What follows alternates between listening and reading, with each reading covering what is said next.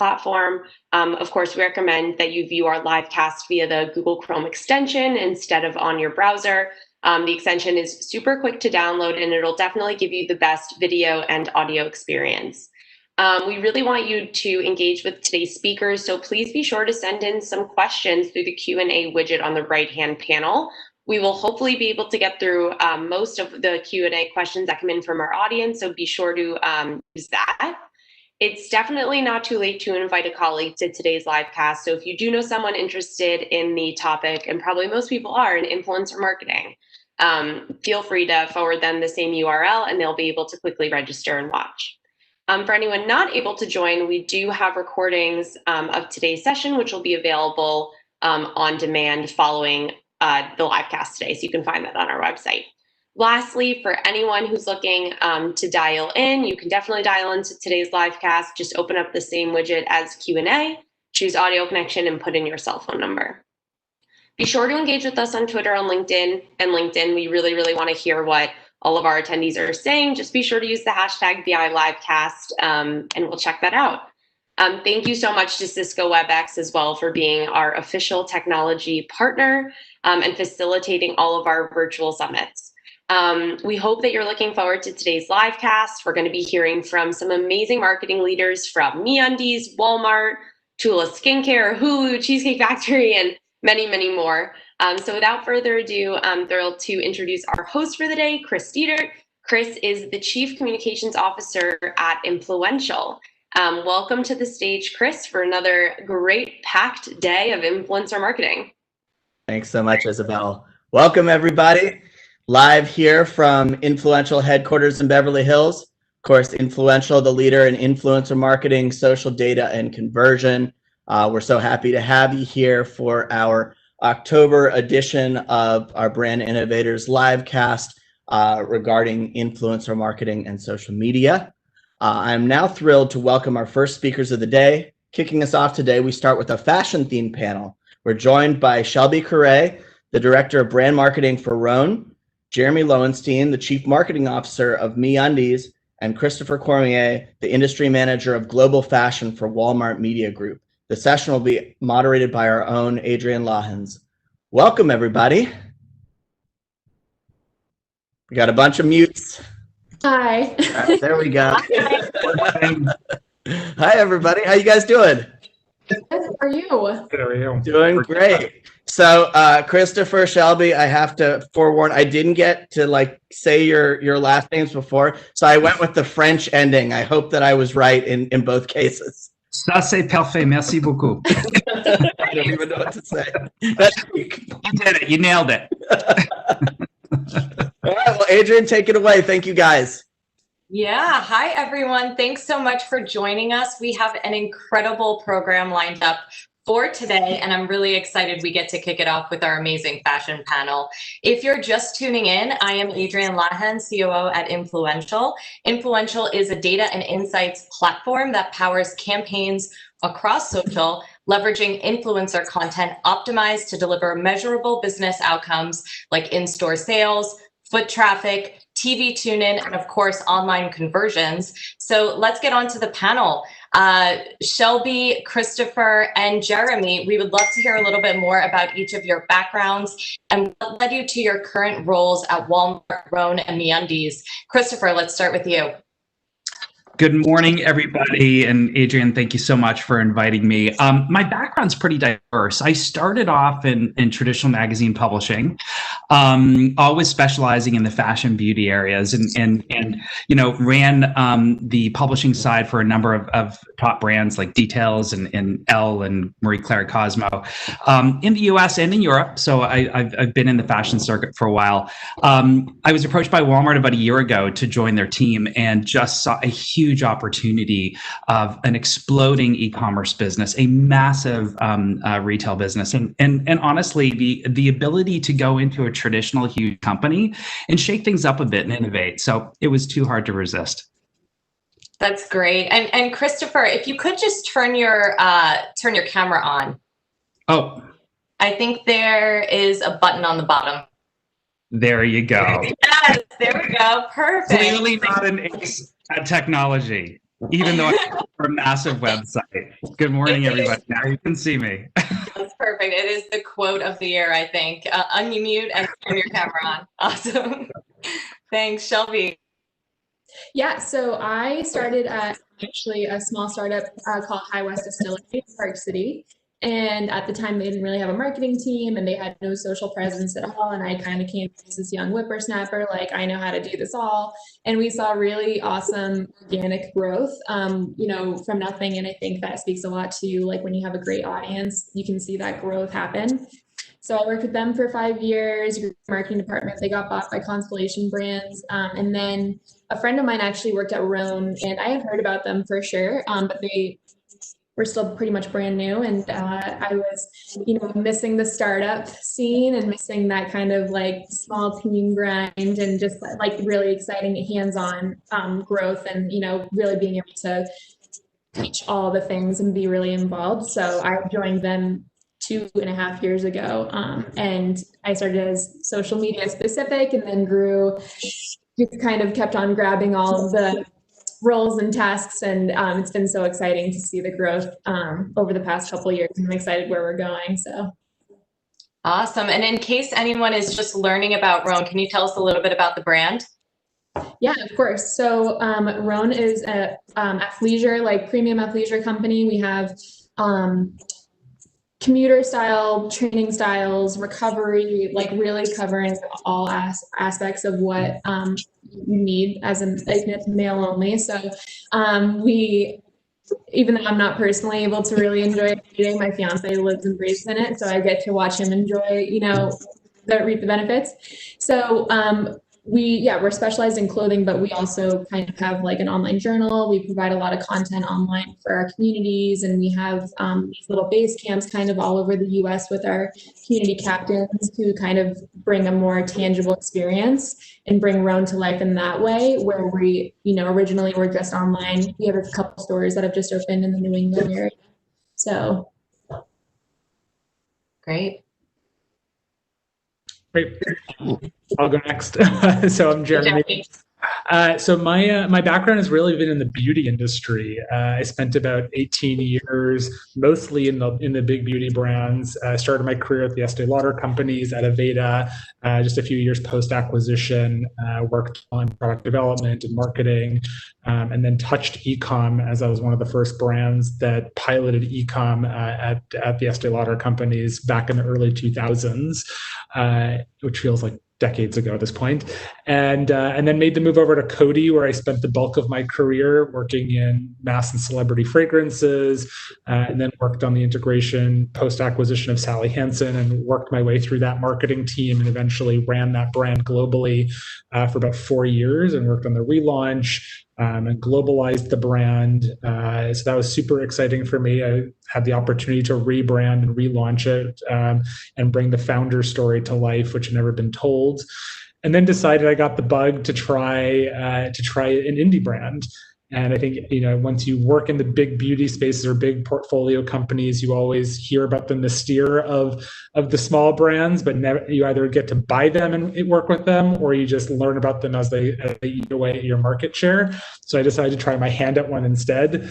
And I went over to Kopari, relocated after many years in New York City out to California, worked at Kopari for about 1.5 years as their first CMO, and then made the jump in the middle of the pandemic over to MeUndies. And I've been with the brand now for about 6 months as their first CMO. And what really brought me to MeUndies, if you don't know MeUndies, it's an underwear, loungewear, and sleepwear brand. Really pioneered in the subscription model for underwear. Like, whoever thought you'd need a subscription to underwear?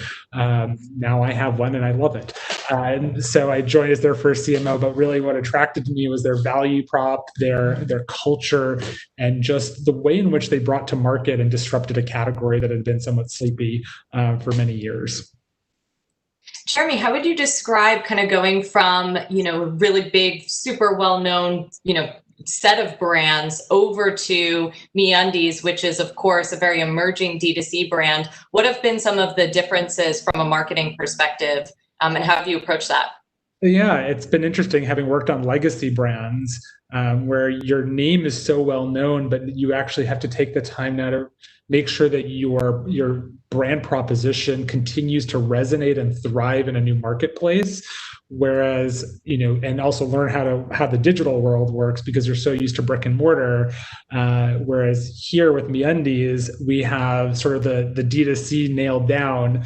And one of my focuses is how do you now amplify the brand to make sure we continue to cut through the noise, especially as the legacy brands within my space are starting to accelerate their own D2C presence.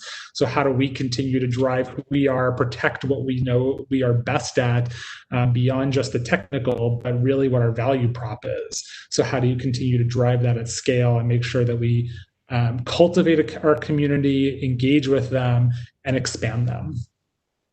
Speaking of scale, we have, of course, Christopher from Walmart. Can you tell us a little bit about how Walmart has really, been at the forefront of fashion over the last couple of years, and what the plans are kind of moving into the future? Yeah, scale is before I entered the company, I knew it was big, but when you actually get in, it's massive. It's beyond massive, and really that's the opportunity, right? We're the country's largest omni-channel retailer, right? So, I think we've got some stats like 90% of the U.S. population lives within 10 miles of a Walmart. Our .com is growing in leaps and bounds. So we have this incredible reach and penetration. And we think of the customer first in everything we do. So, we saw an opportunity to refocus the fashion business to cater what people want, and really give them great style at a great price point, while they're out getting their groceries or doing their Saturday shopping run. So, our focus is saving time and saving money for our customers. This helps them save time because it's one-stop shop and save money. So our merchants have been really laser focused in on honing that product mix strategy, having the right national brands mixed with the right private label brands, and then of course innovating and launching along the way. Last year we brought back Scoop New York, which is a huge label that people were huge fans of, but we brought it back at a moderate price point. We just launched Free Assembly, for example. We hired one of the designers from Old Navy and J. Crew to create a collection for men and women of great basics, and it's doing really, really well. So it's focusing on giving quality and style at a great price point, and quite frankly, at a place that people haven't thought of for fashion before. They've thought of as really, foundational fashion, and not even really basic in a fashion sense. So it's been exciting to see that. We've got an incredible team of merchants with a great focus, and it definitely is hitting with the customer both online and in store. I definitely saw a pair of $44 Birkenstocks, white. They're gorgeous. I bought them yesterday right on Walmart.com. So definitely getting a bang for your buck for sure. And that's the exciting thing too, is you can also, we've got the store customer, we've got the online customer. The online customer is limitless. So really, thank you. I'm thrilled to see you found some great stuff. Yeah, absolutely. Shelby, you talked a bit about activewear, of course, and that is certainly a category that is exploding, and especially in the face of all of the lifestyle changes that are happening this year. Can you tell us a little bit about how the brand is kind of approaching, all of the changes that are happening this year from a lifestyle perspective? Absolutely. Yeah. We've seen a shift from commuter wear towards more comfortable loungewear. We've all entered this new routine of we're on Zoom all the time, really only from like your waist up matters at this point. So you can kind of keep it more comfortable, like with maybe like a track pant or a sweat pant or whatever you need on the bottom, if you can get away with it. And then we have like our commuter dress shirts and our commuter quarter zips that really look great on like a conference call. Like obviously, traditionally these things have proven themselves in practice in like their namesake, commuting, but where people are at home more, we're providing that comfort aspect. So you're not wearing like a really rigid, stiff, not breathable thing while you're sitting at your desk all day. And then we've moved to things like, we've focused and really leaned into loungewear recovery. Like we've noticed, we need to be providing, we're like listening to our customer all the time, always putting little like prompts on our Instagram saying like, what do you guys need? What can we do more for you? And then taking that direct input and telling our product team and then running with it. So like we're coming out with a lot of great new products that are going to be really suiting the at home and, you know, comfort part. Like people need to be professional and at home, but you need to be like comfortable in what you're living in. So we're really excited to be able to have the opportunity to, you know, seize it and run with it.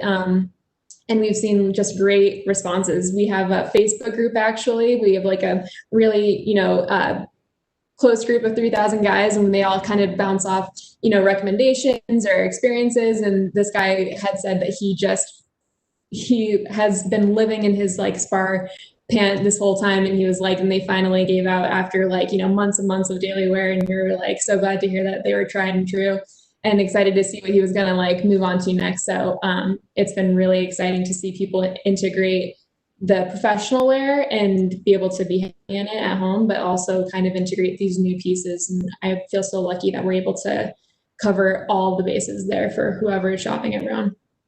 Is that Facebook group almost like a focus group of consumers? Totally. Yeah. So we started that a couple years ago, and it grew super quick and by word of mouth. And, you know, you can invite, I don't know if you guys are in Facebook groups yourselves, but it's just a small community, and we offer them early access to some of our new launches, or if there is events that are local to them, like in the New York area, a lot of them are from New York. We make sure that they know that they have the ability to go. We often will like, you know, ask them questions, and we want to hear what they have to say. I mean, it's a safe space to give us, you know, be brutally honest, and we don't get our feelings hurt. It's just, it's a really special group that we appreciate and like value so much. And they, you know, kind of groups like sometimes can tend to go maybe like a negative route, but these guys keep it really positive. They're there for each other. They're providing like recommendations on how to, you know, keep busy at home, or, you know, new routines, new workouts, playlists, like podcasts. Like they really talk about everything. It's awesome. Smart and really innovative way to use social for sure. And Jeremy, speaking about innovation from a subscription model perspective, that is certainly something new to the category.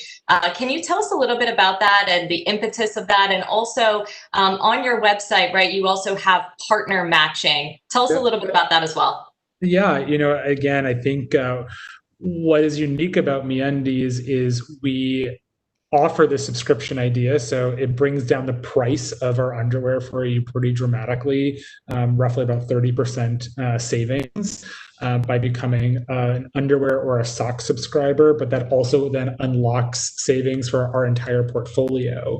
So again, it's about cultivating that member and bringing them in, and then offering them things like early access to new prints. And what being a subscriber for MeUndies is, again, why does your underwear drawer have to be so boring of just solids? And what we've really sort of innovated on is having new prints that come out every week.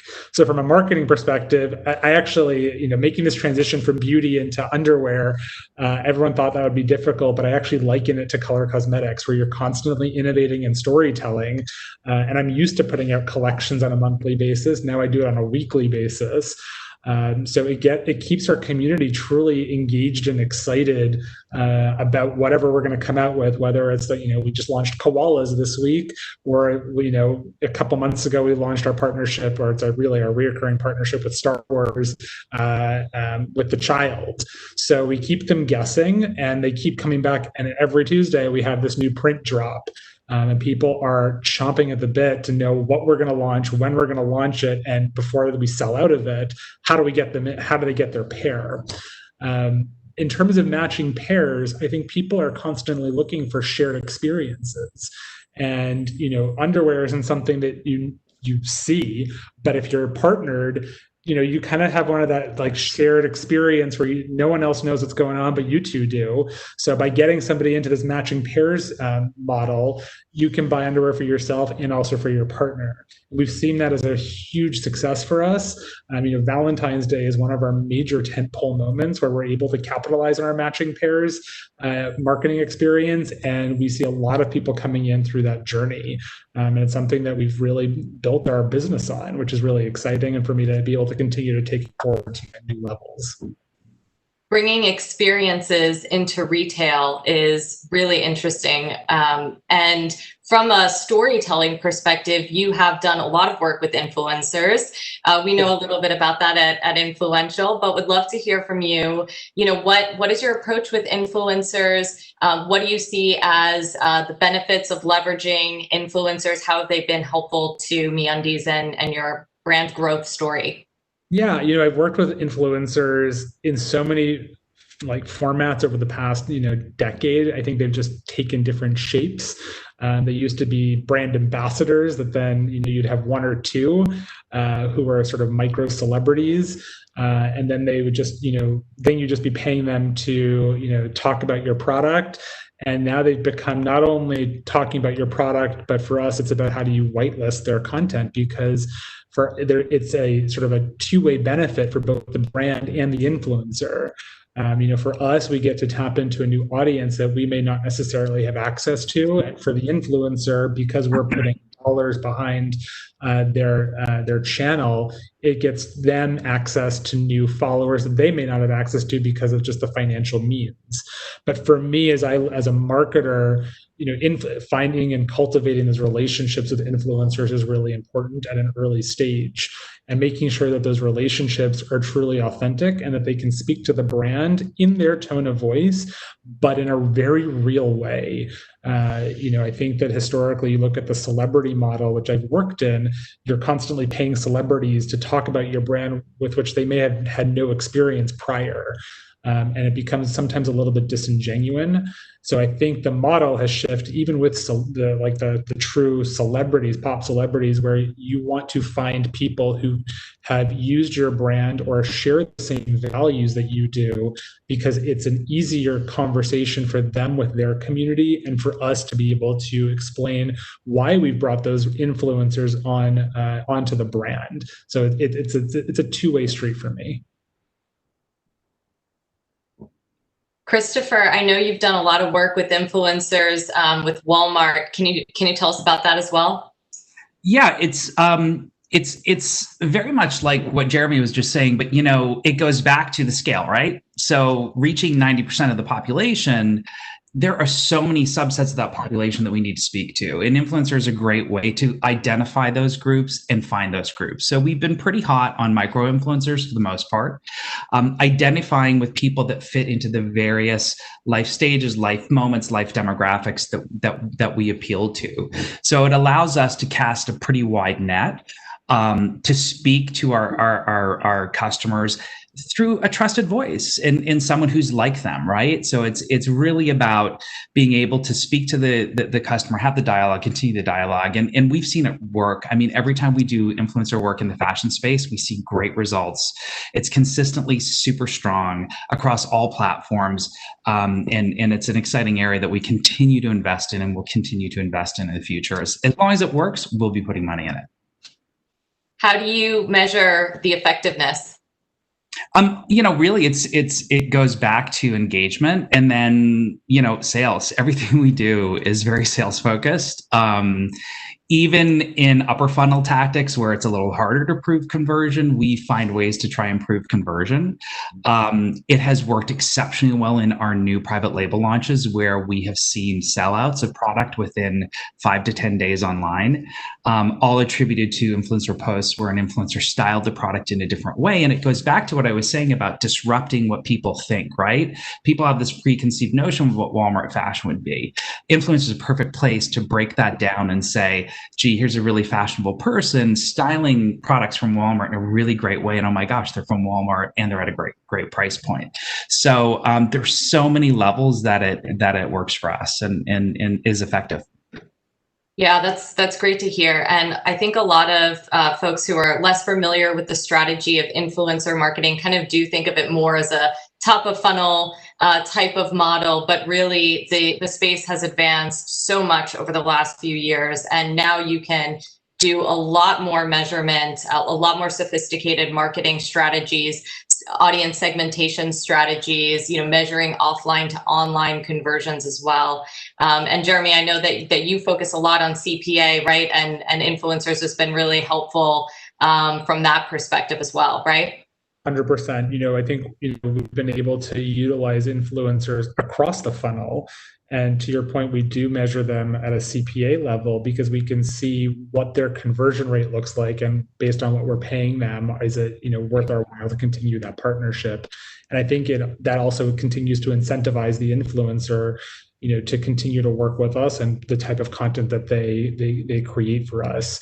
But I think what's been interesting, both, again, MeUndies is a totally online business. We have one freestanding store, but in my past life, we've been able to take the influencers and move them offline, sending them into stores and having them, sending them into an Ulta. And then it becomes, again, it's another this joint partnership of, we have the influencer, we're sending them into a key retailer, they're filming content in there, it benefits all parties. So again, how do you take the consumer through that whole journey and make the influencer a part of that user experience? Shelby, what about you? How are you leveraging influencers for Roan? Yeah, we use influencers across the board. We always have people sliding into our DMs from all walks of life. They're traveling, they are athletes, they are photographers. But we always work. We entertain these different relationships that come through, and we either cross promote. We utilize that user generated content all the time, whether it's on emails or our own social channels. We think that relatability aspect is really huge. Like professional photography and professional shoots are awesome, but relatability is something we're always striving for as well. And I think that we've really leaned into that UGC aspect. We also have our Outliers program, which is kind of like a elite influencers type thing. We don't technically, they are influencers in their own right, but there was so much more to us. We work consistently with these outliers, and we're so lucky that we got to grow this program this year. These people are journalists, they're professional athletes, they're photographers. Maybe they were going down a professional athlete road, and then that didn't fill their heart and purpose. So they kind of took it into their own hands and got a little bit more innovative with it. And we love that storyline of taking your talents and your strengths and channeling them into something that's more fulfilling and inspirational and meaningful to you. So our Outliers program is something we love to highlight. And these people have their own audiences with their own interests. So you've got a photographer who specializes in nighttime photography, and then you get to be exposed to these photographers that you probably would never get in front of, and get a really personal storytelling opportunity with that photographer. And then you have, the young wake surfer who, I don't know, is wake surfing against a wall in Lake Powell, and people just enjoy seeing our product put to practice in that way that maybe they would never personally get to experience. But it's just always keeping those different categories and audiences that span across all those different professions, interested, up to date on current products. And we like to kind of hand select new pieces that fit their lifestyle. So we're not just kind of blanket seeding all the new products to every single person. We really tailor what each person is getting to make sure that it represents in their needs and their function as best as possible. It sounds like storytelling is really a huge part of the DNA of the brand. What are some kind of creative strategies and some marketing campaigns that you're most proud of this year? We actually are just launching our Essentials collection. It's live on Roan today, and it actually is getting the red carpet's getting rolled out on Saturday. And it's kind of a culmination of providing the building bricks that every man needs. Really, these pieces are getting incorporated into every facet of your day-to-day. MeUndies can speak to this. Everyone loves a fabulous pair of underwear. But it's also, it's a V-neck, it's a crew neck, it's your undershirt, it's for day-to-day, it's for at home. But bringing this new launch to life is really a culmination of all of the new practices we've had to discover this year. We used to do everything very hands-on. We have our internal team at every single shoot. We would be traveling, really close proximity to each other. And we had to kind of figure out, how do we continue to launch all of these beautiful products? We don't get to be right up in it. So we got to explore flat lays, which we always discussed in the past, but didn't really know how to tackle. And we really leaned into that approach this year. It's been fabulous for us. We have a great little photographer who's just so excited to give us all the cool flat lay kind of concepts we need. If you guys go to the essentials page, you'll see what I'm talking about. And then outsourcing these on-model photography shoots with people who can just like, we were maybe like stuck in a rut and we were getting kind of repetitive, and they take it to the next level. And then we do these micro local shoots where you'd think, you travel and you do these huge, shoots out of another state, but really keeping it local and focusing more on the product and the stretch and like getting more romantic with it, I guess. It's pulling all of those pieces together in a new creative way to bring something that we're so excited and have put a ton of work into this year to life in a new way that I'd be curious to see, what this would have looked like versus what the new approach is. And I think that as a strange consequence, like the new version is just like so much more fun and better. So I'm really excited to see that come to life. Yeah, I think one of the silver linings of this year is innovation, right? There's just such a tremendous opportunity to innovate. I mean, across the board for all of you guys, how have you seen your brands really innovate this year? I can jump in. I think for us, data is really important. We have a tremendous data file. It's almost bigger than what we know to do, how to manipulate it. Like it's daunting, but we've gotten really smart at building tools internally that help us see the data, look at the customer trends, see what the customers are reacting to, and it informs every facet of our business. So there's the store data, which is exceptionally valuable. There's the online data where we can get quick hits and see how people are reacting to product and how they're behaving within our platform. So really, the innovation for me that's been really exciting is leaning into data in a meaningful way, in a heavier way, and using that data to really inform our decisions, whether it's a merchant decision, our media group's decision, our marketing decisions. It really is a key factor to what we do, and it gives us the foundation to make smarter decisions and smarter choices. I just want to build on that. I think what's interesting for me is, coming from the bigger companies where our version of data was not a primary sources of data, since we didn't have e-com, and it was all third-party data or coming from shopper data at our retail partners. So a lot of it is around, there's a lot of art that goes into, especially in cosmetics and storytelling, and there is data-backed decision making. And when you go to a fully D2C digitally native brand, everything is data driven. And sometimes you can put blinders on to the art and the unpredictable. So I think for me, what has been great in making the shift from, and having now worked in both worlds, is how do you marry art and science back together? Because if you become so data heavy, you almost become predictable and formulaic. And how do you maintain some of the spontaneity and unpredictable and gut decisions that also continue to make your business a little bit different? So I think it's about how do you balance those two. And I think when it comes to innovation for this year, because this brand was already thriving in the digital space, it was about how do you continue to do what you do best. And how do you take what we do and inspire a larger community? And I think it's what actually came to the forefront for us was, one of the reasons I joined was around the brand values. And we have a program called MeUndies Gives, where we take our values and partner with nonprofits to help amplify their message through our platform, and how do they marry together. And whether it's the pandemic and giving back to the local communities in LA, or even we have a partnership for LGBTQ with the It Gets Better project. And then even when the Black Lives Matter movement came, it was how do we use our voice for something greater than just product? How do we use our voice to engage, enable, and activate our own community to make the world a better place, but still fits within our wheelhouse? So to me, it's about how I have an amazing team across the board, and they're so passionate, and it was about rallying around whatever causes we felt were necessary for us to use our brand voice and power behind beyond just product. Yeah, we actually I'll finish off the question series here.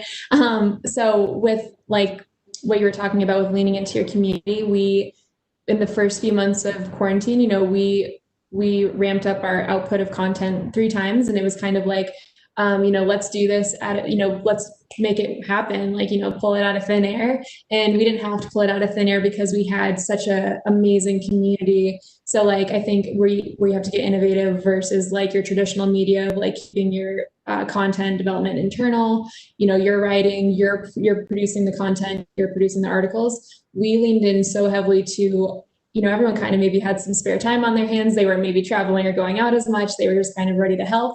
We were so lucky to lean into that, and we were able to provide a huge database and resource for the Pursue Our Online Journal of all facets, workout from home. We did Instagram lives, which we really hadn't experimented much with. And there was definitely that peak of Instagram lives where you couldn't escape it for the first couple of months, and that kind of dipped off. But we leaned hard and wanted to provide workouts from home, live workouts at 3 times a week with our community members that were either in New York or California or Tennessee.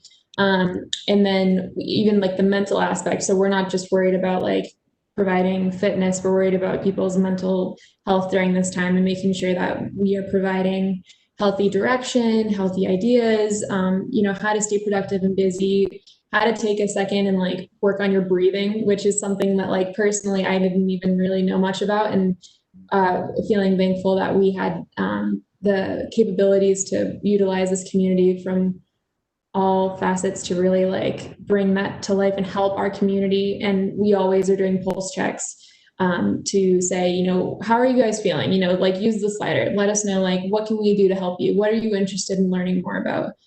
We don't want to just be kind of like spitting repetitive or like, going towards a topic that isn't resonating or isn't useful at the time. So, yeah. So important to be connected to your audience for sure. Speaking of audience, we have so many great questions coming in from the audience. So let's shift gears and answer some of these great questions. All right, so this is from Barad. When working with influencers other than reach, what are some things that get you excited about someone? And more importantly, what are some things to stay away from?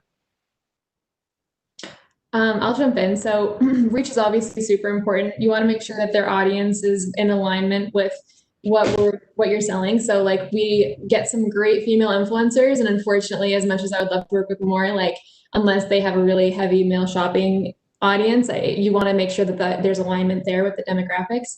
And then I think it's really important to find influencers who are creators and are, especially right now where working, collaborating with other people, more people in a closed space when you're creating content. You want to have someone who can be self-sufficient, create high quality content on their own, and maybe will take it and go run with it and like provide a different perspective that you wouldn't. And that's like the whole point.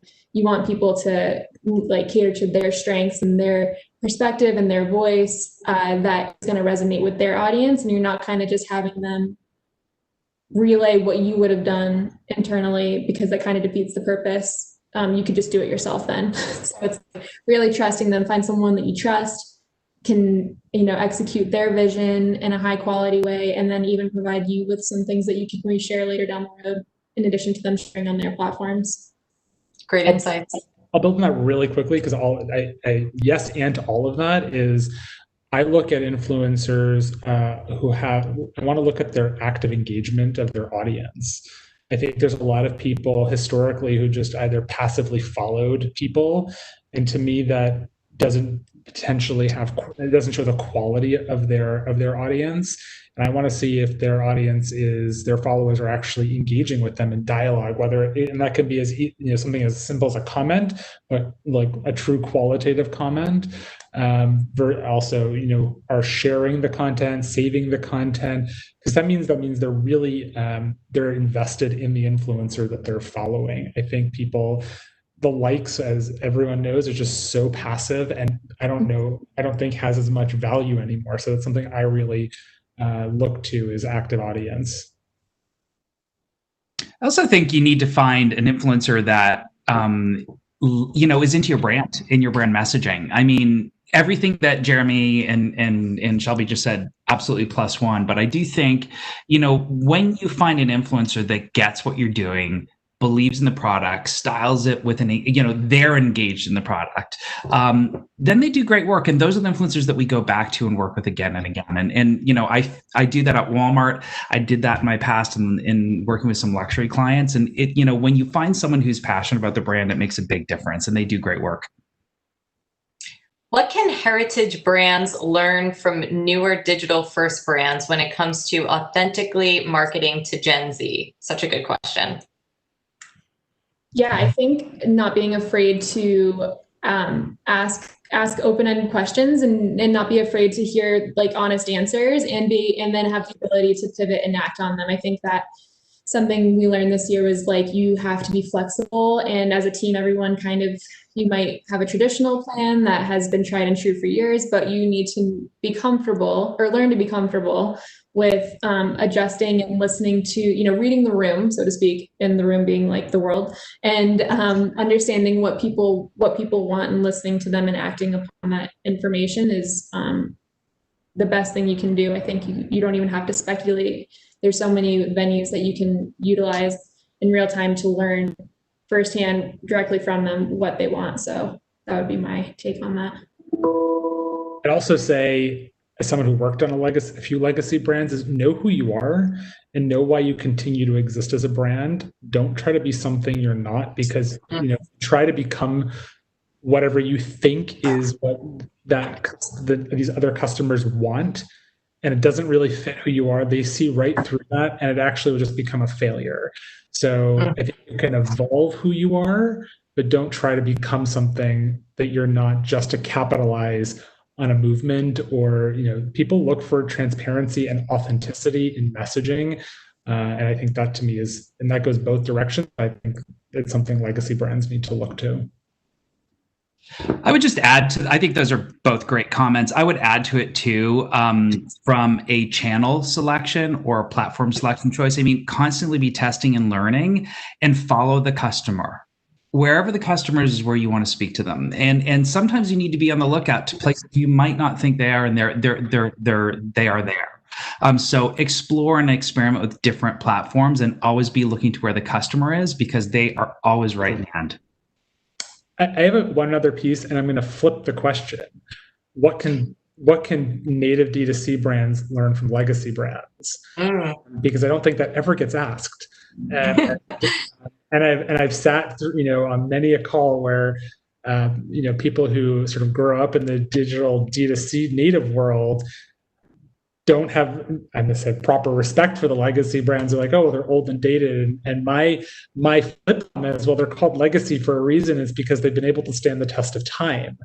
And, where I think digitally native brands can learn from legacy brands is actually the art of storytelling at the highest level, because they've been able to emotionally capture the hearts and share of wallet of customers over the course of multiple generations.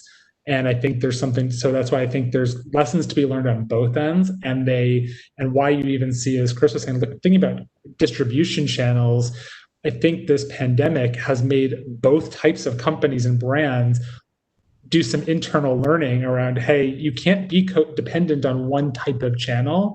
And that goes for legacy and for digital brands as well, because consumers don't behave the way in which we think they always do. They are looking at everything at all places, at all touch points. I think retail will change, but I think people still crave community, in-person community, and touch. And that's not something that the digital universe can provide right now. Great. Such great insights. We are almost at time, and I really want to know from each of you, I can't even believe that it's like almost the end of the year. What are your predictions for 2021 as it relates to, fashion, social influencers? What are your predictions? I can jump in. Sorry, just say I'll jump in really quick. I do think what I hope is that creativity will still flourish and continue to flourish. I think during challenging times, creativity comes out and people think of things in a different way and experiment. And I think of the early days of the pandemic, we were all sort of watching these weird Saturday Night Live episodes where it was all remote and people were doing FaceTime and like we are doing right now, or doing Zoom meetings.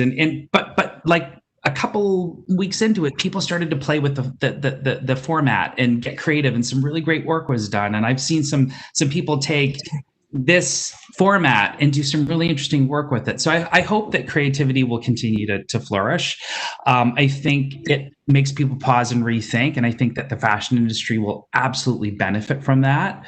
I think that the division between sort of mass and luxury will continue to happen. It's going to put more pressure on the middle, and the middle is going to have to really rely on creativity to stand out and really connect with customers. So that's kind of my POV on that. I listen, whenever things are challenging, things can get exciting.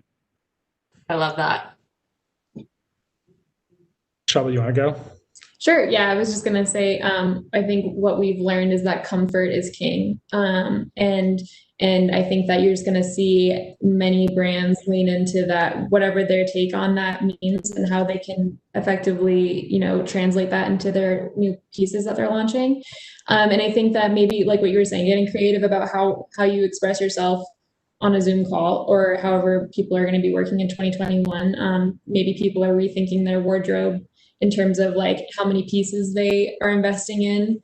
Personally, I don't have any need to go shopping anymore. So I just really get a couple key pieces that I know work and are effective and, fit this new lifestyle. So I think that comfort and like what you were saying, creativity to, show up and be representative of yourself, but like not be uncomfortable is so important. I agree with everything that's been said. I think comfort and being who you are is going to continue to thrive into the future. I saw someone wearing a suit the other day outside, and I had to stop and look at them and like, what are you doing? I don't understand. What did I miss? I think those days are potentially gone.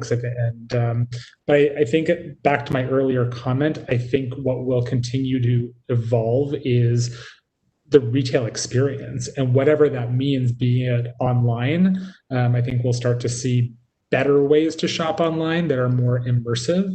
But I think the brick and mortar experience, while it won't go away, I think it will evolve to what does it mean to have a freestanding store, which in my mind, especially as we have our own retail store, it is the best expression because it really taps into all senses.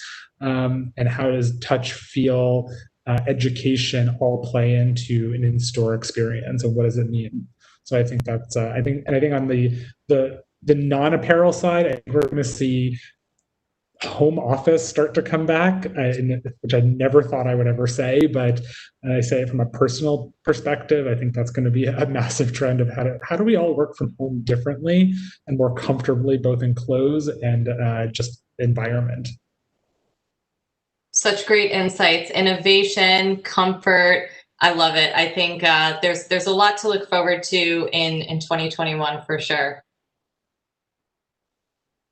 I see Chris joined us. I am back to shake things up. So thank you guys so much. That was a fantastic session. Shelby, Jeremy, Christopher, and of course, Adrian. Loved getting the perspective of all of these different companies that touch different aspects of the fashion industry. I myself come from the fashion industry long ago, so it was really great to hear that from all of you guys. Thank you so much for your participation. Really enjoyed hearing from all of you. Thanks so much, guys. Thank you. All right, so let's move on to our next panel. We have an awesome panel coming up. We're joined by Katie Hassan, the Vice President of Brand Marketing for Tula Skincare, and a very special guest, Shawn Johnson East, Olympic gold medalist in women's gymnastics, an author and an entrepreneur, and also her second time on the BI influential panel. She was with us a couple months ago as well. This session will be moderated by Tiffany Pettit, the Director of Strategic Partnerships at Influential. Such an awesome honor to have you both on here. Welcome to the stage, Katie and Shawn. Hello. Thanks, Chris. Hi, Katie. Hi, Shawn. How are you guys? Great. How are you? Doing well. Thank you for inviting us into your homes. I know that this is typically a live opportunity, but we're excited to be here. Thank you. Excited to be here as well. Same. Awesome. Awesome. Well, also, hello, Brand Innovators team out there. I know that we're just starting today's session. We have a full day jam-packed. Just to reintroduce myself, I work at Influential. We're a social data conversion company specializing in showcasing the effectiveness of influencer campaigns. And I'd be remiss to not mention Tula's first celebrity partnership with Sean Johnson. And it's none other than around probably the most notable scent fragrance of the season, pumpkin. Super excited about that. And I'd love to hear from you both. How did this partnership come about, and what are you guys looking to get out of it? It's been so successful so far. Yeah, absolutely. I can kick it off. So just to give a little context on the product, we launched back in August a product that is called the So Pumpkin Exfoliating Sugar Scrub. And it's a sugar scrub that is scented like pumpkin spice. And some people thought that August might be a little bit too early to launch a pumpkin product, but I think Sean has definitely proven them wrong. When the product launched, we had a 16,000 person wait list on Tula.com. The product sold out in the first 2 weeks at 400 Ulta doors, and it's just been a top product for Tula ever since its launch. So definitely resonating in a big way. And part of the inspiration behind the product is, and Sean could probably tell this story so much better than I can, but we've been fans of Sean's for so long at Tula, and we saw a couple of years ago a recipe that she shared go viral. It was a pumpkin bread recipe that was her mom's, and really inspired us. And I think that when we started working together, Sean, it just really very naturally became a part of the conversation. And when we started talking about going into developing a product together, it was such a key piece of inspiration, knowing that Tula is very inspired by ingredients and superfoods, and also your story as well. Yeah, it was just seamless. I have been a huge fan of Tula's for years, and my followers were always aware of my kind of fandom towards this brand and that I loved it. I think it's a very relatable brand. And yes, I posted, I think I was pregnant and just craving like soul food. I posted my mom's pumpkin bread recipe, which is something I grew up on. And I was like, I just need to devour this and I need to share it with you guys because it's so good. It's sinfully good. And I don't know why, but it like broke the internet. It got shared over 500,000 times. It was crazy. So then partnering with Tula, we came up with this concept of why don't we kind of branch off of that and do something pumpkin. I am definitely one of those people where it's never too early to light a pumpkin candle or to put pumpkins on your doorstep. I buy everything pumpkin. And so it was just like, it was a really awesome and easy kind of partnership that we did that made such perfect sense for us. I love that. It's so important. I think that we say it a lot. We hear it from marketers. We even hear it from, the other side of the fence with influencers and celebs. Like, we want that partnership to be truly authentic. We want you to, if there's any sort of organic, mentions or ways that you've interacted with each other, that's always huge. So I'm curious to know, was there a brainstorm session, or how did you guys think about pumpkin in the multiple different ways that you have so far? And thinking about even what we haven't seen yet. Yeah, I mean, we've been partnering on this product for a really long time, and I think it's actually one of the reasons that you very rarely see collaborations with skincare brands in the market is that we've been working on this for over a year together. The product development cycle is so long in skincare. It's very different than makeup brands. And so the collaboration has not just revolved around pumpkin and the ingredient story, but every single point of the product development process, the packaging, the component, played with new colorways that we never use as a brand because they really, reflected Sean's brand so beautifully. And, it was a really exciting collaboration across all of those touch points, including bringing a campaign to life together. So there have been a lot of ways that we're able to work together in the creative process, and both just like super, super creative teams independently, and putting our heads together was just a really exciting opportunity. I love that.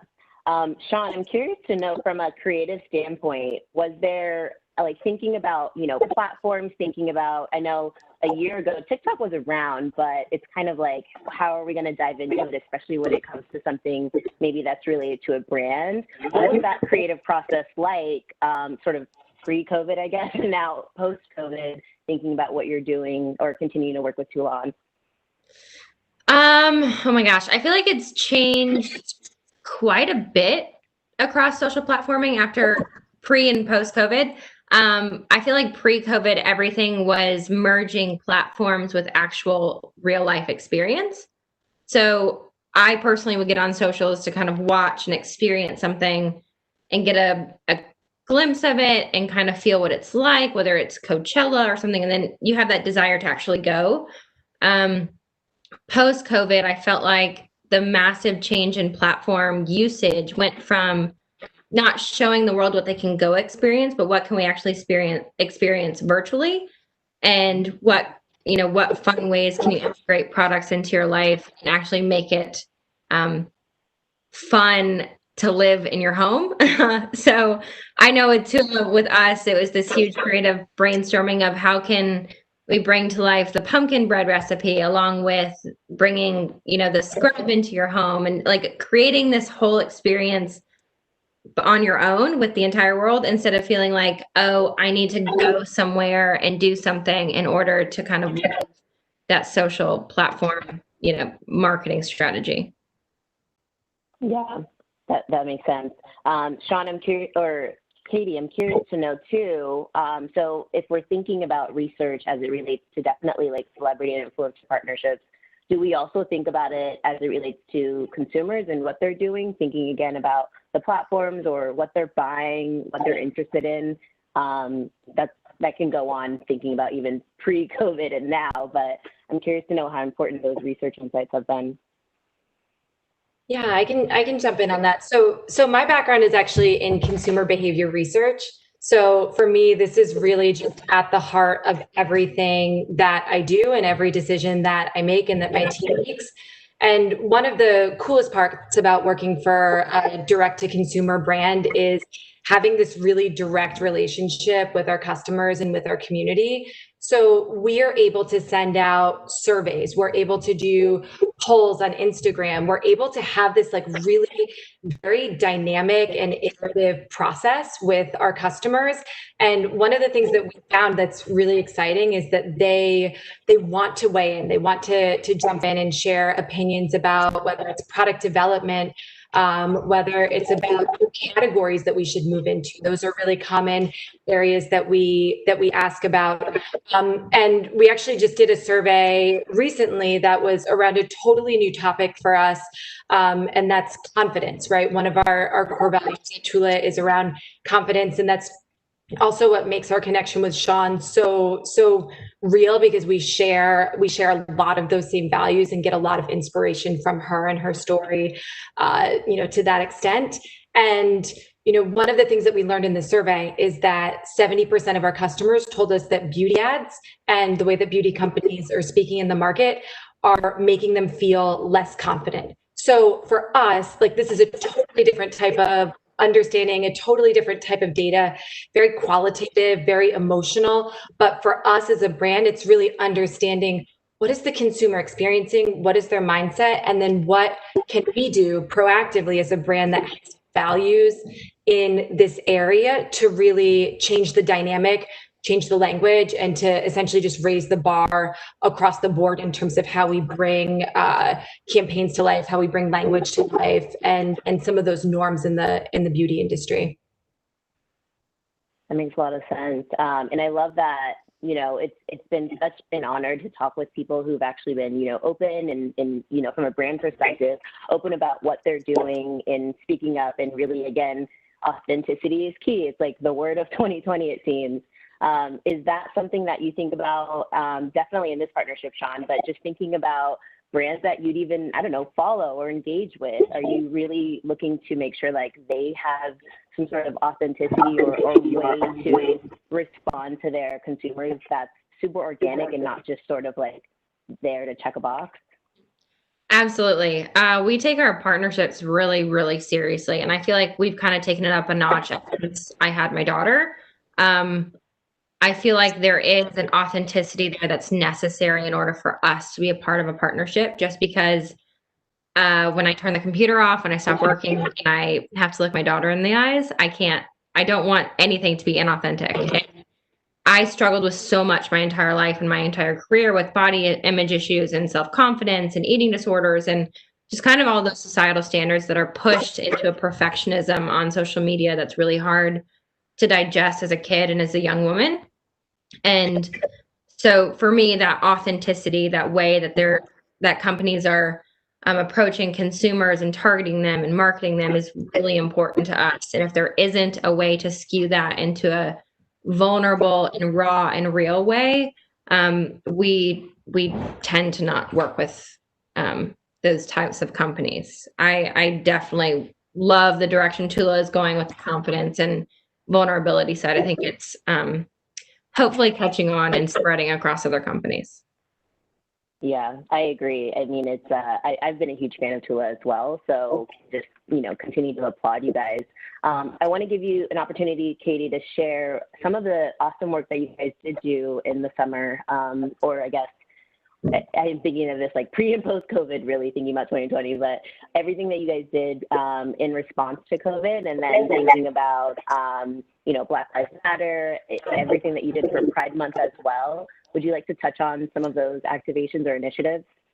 Yeah, absolutely. And, I think 2020 has been such an incredible year just to be a human, right? I mean, like so much has happened, so much has changed, and it's really an incredible moment of reflection, not just as a brand, but literally as a human being and beyond that.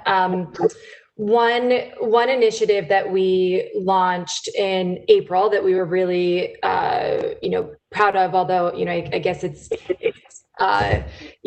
bittersweet to focus in some of these areas, was an initiative called Masks for Masks. So we are at Tula, we're founded by a gastroenterologist. She's a practicing doctor at a hospital in New York City. And going into COVID in New York was awful, and it was really intense and scary, and there wasn't there weren't appropriate protections for frontline workers. And it was something we were all really acutely aware of. And it's one of those moments as a brand, we don't have a playbook in place for this. We've never been in this situation. We don't know what to do, but we know we have to do something, right? And we also knew that our community wanted to somehow help and contribute. So what we did was we took one of our products, an existing SKU. It was a hydrogel mask that, performed really well for us. And we decided to donate 100% of the proceeds from this product to protective equipment for frontline workers. And with that program, I mean, we've donated. We're still doing it. It's still ongoing. If you are interested or in the market for a hydrogel mask, but it was an opportunity. We donated over 70,000 masks, and for us, like, we're very passionate. We're very I think I don't know, we feel everything at Tula, right? So, we see a change like that happening in the external environment, and we automatically think about what can we do as a brand and get involved. So that was a program that we were very, very proud of and still are.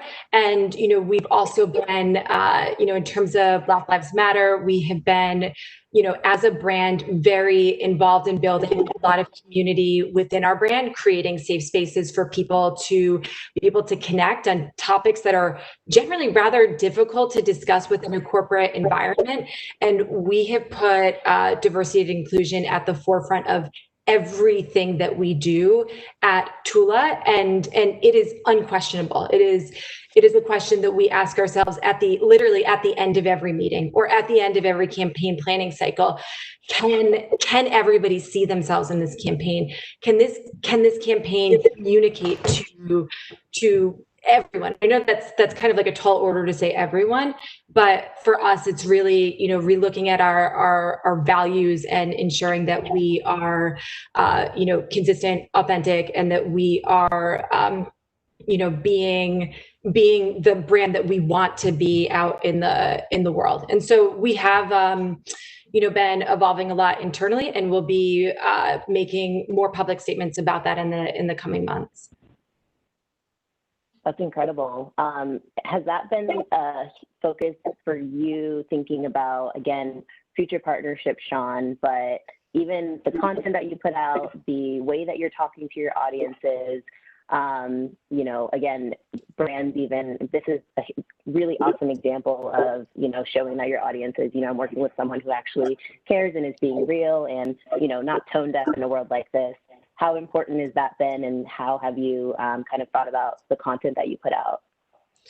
I feel like it's been a huge shift in influencers this year, which has been amazing. So I feel like everybody went from this mentality of, if you just don't say anything, if you just don't put your name in it, then you won't be controversial and you won't, have to deal with anything. And it's been cool to see that there's been a shift of, now we have a platform, we have a voice, and we have an intention and a desire and need to use it. And so for us, it was a huge kind of pivot this year of, let's look at the brands we're working with. Let's look at their values and what they stand for, what they're doing to kind of use their platforms, and make sure that these partnerships are doing the work that we want them to be doing. So I was going to chime in too with Katie. That's something that I love about Tula, is I truly believe, and this isn't, I've never said this before. Every platform you guys stand for, I feel like you do a really good job at showing the world that. So whether it's like your agelessness, or Black Lives Matter, or inclusion and diversity and the masks, I feel like I truly can go to their website or their Instagram and feel like they're inclusive to everyone, which I love. And again, going back to my daughter, I never want her to grow up and be like, why did you work with this company? Or why didn't you say this? Or why didn't you do that? And so it's a huge part of our everyday strategy of making sure that we are being a voice through brands and through partnerships that we want to be. I think that's so great to hear, especially, there's so many marketers even tuning in, like, what should I think about maybe as a brand, but like, what kind of people should I think about partnering with who have influence? And it's, people who are thinking about this from both lenses, like from being someone who can definitely, for lack of a better way to say it, influence an audience, but can also understand the business behind it and sort of like what's necessary. I want to talk a little bit about the business, thinking about the way that you're thinking about either social partnerships. Are they really always upper funnel when it comes to working with influencers and celebs, or how are you thinking about it from a lower funnel sort of marketing and sales capacity as well? Yeah, so for us, I'll say that our approach is, very much across the funnel. But we do have a very large network of influencers and creators that we partner with. One of the things that I think is really cool and different about Tula, and I've worked in beauty for a very long time, is that we are working with a number of creators who are from all sorts of different communities. So, athletes, lifestyle, fitness, food, wellness. And I think it's such a wide range and like really moves outside of the beauty playbook. And one of the things that we do at Tula is we do offer, we do offer codes for influencers who are sharing Tula products. And it's a great way for us to be able to be very clear on this is a channel. And the way that we look at partnering with creators is perhaps a bit different. We're looking at it as if all of our creators are like individual retail boutiques, right? Like they're all, these boutiques that have a really clear and a really deep connection with like a very specific audience in a way that we could never have as a boutique, right? Like we could never be an expert on Sean's audience the way that she is, right? Like she is. Like she knows them through and through and through. And so I think that it's a really cool model to have this, distribution model across Instagram, across YouTube and other platforms, Snapchat, TikTok, and to have that approach that these are individual like the micro marketing moments and boutiques really is how we like to think of it. So in that extent, that could be that's very lower funnel. That makes a lot of sense. I'm curious to know, since we've all, I mean, Sean, you're as an influencer, as a celebrity, as your own, entrepreneur and businesswoman, you've worked at home before. You've had the luxury of kind of like, filming awesome content from the comfort of your home. What does that look like now that there's like, limited capacity to go elsewhere too? Still thinking about being creative, being authentic, and then after that, Katie, I'll turn it to you and think about how Tula's taken advantage of sort of like home production influencers or those that can make quality content. It has been interesting. I think it's been interesting for everybody, even if you started working from home, because even if you were working from home, you got all of your creativity and inspiration from the outside world, from outside like experiences and interactions with people. You would go to a farmer's market or whatever it may be to get your inspiration. Now, kind of cultivating that inspiration and creativity within your home has been a little bit more difficult. And I also think there are so many topics that are hitting so close to home for the entire world right now that it offers so many new opportunities to shoot personal content and personal strategies and kind of create more of a more intentional community than we ever have before. I felt like before COVID, before quarantine, before living at home, working from home so much for most of the world, it was all about living vicariously through other people on social media. And now it's more about connecting with people and finding relatability stories and finding outlets that don't make you feel isolated. So it's been for us more about sharing a two-way conversation instead of just showing the world, pretty pictures. Got it. Interaction. It seems like being more interactive with because I always tell our creative team too, like there's so much creativity I know you can get inside your apartment, but like maybe we can have a conversation, talk about what's going on out there. Yeah. Katie, what about at Tula? Yeah, it's very, and I think it was a huge shift. I mean, we are a very collaborative team. We like really feed off of each other's energy. And so for us, it was very difficult to move into a dispersed work environment, but it also allowed us to sort of tap into different parts of ourselves that we never would have otherwise. So one of the things that we started doing, and then I'll share a little bit about creative, like specifically, but one of the things that we started doing on my team when we went into shelter in place in New York was we started doing these 15-minute stand-ups every day. And they sort of evolved into, people doing tours of their apartment for each other. We'd go in and like look at each other's medicine cabinets and each other's bathrooms and, do these things that we would never, ever do in the office together. We did show and tell. People would like bring their pets in. And it was so cool in a way because I learned things about my team and about my colleagues that I never would have otherwise. And it gives a whole new set of inputs and connection for all of us in a time that's just super odd, right?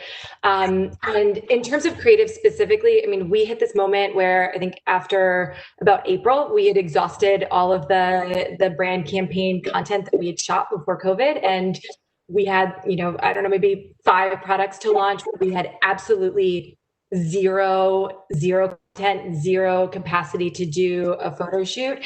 And we, got in a room, our virtual room, with our creative team and just said, what do we do? Right. And so one of the key areas for us that was so natural was, of course, to move into UGC. And we launched a number of products, I think like maybe 4 of them, entirely with user generated content. When we worked with Sean to do a photo shoot, we did the photo shoot remotely, and we've gotten into this rhythm where we'll do a shoot and we'll be on Zoom and we're like, oh, that looks amazing. Oh my God. So, I mean, with Sean, like, she is such a pro. It's so super easy. And honestly, I'd say that, across the board, but it's been a whole new world for us. We're just starting to go back into the studio in a very, very limited way with very lean teams. And it's really changed and evolved the perspective that I have on content. And I think also the look of different brands, right? I mean, like the brands that are really close to creating campaigns and creating content in real time had that shift into a different look, like really immediately around April, May. And I think it was really clear during that time who was doing something radically different. And it was a really cool experience for us. Although to be honest, I'd love to go back in the studio at some point, but yeah, it's been really cool. I hear you. It's kind of like, I love it. I'm okay with it. I've learned to live with it. I'd love to get outside, but wait, not too much. Like, you know what I mean? Exactly. Flexibility. I'm curious to know, thinking about that. Okay, so there's ways that we're finding creativity, ways that we're leveraging whatever we can to do what we can at home. I just feel like there comes a time where we're working more than we probably would have in the office. And it's the meme that's like, when you realize working from home is living at work. How have you guys managed to find balance and think about, kind of like turn off and on? I know as a mom, I don't even know, Sean. I applaud everyone out there. But I'm curious to know balance. What does that mean for you? So we actually got really creative here at our house because once kind of some of the shelter in place lived a little bit here in Nashville, we actually had a couple of like our girls who work with us start coming to our house to actually work from here and following protocol, obviously. But we had to get really creative because I work with my husband full time. We're parents full time, and then we have to run a business. And so after about a month, we went crazy. So we had to put some rules and regulations in place. We shifted everything. We moved everything around in our house. And we have like an upstairs and a downstairs. And so upstairs became work. So if you went upstairs, you could talk about work. That's where you could work on your computer. That's where you did all of, your business. But the second you came downstairs, you weren't allowed to talk about work. So you were technically home. And we do this cheesy thing every time you come down the stairs at the end of the day. It's like, hey, honey, I'm happy you're home. How was work today? We just try to like get in this routine of that separation, and trying to find that separation and maintain it has been really, really key for us. Love that tip, especially if you have the space, like this is where we work. I don't want to see your office today. I love that. Yeah, that's a really good one. I want to pick that up. I work in my bedroom, so there's zero separation. It's like I can roll out, get dressed, come to the computer, and it's definitely, I think, a new experience for us. But it's it's all happening. Yeah, I feel like every day it's like thinking about something new. Like, do I get up? Do I leave? Do I check my computer? Like, what do I need? I need some sort of schedule. Yeah, that totally makes sense. I'm going to jump into some questions. They're flooding in, of course. Let's see how many we can get of these out. The first one goes for you, Sean. They want to know, was it hard transitioning? This kind of goes to your last point too. Was it hard transitioning career-wise? And what did you know that you wanted to do after gymnastics, if anything? So it was actually really, really difficult for me. After gymnastics and after kind of my quote unquote first career, my dream in life was I wanted to be an orthopedic surgeon, which is nothing close to what I do now. First of all. Yes, thank you. So I worked my whole kind of academic life to become a doctor, to get into school to become a doctor. And then after the Olympics, I kind of got thrown into this media world, and I was thrown into sports marketing and entertainment marketing and ambassadorships. And I just kind of learned that world in and out for so many years and got into a rhythm of it where I started creating brands and creating longevity within it, that my husband, being an NFL player, we just kind of evolved into this world, and I love it. It changes literally every single day and it keeps you on your toes. I'd still love to be a doctor, but I love what I do. So it was a long transition. I'd say it took 7 years to kind of find something that I felt confident in and I felt comfortable in. And it's different, but I love it. I think that's super helpful. I know there's a lot of like young marketers looking up to you in a lot of ways too. So that's awesome to hear. I have a question that might work for both of you, but I'll hand it over to you first, Katie. What can heritage brands learn from newer digital first brands when it comes to authentically marketing the Gen Z? Very interesting. I'd say, I mean, I've worked at both types of brands, right? And I think one really key difference, I mean, it might sound rather basic, is speed. I think that smaller brands, growth stage brands, are very close to the customer and we're able to react in real time.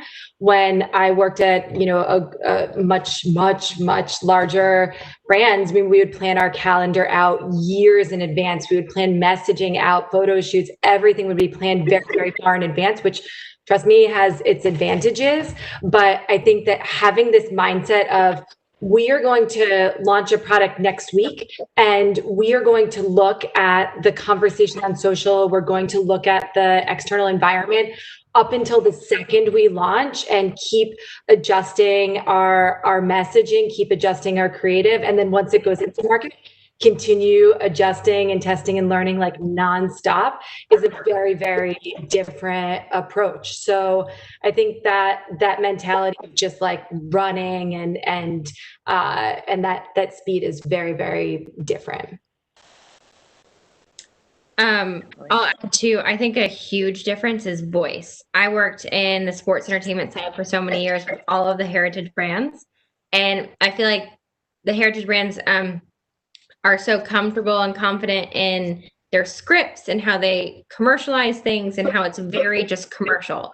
And with Gen Z, and now I just feel like, especially with advertising and marketing, it has to be an authentic voice to that specific consumer, to that specific marketer. And you have to kind of let the marketers or influencers kind of run with what they know works. And that's sometimes really hard for heritage brands to understand and kind of learn and kind of go with, because they're so tight reined. But it's because of, like you said, the scheduling and the calendars. They script these things years in advance. Got it. Great tip. Speed and voice. Thinking about the next one, this goes for both of you. You both are leaders in your own right, and you're always developing your abilities. What kind of skills are you looking to develop this year? And I'm sure just working from home has created a lot of, people honing in on communication skills, things like that. What kind of skills would you like to develop? I don't know about you, Katie, but for us being on the influencer side, I would love to hone my skills in videography, photography, editing, because up until COVID, commercials, photo shoots, everything for brands was done externally. So camera crews, editors would come in and kind of do everything hands-on, and you would be using third parties. Now it's kind of the influencer doing everything, which is fun, and it's been a challenge. But I think honing those skills for me is kind of a goal that I have. I'd love to be, a one-man crew, and that's my new goal. That's awesome. And I think for us, it's, in some ways similar, but maybe like less on the technical end and more on the content side, is that we had so many different touch points with customers pre-COVID, like lots of events, and of course the entire in-store experience has shifted in a big way, although it's still very much there. And for us, it's really how do we take those more tangible parts of the brand that you would experience in real life and translate them to a digital environment. So a lot more depth in terms of storytelling, a lot more multi-layered storytelling, both on Instagram, building out content series for YouTube in the future, and really looking at having a very different and more multi-layered approach to content across the board. Love that. Both are awesome answers. I want to ask another question that is a personal one. What are your predictions for beauty, skincare, thinking about 2021? And this could kind of, I'll keep it as broad, so you can be thinking about it from several different lenses, but wanted to take that for you guys. What are your predictions for beauty? Sean, you can also touch in like influencers' role in the beauty, or celebs, influencers' role in that. Curious to know, what are 2021 predictions? So aside from like analytical predictions and how things are going, I think 2020 has been an incredible launch pad for kind of what I was referring to earlier, just influencers' voice. I don't feel like influencers are as scared to show inequalities and imperfection and difference and vulnerabilities and raw and real things. So my dream prediction for 2021 is that companies, brands, marketers, influencers will run with that, and we'll see a celebration of difference, which is how it should have been from the beginning, and not just this societal standard of this is the look we're going for and this is how you achieve it. I think it should be a different marketing strategy from everyone's platform and perspective of how can we just encourage you to be you in your own way. Celebration of difference. That's a tweetable moment. Thanks. That's perfect. Katie? I completely agree with that. And I will just build on it from a totally different direction. And I think that we are starting to see so much more curiosity and interest around the ingredients in our formulas, around scientific efficacy, which is something that has always been really important to us. But I think really this idea of with everything going on in the world, looking at what we are putting on our body, what we are putting into our body has been so incredibly important and top of mind to people. And that I think that will carry through in a lot of product trends, a lot of ingredient trends, and customer priorities over the next year, in addition to all the intangibles around self-care and nurturing and nourishing yourself in a really volatile and unpredictable environment. Two awesome answers. I feel like there's so much more to look forward to from having that perspective from, in work and thinking about personal, because they often, definitely intertwine with each other.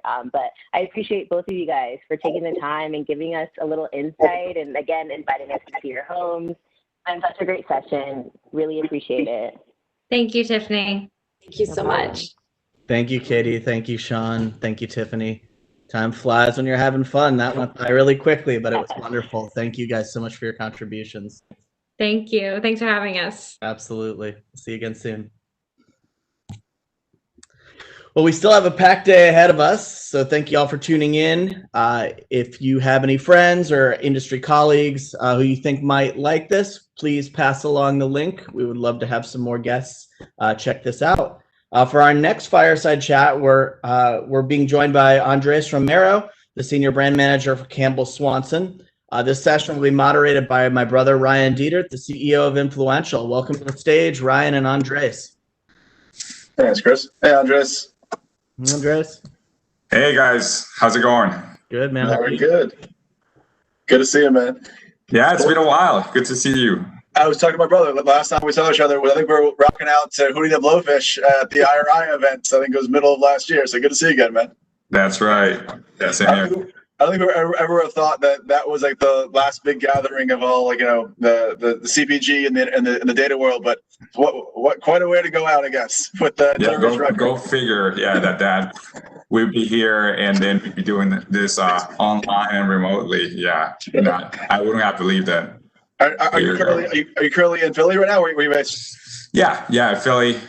Just been at home for months now. Lost the count a while ago. But yeah, just like adapting like everyone else to this new normal. And so I have to ask right away. I know you from the V8 and the beverages side.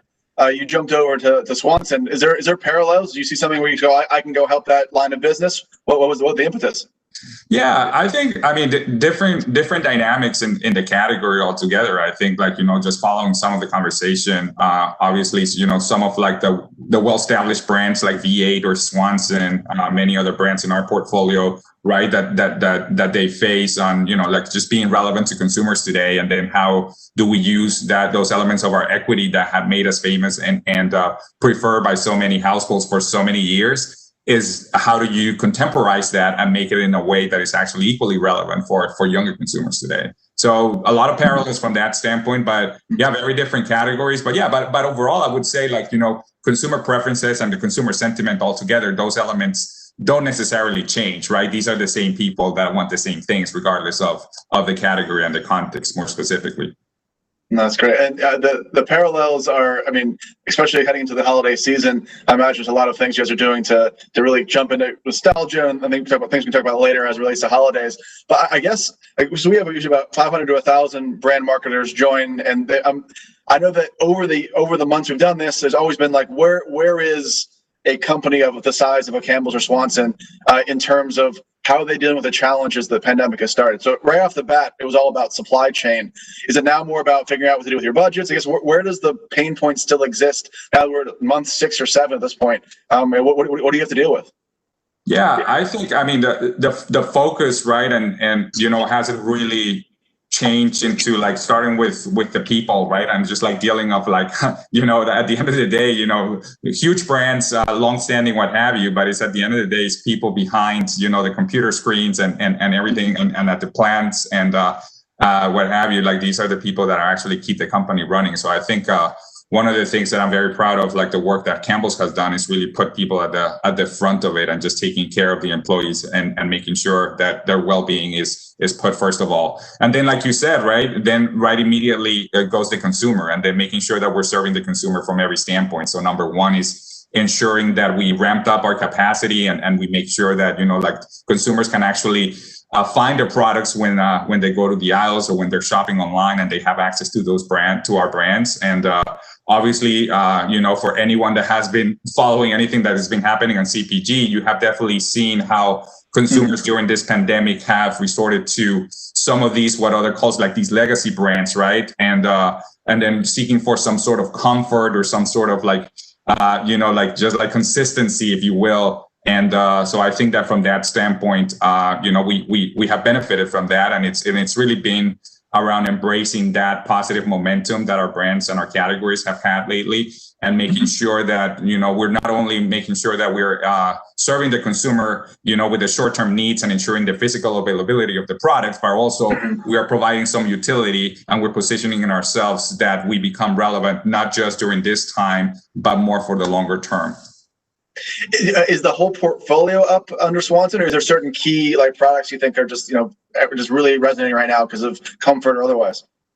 Yeah, well, obviously as the Swanson broth and stocks, as like people are now forced to be at home and less access to eating outside and restaurants, it's like whether you liked it or not, whether you were comfortable or not, everybody has almost become a cook or a home chef, if you will, right? So from that standpoint, we've definitely seen a lot of dynamic going on in the category. And then, but equally, we recently launched a few months ago, our sipping bone broths line, and that those are like a great snack where you can just like keeps you tied up from this meal to the next one, right? And not really have time being such a constraint now in everyone's lives. We've also seen a lot of dynamism in that part of the portfolio. So yeah, all in, I think it's been very spread out, not just within the category, but we've seen it all together, what we call, like defined as within the IRI space of all edibles, right? Like, and so they definitely have seen a dynamic as a result of the pandemic. And even now,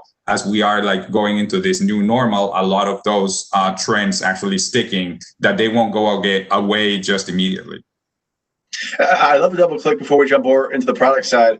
Just, you have a unique scenario. Like, I mean, a lot of people right now, either, unfortunately, because of the mass issues with the economy, some have jobs, some had to switch jobs remotely. How are you dealing with the fact that you're a few months in? You've been at Campbell's overall, but Swanson's a different unit. Is there any office is there any offices? Obviously, you're not in the office right now, I can tell. But is there how do you communicate? How do you basically introduce yourself to a whole new team? What's the process there?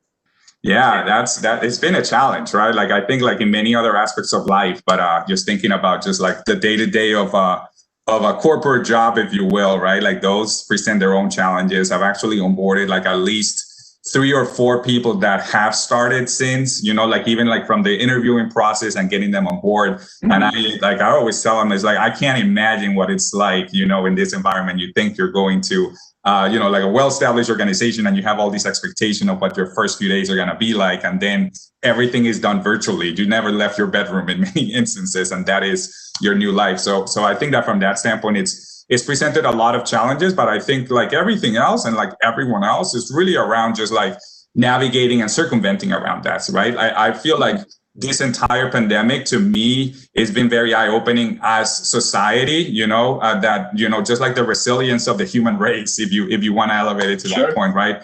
On how you just adapt to the new circumstances. And obviously change is hard and it's not pretty or clean or ideal, but at the end of the day, we figure it out. We figure out a way. And that's one of the things that I think that I've seen that as a broader society, but also just like bringing it back to even to my team, right?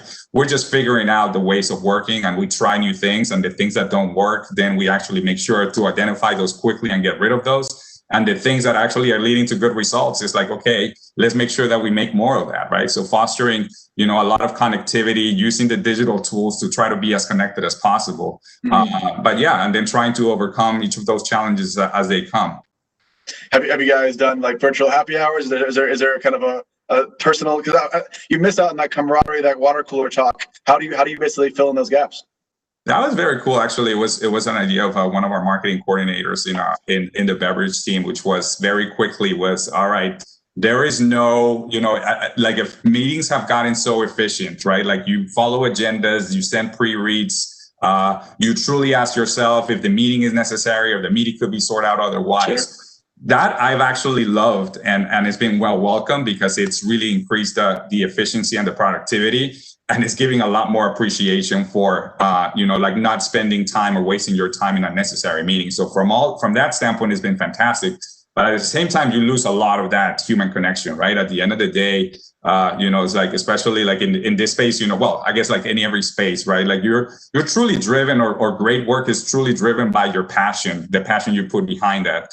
And a lot of that passion is definitely fueled by the people that surround you, right? So that's why you always hear people that when they retire 50 years later, it's like, why are you going to miss the most? It's always the people, right? It's always that cliche. And that's for a reason. That's really because that is truly what feeds us and motivates us. Now, in this virtual environment, you lose a huge element of that. So I think that one of the things that we have focused as a smaller group, and even I've seen it done in other places within the organization, is, how do you create those spaces where you can still have a little bit of like, I just want to blow off some steam. I just want to talk about something else. But I'm used to seeing my coworkers are my friends too. So I was like, I want to talk to them, but I don't want to talk to them in a setting that feels like a meeting. So yeah, we did create this happy hours, right? Like like every Thursday, like around like 4 p.m. And then, there would be like, people would just show the kids that they've been hiding all day. Like they would finally come to the front of the screen, like somebody would just like open that beer that you've just been waiting to get to at the end of the day. So it's really opening that space.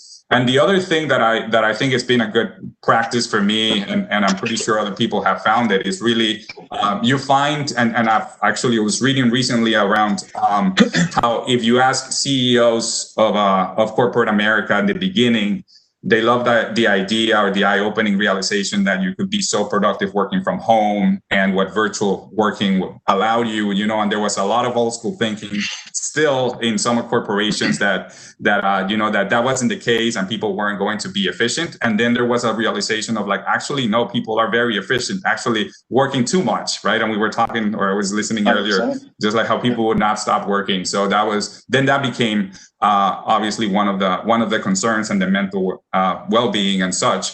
But then another element that I've increasingly read lately about is the lack of creativity, or how creativity gets inhibited in these virtual spaces, because you're obviously, again, going back to meeting effectiveness and efficiency, you're very focused on the task at hand. One person is talking, right? You just get your stuff done and you get out.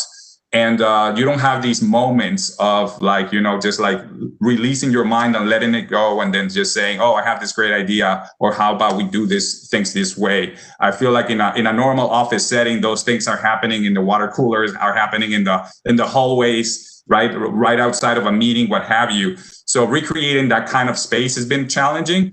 But we found that continuous connection with the teams, right? Like with my smaller team, I just jump on immediate face-to-face, and without an agenda or anything, we're just like, let's just figure this out together. And then even though we're not physically in the same space, let's at least try to create some sort of creative space where we can collaborate and mirror a little bit of more that human connection that we lack.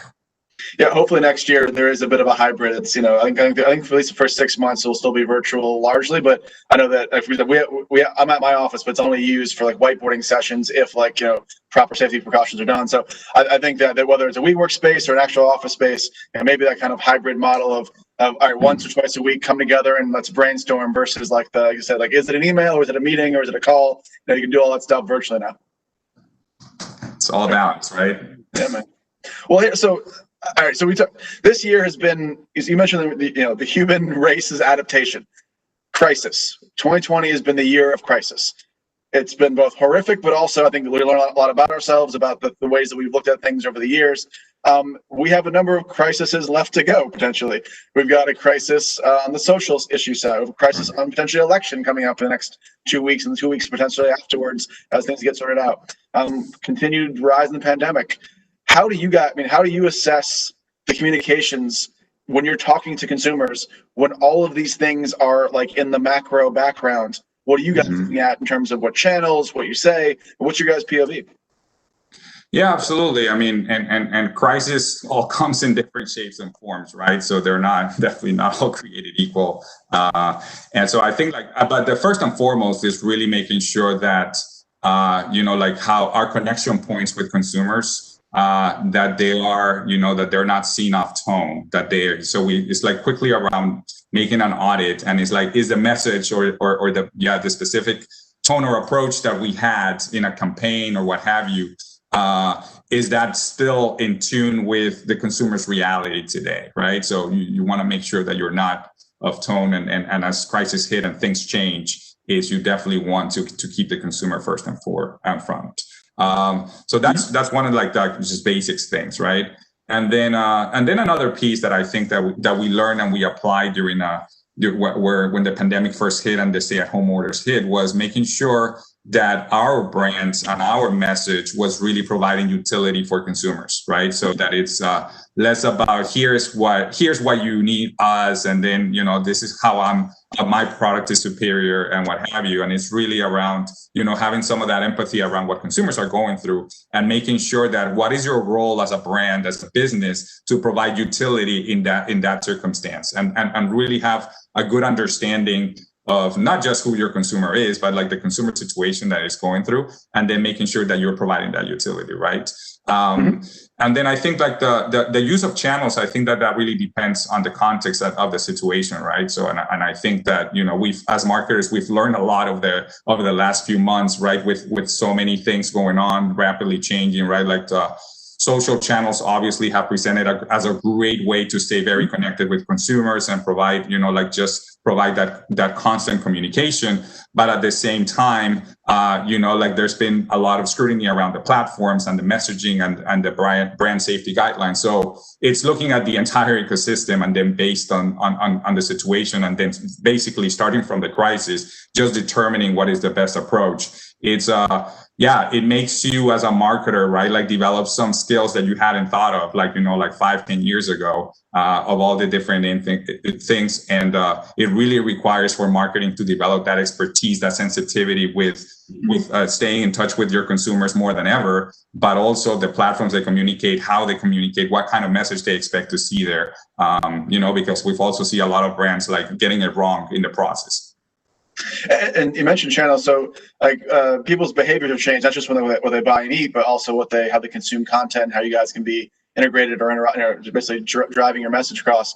I mean, streaming's become massive. Obviously, social continues to grow. Are you on your side now, marketing, trying to figure out? Well, I didn't think about CTV in the past or this in the past, but now I do. Have you guys looked at change your entire media strategy because of how consumers are now at home, pretty much 24/7? Yeah, and I don't know if it's like completely changed, but more adapt, right? And then fast adapt. And so I think that from that standpoint is definitely, yes, it's like the principles in CPG and in consumer marketing is like you follow the consumer, right? So where the consumer is, and then you find relevant ways to engage with consumers there, right? So obviously, time spent in social channels has increased, but all the connectivity of consumers, obviously, as we were talking about prior, has also increased.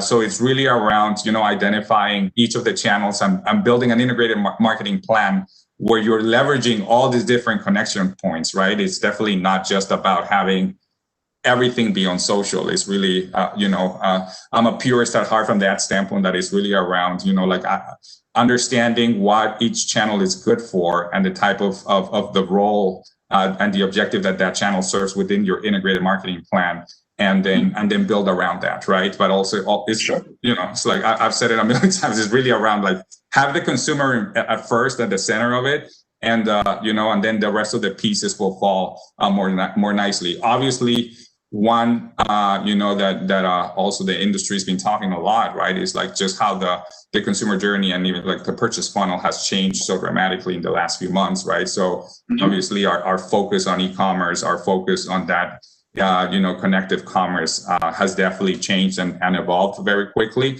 And, and then it's really like, how do you make sure that you are ready and you're catching up as the consumer behaviors are changing as well? I love it. Follow the consumer. And if you follow the consumer, they're largely right now in the kitchen, basically becoming a chef. I'd love to know how you guys are approaching. Is it because you mentioned e-com as kind of a potential output piece? Are you basically creating consumption-based content through celebrities, through influencers, through your own chefs, through recipes? How do you get to people that are trying to figure out how to, feed their families, probably inexpensively, but also just spice of life, changing things up? How do you guys look at that from like the kitchen? Yeah. And it goes back to some of the challenges of, like this virtual space where, you don't have all the different, like you can't just go and then have huge productions and, like go on set and then just shoot a ton of content like you would before. But at the same time, it's also just realizing how, consumers are seeking certain types or where they're consuming their content or where they're getting, their recommendations for recipes and then things like that. And then making sure that we are, if it's not directly through the brands, then through the right partnerships, right? One partnership that we kicked off, a little bit ago was a partnership with Instapot. And then we actually were developing a lot of quick and easy recipes that now have become very relevant with people that either, like all of a sudden had to start cooking or weren't using it as much. And now it's a way that actually serves a real utility and real value for consumers because they're definitely, looking for recipe ideas where it's like, I want to cook something that I feel good about or something that is not, that it's healthy, that it fits my lifestyle. But I don't have the entire day to sit around, right? So I think like just leaning into a lot of the content that we already had, because we also had a lot of great content that just, now it's becoming more relevant, is leveraging that, but also having the right partnerships and then looking at the right, just like partner all together to figure out how do you produce a lot of that content in a way that it stays relevant with what consumers are asking and looking for. Amazing, Jess. So there's a Chef Romero segment where maybe you go to the kitchen and do you actually cook yourself, or do you use your family? I do. I love cooking. I don't know the quality of my cooking, but I do enjoy the process. So I definitely, that to me is like one of my big passions, is like spending an afternoon in the kitchen and, like open a bottle of wine and cook while the kids are running around. It's like, I love that environment. So I think that for me, it hasn't really changed. Actually, I've had, because of the little kids, not a lot of time to actually be able to do that, because now it's like tackling a lot of challenges at home and they don't allow. So I'm more like leaning towards the quick and easy recipes lately, but still keep the cooking, the chef wannabe passion alive. Yeah, maybe one of these days you'll put a GoPro on your head and just capture all that content. There you go. See? There you go. Yeah, whatever it takes to get it done. Beautiful. Well, I want to switch gears a little something more serious, and actually really commendable. The Campbell Soup CEO Mark Clouse released a public statement in June acknowledging all the events that were happening around promoting how to fight racism, how to promote inclusion and diversity. I mean, you've been there for years. What does that mean to you personally, and how do you embrace diversity and inclusion, as the new in your new role? Yeah, and obviously I can't speak on behalf of the company, but I speak on myself. Like this is one topic that to me I've been very passionate about in my career, and have been very involved within Campbell's and even beforehand. So. I think because in spite of the unfortunate circumstances that created this momentum, really like the change is happening, right? So I think that one of the things that I'm very proud seeing with the organization and just like this moment in society is like embracing the moment for change, to drive significant change and long-lasting change. So I think that from that standpoint, Campbell's, what I have seen is really embracing the role that they have, as a long-standing organization, right, to lead and not just embrace, but actually lead the path forward. So we are part of the solution. And so from that standpoint, I'm very proud of the inclusion and diversity strategy that the organization has put forward. Whereas, like something that it's not new, it's not something that organizations are just doing now. But I feel like there is enough momentum, there is enough focus, and now it's really something that you just can't hide or run away from. That it's really a reality. So I think that those brands and those organizations that embrace it are really the ones that are going to be able to push it forward. So I personally I sit in the advisory board on inclusion and diversity, advising to the CEO, and then I've had the privilege to see firsthand a lot of the strategy and how we're thinking about it from an organization standpoint. And I'm very proud of how thoughtful that the agenda is, and how we are embracing the role that we have as the Campbell Soup Company to push this forward. So I love that, and for us, I mean, everyone has had this desire and intent to do a number of things that have happened because of the inflection point that happened around May and to now with George Floyd. I think one of the things that I'm really proud about over the summer is that we launched something called Amplify Black Voices. So with a number of our Fortune 1000 brands, figuring out what are ways to not just solve the inequality, but the inequity.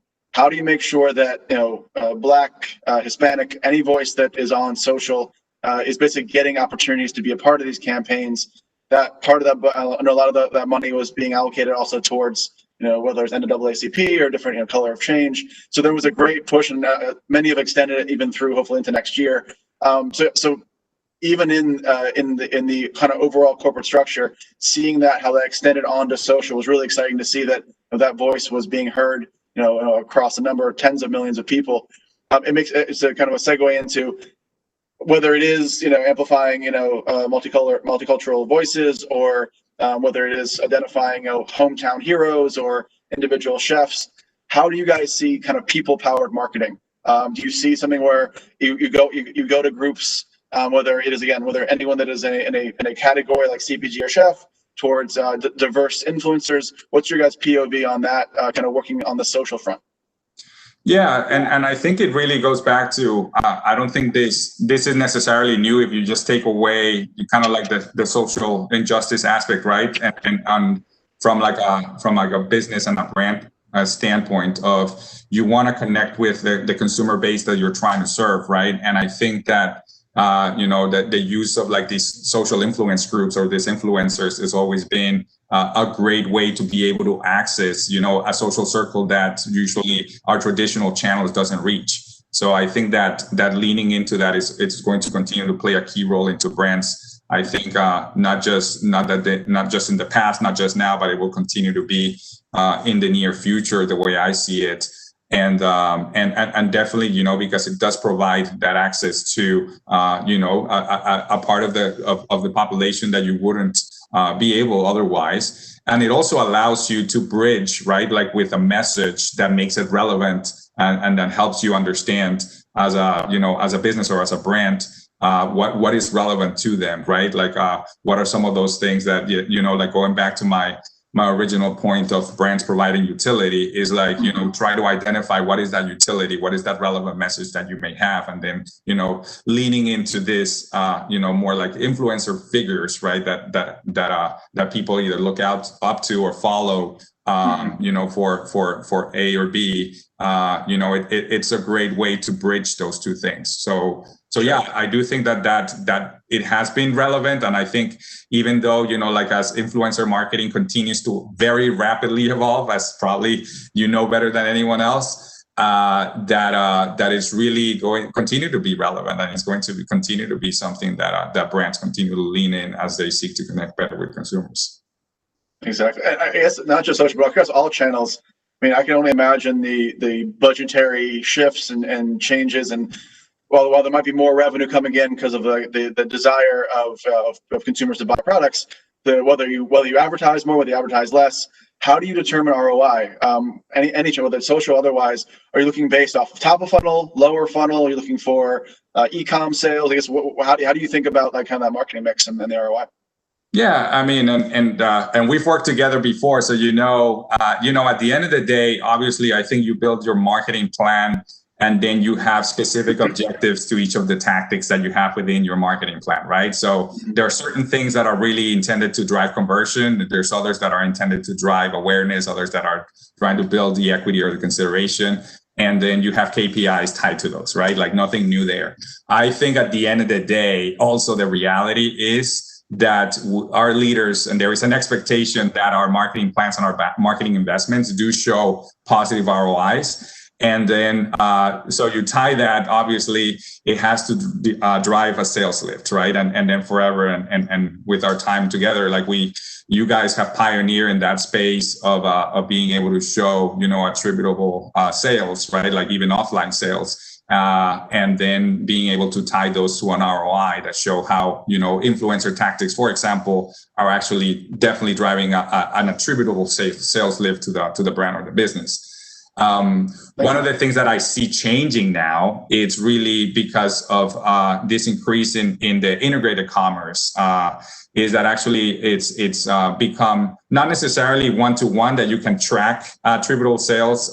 You still have a huge portion of offline sales that are going to happen one way or the other, but it has been a more direct and easier way to actually show a direct ROI or a direct sales lift from a direct tactic, right? So as we continue to leverage these tactics, and they are driving a purchase funnel that now is shortened, right? That you don't have now these long periods of time from when somebody first sees an ad or a post, and then they consider it, and then they eventually go to the store, right? Like that's all shortened, right? You can just like see something, and in today's world, consumers just want it now. So I just want one click away of having it, show up on my front doorstep. So I think because of that, and because the rapid change of that, that's definitely presented, a way that you can more directly attribute that this tactic is driving sales. But at the end of the day, I think it's really around looking both at the entire ecosystem and truly driving bottom line, but starting with a direct sales lift that you'd say, actually, all these marketing activities are actually selling more product. Fully aligned. Yeah, I appreciate the shout. Yeah, we're both partners of IRI, and whether it is on a sales lift study or a one-to-one of did this content drive more in-store purchases, we've been testing that for the last few years, and last year or so with we have an upfront with them. And it's always fun to kind of break out the learning agenda for any company. Is it based off of engagement and top of funnel? Is it more based off of brand lift is based off of actual sales, and all of them have a place in the funnel. Ultimately, just at the end of the day, and it sounds like, especially because of the change of offline to online e-com sales, even the IRI parts, there's so many different blind spots. You now have to basically build out your kind of your ecosystem out, and I can only imagine that. Yeah, I was on with L'Oreal a few weeks back, and they mentioned pretty much what would have taken 5 years changed in 5 months. Mm-hmm. The amount of e-com sales, whether it's through an Instacart, whether it's through an Amazon or through someone else. I mean, I assume is that you guys as well? Is it pretty much is it more than 50% went towards e-com, or is there any sort of like shift? No, I mean we definitely don't, not having the exact number, but it's definitely the influx has been revolutionary, and I think that to that point, the acceleration of the adoption, right? Like and if you told people like a year or 2 years ago where like that online grocery shopping, and they would say, yeah, that's just going to be a niche and that's not really going to take off. People like to go to the store and buy their stuff. And it's like, well, look at what's happening now, right? And then the other thing is like, also look at how long this has been going on for, right? Like this wasn't just the first couple of weeks or even the first couple of months. So, you go back to like, human behavior and changing human behavior, right? And how long it actually takes. And now we've been doing this for so long, this is now very much ingrained into our new normal and new ways, right? So even as things go into whatever that new normal looks like, I think that they have permanently accelerated that transition into online grocery shopping, right? And even that the online grocery shopping in itself, it's evolving and it's rapidly changing and improving as a result of like how more consumers there, but then a higher expectation, right? Like the pain points within the experience in itself, of course, are surfacing, and there's a lot of smart people working around it. It's just like improving that experience. So I think like all of those elements are really, it has accelerated and is only going to continue to grow. So I've hogged you long enough. It's actually in the Q&A section now. There's some really great questions that popped up. I would love to, people that are watching. This is a great one. So, what can heritage brands learn from newer digital first brands when it comes to basically marketing to Gen Z? So you guys obviously are talking to the heads of the household, but I assume there's got to be some sort of layer of Gen Z in there. How do you guys think about that younger group of people and how you communicate to them?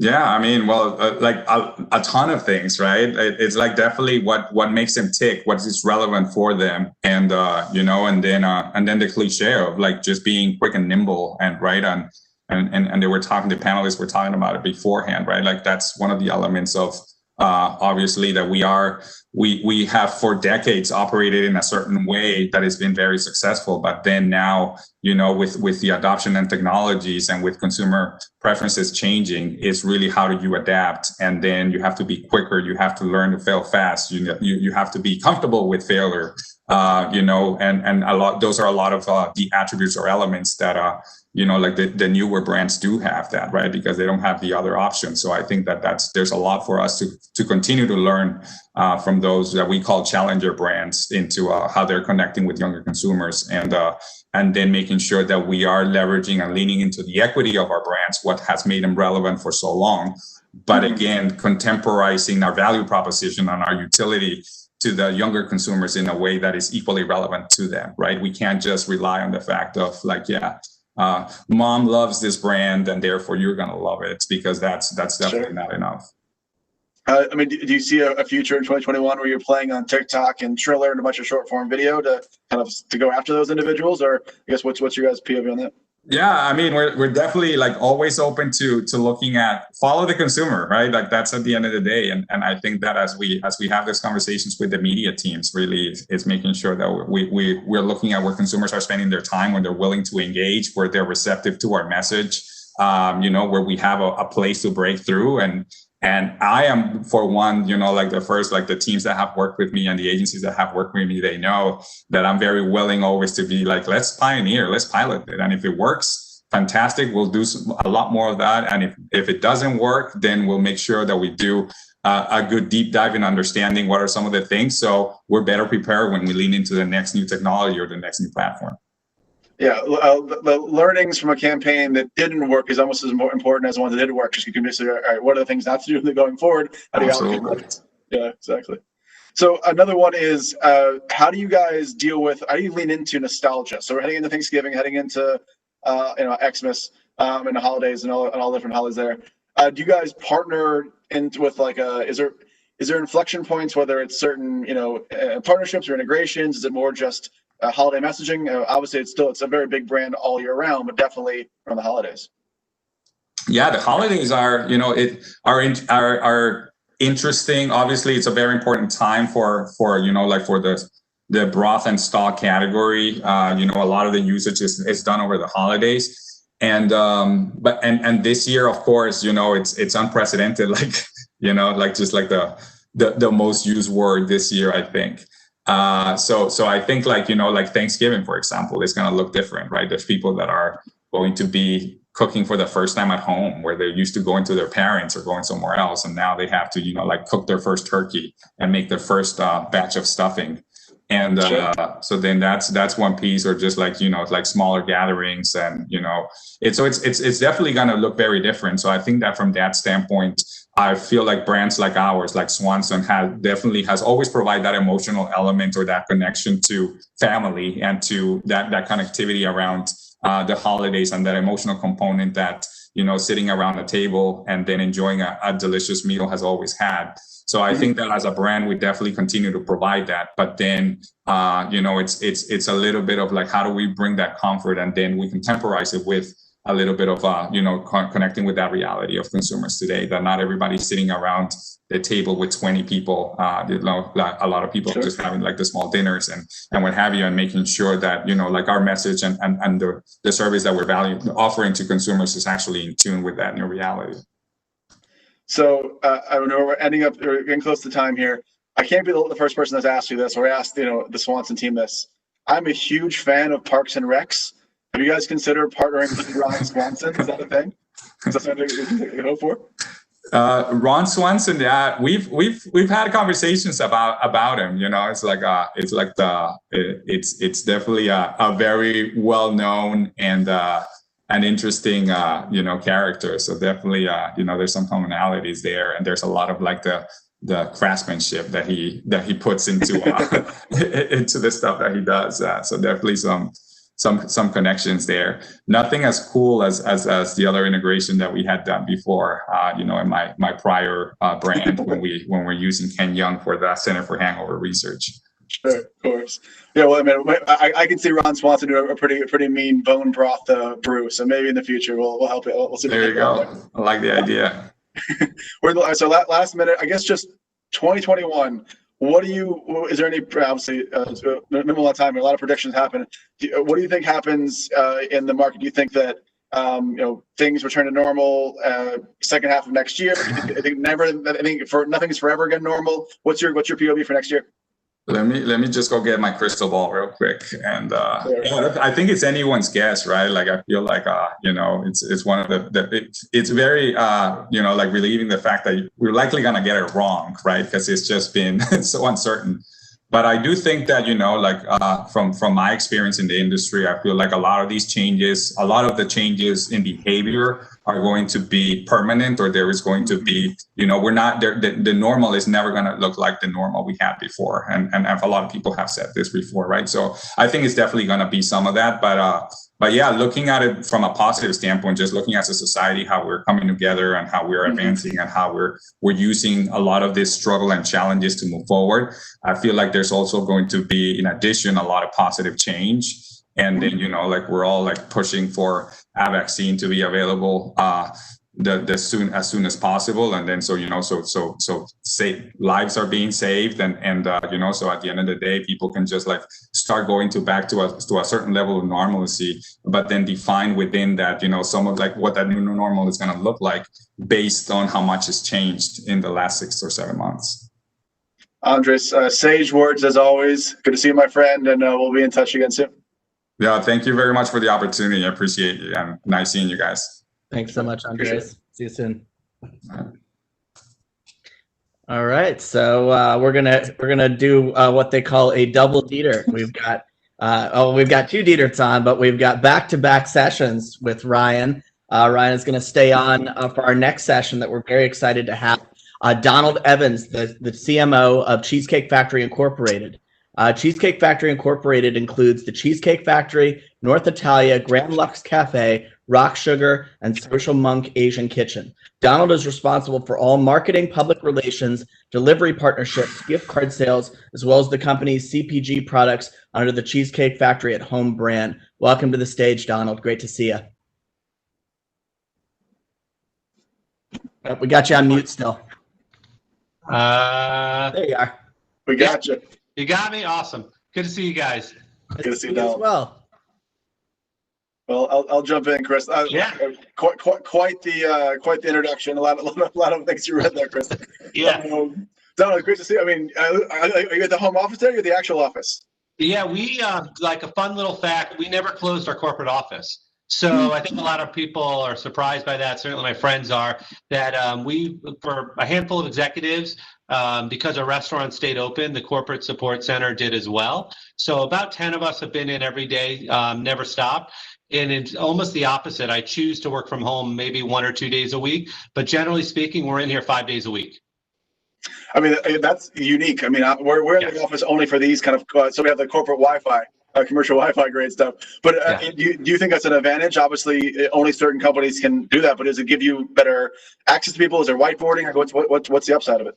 Yes, all those things. I mean, I think that it's in a terrible situation, it's the best scenario because we have the flexibility to be socially distanced in a conference room and whiteboard things, or work isolated with Wi-Fi and not have the interruptions that a lot of people have at home. So it's been really helpful to have it, but it started to get to a point where actually I wanted to try working from home, and was sort of envious of those who were working from home actually, because there are advantages, of course, to working from home as well. But no, it's been the best of a bad situation. Of course, we do temperature checks and social distance and masks all the time. But yeah, it's actually worked out for us really well, and it's been obviously a very intense set of months. And to be able to, in the hallway, see the CEO, the CFO, and just be like, hey, this is happening here. What do you want to do? It's been a lot easier. So it sounds like the work from home hasn't been much of an application for you guys. So congrats on figuring that out and doing it in a safe way. One of the things, so we spoke a week or so back, and I found it extremely interesting. You basically said that the Cheesecake Factory is in the entertainment business. And I know you worked previously as the SVP head of marketing for Disney Pixar animation. Yeah. How is that? First off, how does that give you kind of a better POV on that on the idea of entertainment business to drive these results? But also, like, why is Cheesecake Factory entertainment based? I guess what's the reason? Well, I mean, dining is just another form of entertainment. Dining now it is, and certainly our restaurants in the Middle East, that is the main form of their entertainment, is to go to a mall and dine out.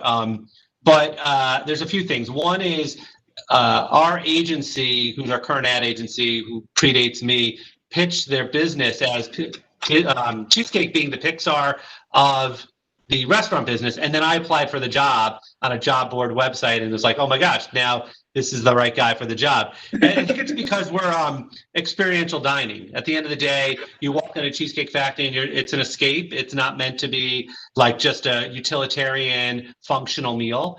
People enjoy the food, the ambiance, the music, the crazy sort of over-the-top decor. So that's part of it.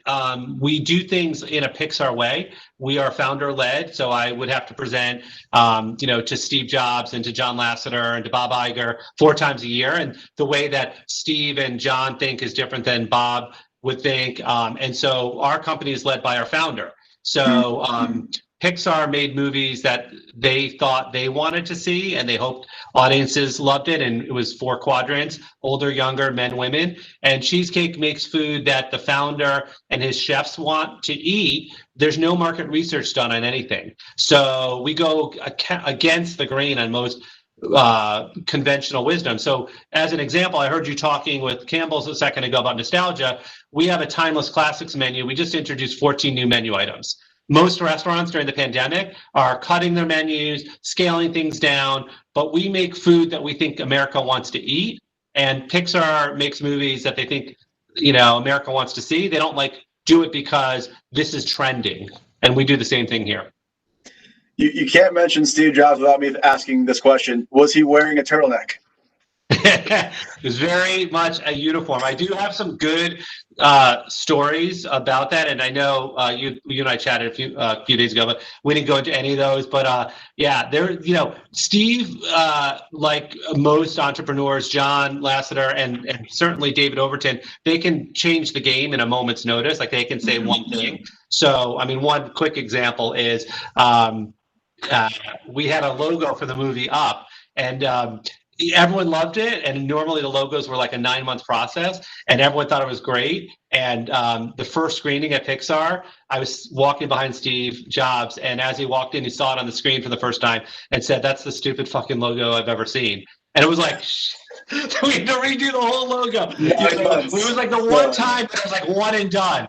And so we ended up with the logo with the angle where it's like sort of up in the sky. But yeah, so uniform wise, yeah, he was always wearing the black. But obviously, it was an incredible experience for sure. One last thing on the Disney thing is that when I started here, we had the opportunity to pitch Shanghai Disney to get the restaurant Cheesecake Factory in the park.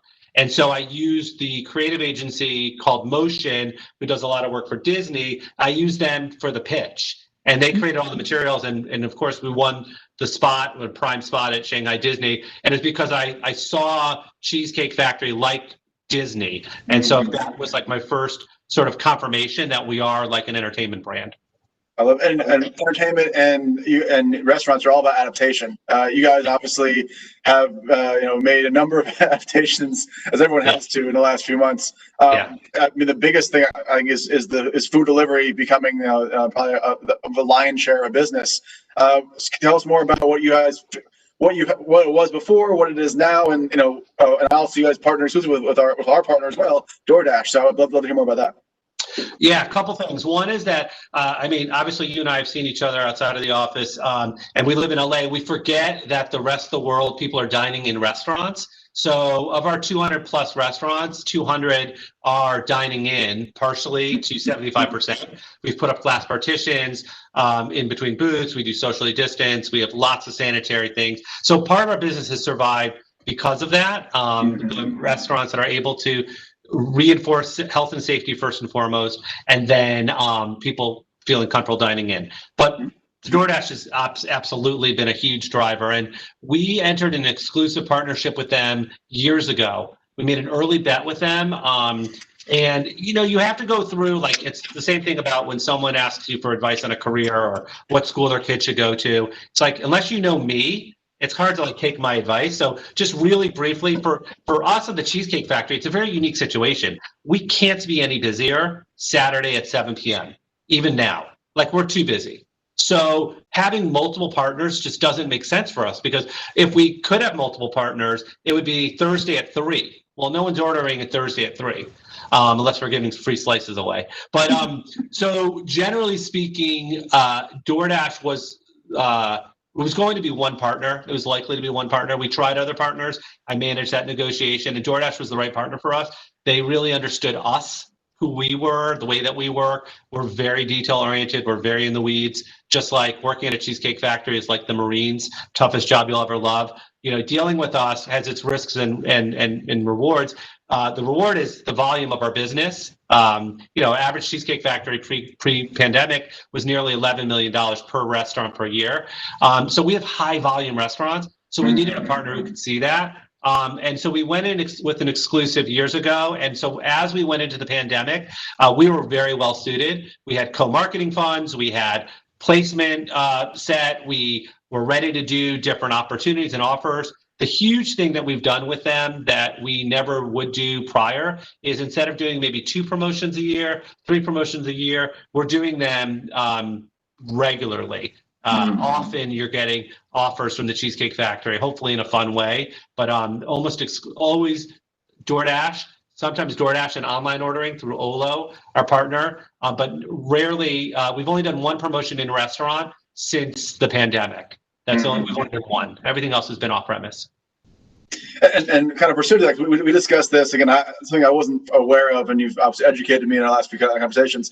The idea of ghost kitchens, where these maybe in the future it's less about the opulence or the size of a Cheesecake Factory, but people have asked, do you do basically? I love your menu, I love your chefs. Do you make smaller versions, all across LA or across different parts? I mean, is that something you think that whether you do it or the industry, is that going to be a future where less dine in, more just on demand and different ghost kitchens? Yeah, I think that personally, I love the idea. I think that they're great. And if I was at a different brand, if I was a different restaurateur, I would be into it. But the Cheesecake Factory, it doesn't currently make sense. Our competitive advantage is the size of our menu, our portion sizes, our selection. And so we hesitate about what does that feel like in a smaller format, whether smaller portions or smaller menu, dessert only. We've talked about it. Now, some of our other brands, maybe it will make sense. The Fox Restaurant Concept, that's a company we bought. Maybe that would make sense. But you have to remember, and I find this something that if I leave everyone with one thing, and I think it's the thing that surprises people the most, is everything at the Cheesecake Factory is made from scratch every day. 70 sauces, every vegetable hand cut, every cheese hand grated. There's no commissary kitchen. There's no pre-making of the sauces. Our tartar sauce is made. Our Caesar salad dressing is made. If you buy our Caesar salad dressing at our restaurant and take it home, which you can buy containers, it lasts for 2 days max because there's no preservatives. It's all fresh. So if we do that in a ghost kitchen, it's just way too complicated to do. The only thing that's not made in the restaurants, ironically, are the cheesecakes. They're made right here. I can see it out my window. There's 2 baking facilities, but everything else is made from scratch every day in the restaurants. I was actually more just curiosity as a consumer. Are people more often than not just ordering the cheesecake as a standalone or a series of them, or is it always are most of your stuff is a larger meal everyone buys? Most of it's larger. It's rarely that it's just desserts. We do a nice business at Whole Cakes, certainly around the holidays, as you're talking about comfort food previously. But generally speaking, we have a large basket order. I mean, people, if you think about it, if you're in Cleveland or if you're in Atlanta and you're like, oh, you have a family, and you're like, what will I order that everyone can find something? I mean, there's a no veto vote. How can you not find something in the Cheesecake Factory? We have vegan items, we have indulgent items, we have, so it's kind of like, generally speaking, we're not dessert only. And we also don't want to be seen as just cheesecakes. So we haven't really gone to market yet with like a cheesecake only offering. But our cheesecake is our quote, no joke, our bread and butter, right? I mean, that is when we talk about promotions, when we give away a free slice, it's like gold. People love it. And we talked about this last time. Basically, while everyone has pulled marketing budget back, you guys are increasing it. I guess tell everybody why.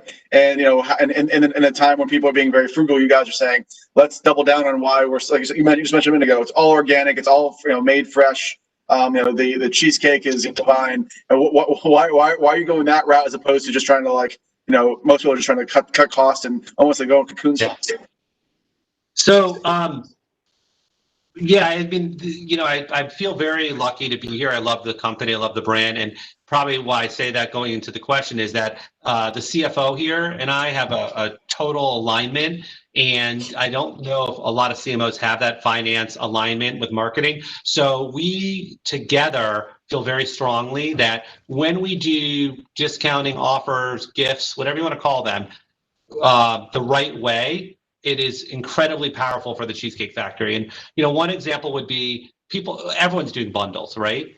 We did a bundle around the 4th of July that was so powerful, was so strong. That was basically like 2 burgers and a slice and 2 Cokes. We had to shut it down a day early. The demand was busier than a normal busy week with the restaurants open. So he understands that if done the right way, it's going to make sense. So I think it's important to know that contextually, we don't have huge budgets, right? We're not spending $100 million. So when our budgets went up, they are still significantly below our competitors, but they did go up. We did spend more money on marketing dollars, on offers, We did everything from the bundle to National Dessert Month. We did a lunch and a slice, which we'll be doing hopefully again. We did a week of any lunch special and a slice for $15. I mean, that's a huge offering when that would be normally like $25. Blew the doors off. So the CFO saw it, the president saw it, and so it was a fairly easy path. It was, we cut costs where we could on production, doing things faster, quicker, simpler. We talked about agency fees and things that maybe we had a little bit more flexibility on, but from a media dollar standpoint and communication, we dialed up. We definitely dialed up. And the mediums you mentioned before, so some spend a lot of money on TV. You guys spend a little bit on TV. Why digital? Why social? Is it just is that where consumers are? Is that just the low cost of production? Like what's the thesis behind the digital? Have you seen my budgets? They're much smaller than a slice of cheesecake. No, we tried TV last year. We tested it, and it was very successful. And we probably would have done it again. We did it in like a handful of markets. We would have probably done it again this year, but because of COVID, we pulled that money and reallocated it. Honestly, it comes down to the economics of wanting to tell a national story and figuring out what the channels are that make the most sense. We buy our media through Mediacom. They're great partners of ours, and they really work with us on like what our budget is and figuring out what the right channels are. And we built the foundation on search, and then we added paid social, and then add different channels on top of it. And it's just based on our budgets, it makes the most sense. And we 3 years ago, we were all the top of the funnel. When delivery started happening, we started some top, mostly, but a little bit of bottom. Now we're at bottom of the funnel, and we just think digital and social. We can move quickly. Like you and I could hang up. I could be told about a promotion, and I could have it on ready to go tomorrow, right? I could, I creative ready to go. I could put it up on Instagram or what channel we want to use. Can't do that with outdoor. Can't do that as easy with radio and the like. I'm actually really just pure curiosity. Like, and you guys have owned it with DoorDash, but I'm sure all the other partners as well, like Uber Eats and those people. Has it become a source? It has to be a source of demand because you're in DoorDash. These promotions exist, or even if they don't, it's just by nature of that you must see a entirely different funnel of people coming from the apps versus people that are searching and then they go to DoorDash or then they go to your website. So is basically DoorDash acting as both a distribution as well as an operational partner? Yes, the answer is yes.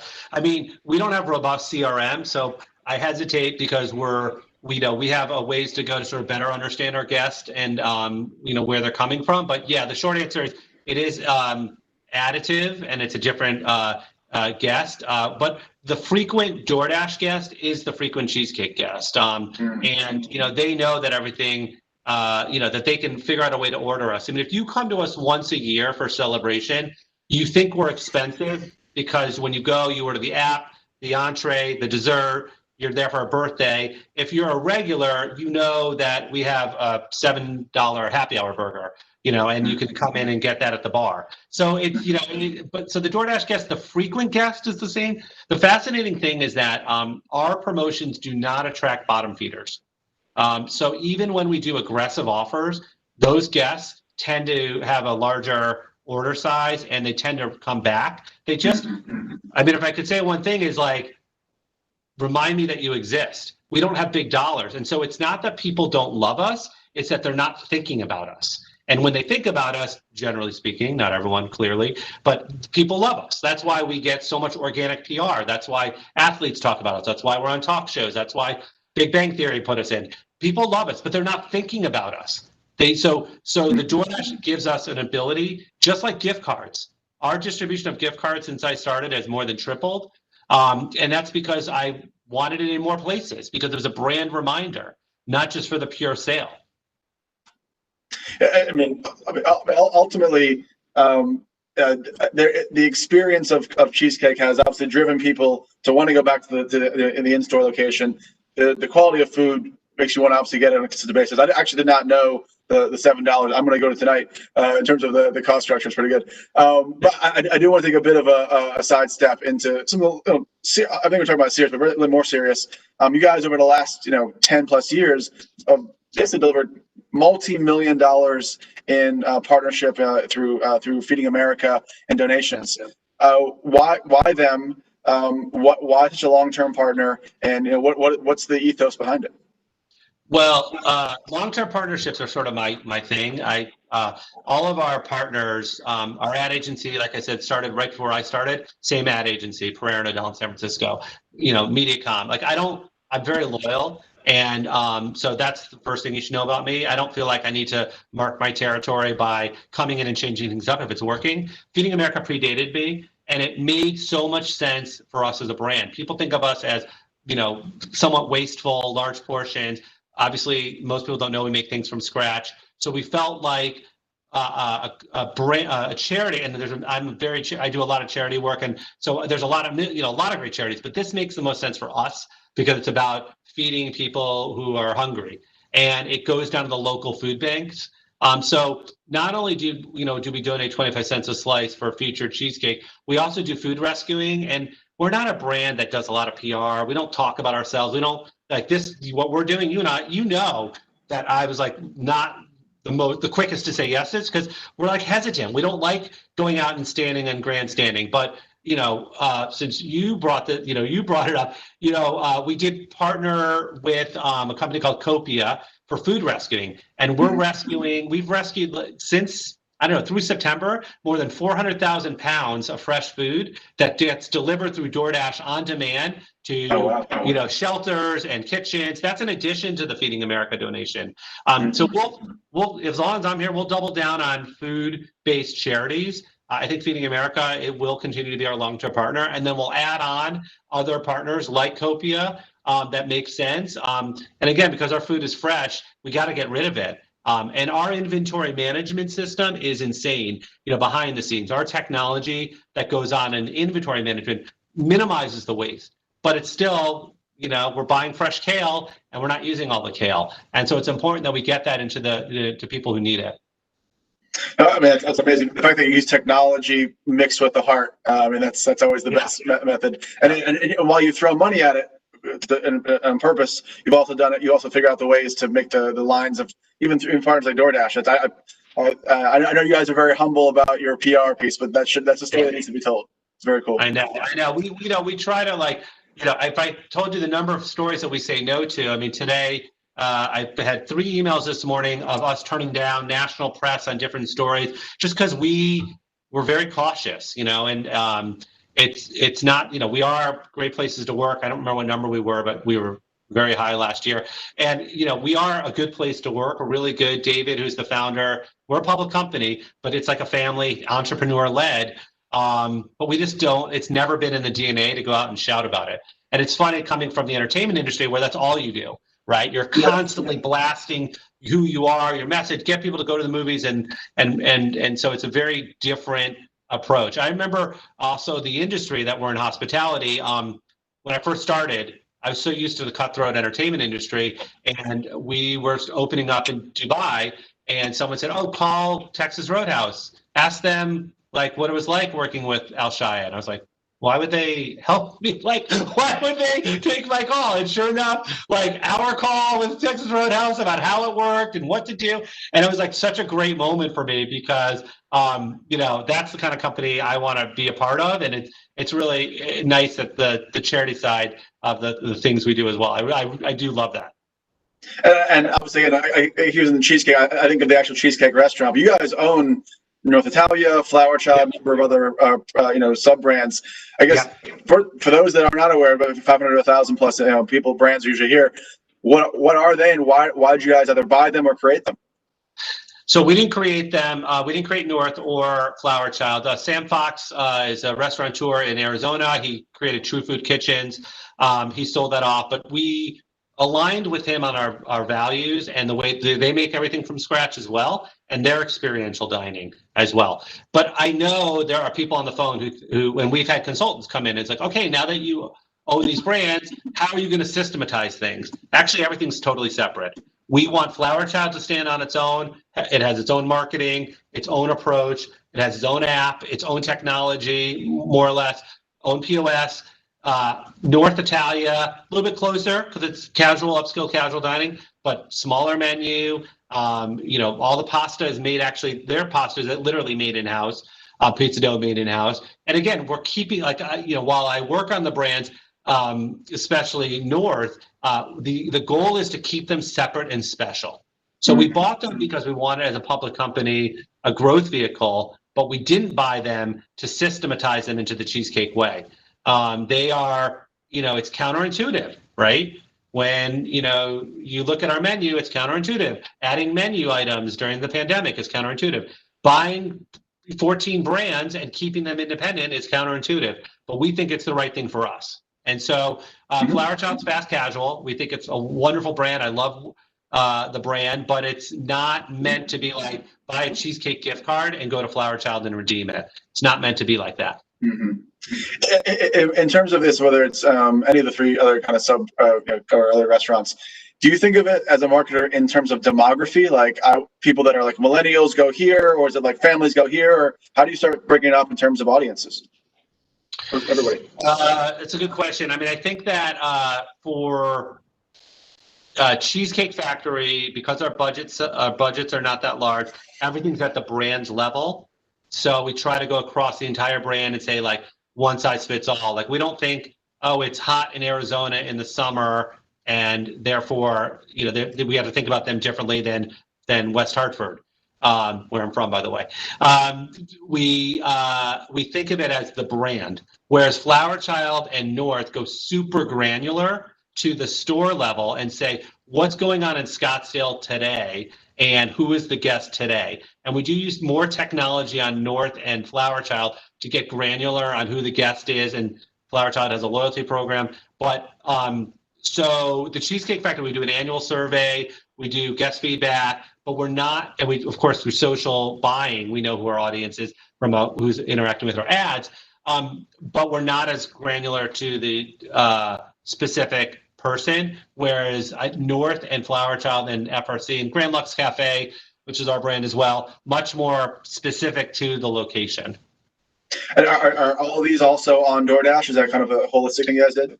Yeah, exclusively all of our brands. It made sense for us. Again, just going through who we are as a brand, it made sense, but also the relationship. They just treated us right. And like, for example, Dash Mart. So that's their convenience store. I oversee the grocery products. We have ice cream now with Wells, who does Halo Top and Blue Bond 8. So we have cheesecake ice cream that's killing it. And we have our brown bread that's also in grocery. That's all carried through Dash Mart. We get great placement through Dash Mart. So the DoorDash relationship is more than just the restaurants. Obviously, earlier you asked about ghost kitchens. I'm sure they would love us to do ghost kitchens. We're just not right for our brand right now. Got it. So all right. So you guys are going on social and digital and delivering a message. Some more broad, some more targeted, depending on geo or based on audiences. Yeah. I have to ask. We're influential. What's your guys' POV on influencers? Whether it's celebrities or micro or macro, what's your guys' POV? So on the North side, North and Flower Child, they use influencers for content creation for their channels, as well as to spread the word. We've tried a little bit of that with Cheesecake. It's just, we would have to spend a lot more dollars to get the message to resonate. And if we had like a $25 million ad campaign, influencers 100% would be part of it. But when you're dealing with much smaller numbers, it's hard for us to layer it into it. Now, having said that, where influencers were tremendous is David Overton never let media into our prep before, so no one could see the vegetables and the process. But through an influencer, we were able to convince him with BuzzFeed, hey, they want to come into the kitchen. Are you okay with it? And once he said yes, it opened the door for us to allow, I don't know, maybe in 2019, maybe 50 different influencers came to our kitchens to see how we do things. So I thought it was a great way to show what really happens in the kitchen, told through an influencer versus us. I have a huge aversion to bite and smile advertising, where you have the cheesy person biting and smiling. And so I thought, like, at some point we got to show people. We can't just show hands and the food. So influencers are the best way to do that, where it is more real, even when it's paid. And so influencers have been a great way to tell our story. We just don't have enough. Influencers should never be a campaign. It should always be part of a media buy. and part of just one. And when we get to, like I told you, foundational search and paid social, if we can go to the next level, then it becomes influencer. TV is like way down the road. So influencers will and are part of our buy, but they're just, we just don't have the big enough dollars. And I do love influencers. Again, on North, they use them year round because it's content creation, so they have more on their channel. And last thing on the influencers piece, I know that I'm a fan, but there are super fans of cheesecake. Are you just hearing social listening and then tapping in with a loyalty program and hey, thanks so much? Like, are you guys engaging with even like the micro or nanos? Yeah, I'd say the short answer is yes, but not enough. We could do a better job. I mean, we, our brand organically, people are visiting us, of course, ordering us, and we're often hearing about it. Like when Drake years ago dropped the album, we were mentioned, like we didn't know that was coming, and we had to react as quickly as we could.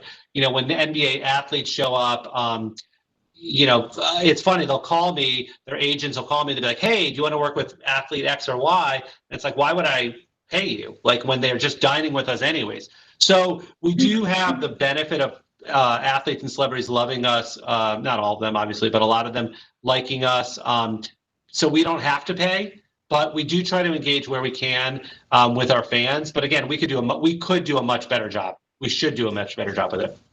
And you mentioned earlier that it's an entertainment industry, entertainment business you have. I have to ask, I'm a huge fan of Big Bang Theory. How the heck did you guys get multiple seasons where it was built around you guys as like the location? Yeah, the answer is that they just wrote us into the story and then came and asked us for permission. And we felt like it was positive PR and it was not negative. And as long as they didn't ever, mock us, why not? And so they changed the uniforms and the restaurant look because they wanted other brands to still advertise on the show because they knew that we didn't have TV dollars. So they couldn't make it look like a real Cheesecake Factory totally, because if you're Chili's or you're McDonald's, are you going to advertise when literally another brand is part of the show? But it was always very, it was because one of the writers loved our brand and we were happy for them to include us. We provided menus, we would provide cheesecakes at time and cake boxes, but it was one of those relationships that was organic, truly. It was because someone who loved us, and it was never mean-spirited. And we don't pay for movie placement or TV placement, and we're often written in to shows and to movies, and it did help us when we expanded. So we have restaurants in Shanghai, Beijing, Dubai, Saudi Arabia, Mexico, that we have a licensee for. We own all our restaurants in the US, but we micromanage the international licensees. But when, we have to approve every salt they order, every milk they order, every chicken breast they order around the world. But when we pitched our partners, they all knew us from Big Bang. So it was like an easy yes from them because they all knew us because of Big Bang. If there isn't a case, there should be a case study of like how this move must have easily over $100 million worth of marketing dollars. The mass syndications, it's billions probably. It's nuts. Easily. And honestly, there's loads of celebrities and TV shows that mention us, and we're on Twitter all the time, and we generally don't engage. We did one time engage because I'm a huge stand-up comedy fan with At Midnight with Chris Hardwick, where his show was making fun of us and they kind of came after us. So I said, let's go for it. And so we dove in, and for a week we were engaged with them on social and eventually an on-air appearance. And that was tremendous. It was like totally free. It wasn't like a paid integration. So we generally don't engage. We're not going to be as clever as Wendy's are on social and some of the other brands, just not who we are as a brand. But I would love to. I would love to be able to do more. Even that is nimble. Obviously, it's not maybe not every time, but even I'm a huge fan of Chris and all the comedians out there. I'm sure, especially more than ever now. I feel like there's a lot of great integrations that that people want to see, what Jimmy Fallon's up to, and I'm sure that hopefully they'll reach out. Tosh went on a total rant this week, and he mentioned Cheesecake Factory, and it got a ton of attention. And we're like, it's just not who we are. There was I had 5 lines written up that were just so mean. I'm like, we can't do it. I was like, I wish there was a book that I could publish of some of the things we write and don't use. But yeah, we generally stay very clean and mainstream. Yeah, it's best not to clap back at Tosh. I'm sure No, it was not going to end well. It was not an end well. Well, we're heading into the last few minutes, and I want to get some of the questions I see here. Yeah. But what I always ask before I get to the questions is, what are you looking forward to the rest of this year? Obviously, the craziest year in history. Is there anything, or is there like a family vacation? Is there some respite? Is there something happening in personal or business wise that maybe you can give some positive vibes to the team? I think that I'm certainly not going to go down the political route because that's very dangerous. But I think that I sort of feel like it's 2022 before things get more back to normal. And I think that people have this weird, like, I'm going to make a New Year's resolution because on one day it's kind of like you need to do those things every day. And I think people think that like December 31st, January 1st, like something magically is going to happen in 2021. So I try to be very real about the current situation and hopeful about the future. I think the current situation is, a while, 15, 18 months. I think I'm hopeful for us as a brand and where we're going. On the personal level, I have 2 boys and I'm married. My son's in college, my older son's in college in England. He's studying abroad for 4 years. And we can't visit him, so I'm looking forward to the country opening up again. And obviously he'll come home for Christmas. As bad as the whole situation's been, my wife and I really enjoyed like playing tennis, reading books, spending time together, gardening, doing the things. So I'm enjoying that. I really am enjoying that. What I guess I'm excited for is the anger to go away. I'm just hopeful that whatever happens, like, whether you're a Democrat or Republican, I'm not going to go into that, but like we had a dinner, we had friends over in our backyard and they're diametrically opposed to us politically, and we love them. And we had a very aggressive discussion about how I feel about things and how they feel about things, and how they feel marginalized in LA because of the politics, and how, but we love each other and we walked away and we're going to see each other in a few weeks. Gosh, I wish people could do that more. I wish you could really not be black and white on political issues and say, like, I don't agree with you, but we're going to still be friends. And so I'm looking forward to hopefully that happening more. So yeah, the country needs some healing in a number of ways, and I don't think that unfortunately on the 3rd that will solve it, but hopefully in the weeks afterwards we'll have some clarity on how to solve it. I know we're in the last few minutes here. I guess one of the questions here is, as CMO, and you kind of mentioned this before, but how do you balance all of these different brands and give them proper attention? Now, you've talked about how each one kind of has its own kind of POV. Do you walk every day and just go, I look at things kind of overall, or do you like, oh, today is North Italia Day, I have my team meetings? Like, how you actually, as some people are on here have multiple brands to deal with, how do you kind of go from the big kind of mothership brand to the sub brands? How do you kind of give all of them love? You got to trust the people who work for you. We have really small teams and we have great agencies and partners. So, I'm in meetings like all of us are. Every 30 minutes, there was a different topic. So I have to constantly mind shift, and I like that, but it is challenging. I'd say the vast majority of my time is on cheesecake. After that, it's Grand Lux. After that, it's North Italia. So I'd say 80% of my mind share is on cheesecake, maybe 70, 20% on North, and 10% on the rest. And I don't like compartmentalize it that way, but I have to let things go. And, there was a great speaker, and I don't remember if she was at Jack in the Box, and I don't remember where she was at. She was either CMO or president. And she talked about like knowing when to be in the balcony and watch the dancing and when to go on the dance floor. And sometimes you're on the dance floor and you really should be in the balcony, and sometimes you're in the balcony and you need to get on the dance floor. And I always think about what she said, because that's like the constant struggle is I love the product. Like I could never work where I'm not touching the brand. I love movies. I love television. I love, the food and just learning about it. So I have to be on the dance floor, but I also have to learn that sometimes I got to go on the balcony and let other people dance. And, if you have strong people around you, there's no shame in sitting on the balcony and watching the dancing. And so that's why I try to do that as much as I can. Great analogy. Thank you so much for your time, and thank you for the Steve Jobs story. I will remember that. Yes, That's very cool. other drinks. We're going to meet for drinks. I'll tell you the better stories. I wish I do. All right. Thanks so much. Thanks so much, Donald. Great to see you, man. All right, Ryan, you're finally finished. Done. Great work. So thanks to Donald and Ryan for a great conversation. We're going to move into our next conversation of the day. We're joined by Angelique Vendette. Angelique is the global head of social media marketing and influencers at Stitch Fix.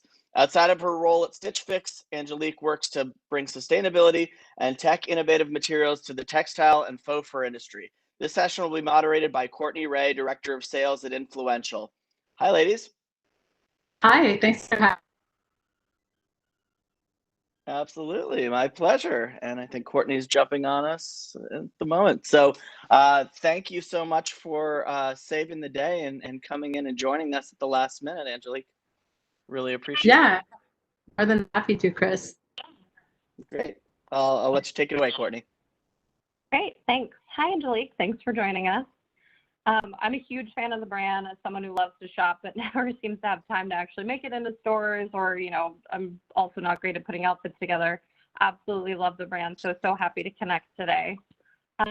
Just want to kind of jump in. I know that Stitch Fix has a very unique and kind of all-encompassing strategy to social and influencer marketing. So I'd love if you give a little bit of background on kind of your approach to everything and how your different streams of work function. Yeah, that's a great starting point for us. So I definitely take the long-term approach when it comes to influencer marketing. You'll see a lot of brands taking the one and done route, which is hyper efficient when it comes to rapid growth and all. Also see that those brands, they'll cycle through influencer after influencer after influencer, and that could sometimes dilute the brand messaging or dilute the conversation that you want audiences to have with your brand and that target audience there. So from a long-term approach, I do tend to over-rotate into the quality over quantity and that long game in terms of just, becoming and building that brand partnership and that, genuine just person-to-person partnership with an influencer. In the same manner that influencers are more and more selective with the brands that they, tend to share messaging around, whether, if they are still doing one and done deals and just like cycle through, we're also seeing a trend happen where a lot of influencers are being more selective. Like, does this fit with my niche? Does this fit with what my audience has come to see and appreciate? From my standpoint, I take that same approach for the brand. So I do want to protect our brand reputation when partnering with influencer partners. And again, in that long-term approach of like long-term partnership and building that relationship with them, I also tend to be as selective. So instead of doing, going through multiple and high volume influencers, I'll select a few and have them be kind of our go-tos, whether that's for a month, for a season, for a year, or even for longer term. I do, though, that being said, I do have multiple streams of influencer work. So back into the long-term approach, there's two approaches that are ambassador-based. One is ambassadors for seasonal trends, merchandise, new apparel, clothing, accessories that comes in. We definitely want to have that at the forefront of our marketing assets, of our social assets, and for our community. So that will be one way that we lean into our ambassadors. And those are the same people that you'll see, over the course of a year and beyond, reoccurringly. And that also ensures that, from a quality standpoint and from the engagement rate on their platforms, their audiences are very used to seeing our brand. They're used to expecting like, oh, what has Stitch Fix come out with for fall? I'm really excited to see what influencer X is going to be wearing, or influencer, A, B, C, or D. So that's kind of one route that we take. Another route that we take with ambassadors, I guess the second route, is a partnership with influencers, which is more brand reputation based. So not only do we use for that first, example that I gave, that is merchandise or trend based, but then on the flip side, we also use some of our ambassadors as our spokespeople. I think that's important just from a brand reputation management being able to pitch them to press or have larger stories that are, Stitch Fix first, but then also influencer and consumer facing second, that will often be at play.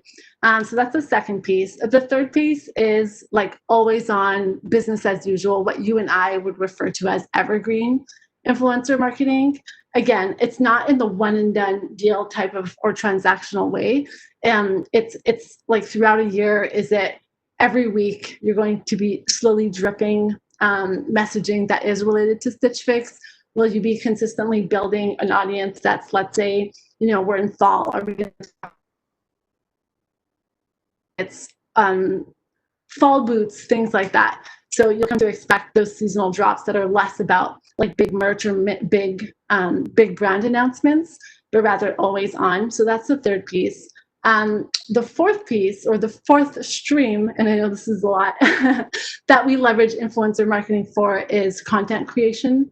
So outside of leveraging influencers for their reach and for their audiences on their own channels, there's also a stream of work that I'm a huge fan of and I have always leveraged in my career, but especially here at Stitch Fix, is leveraging them for content creators. So not only to also create and capture content for us, whether that's in a quick turn manner, if it's like, hey, I need this in 3 days, or if it's, okay, here's a brief for next month, I need these 5 assets, whether it's video, boomerang, quick turn, long form.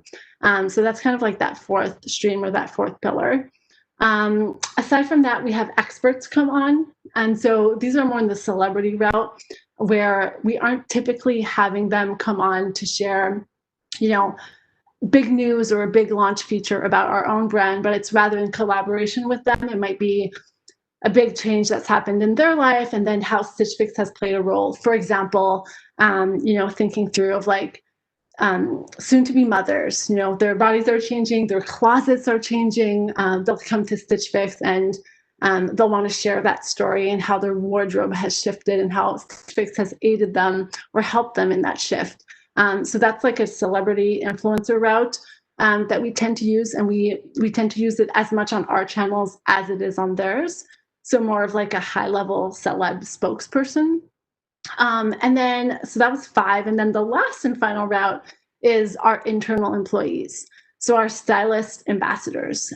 We at Stitch Fix have about 2,000 stylists across the US that help style and curate fixes to go out to our clients. Yes, our algorithm helps, curate, because from a consumer standpoint, you'll put things in like price preference, brand and designer preference, all the way through, different styles and what you like. The algorithm will help curate that down, but then we actually have an actual human stylist that will go in and curate the 5 items that will be sent to you in your next fix, your next box. And so I leverage those internal employees, the stylists, as content creators and as influencers. And so they'll come and do takeovers on my channels.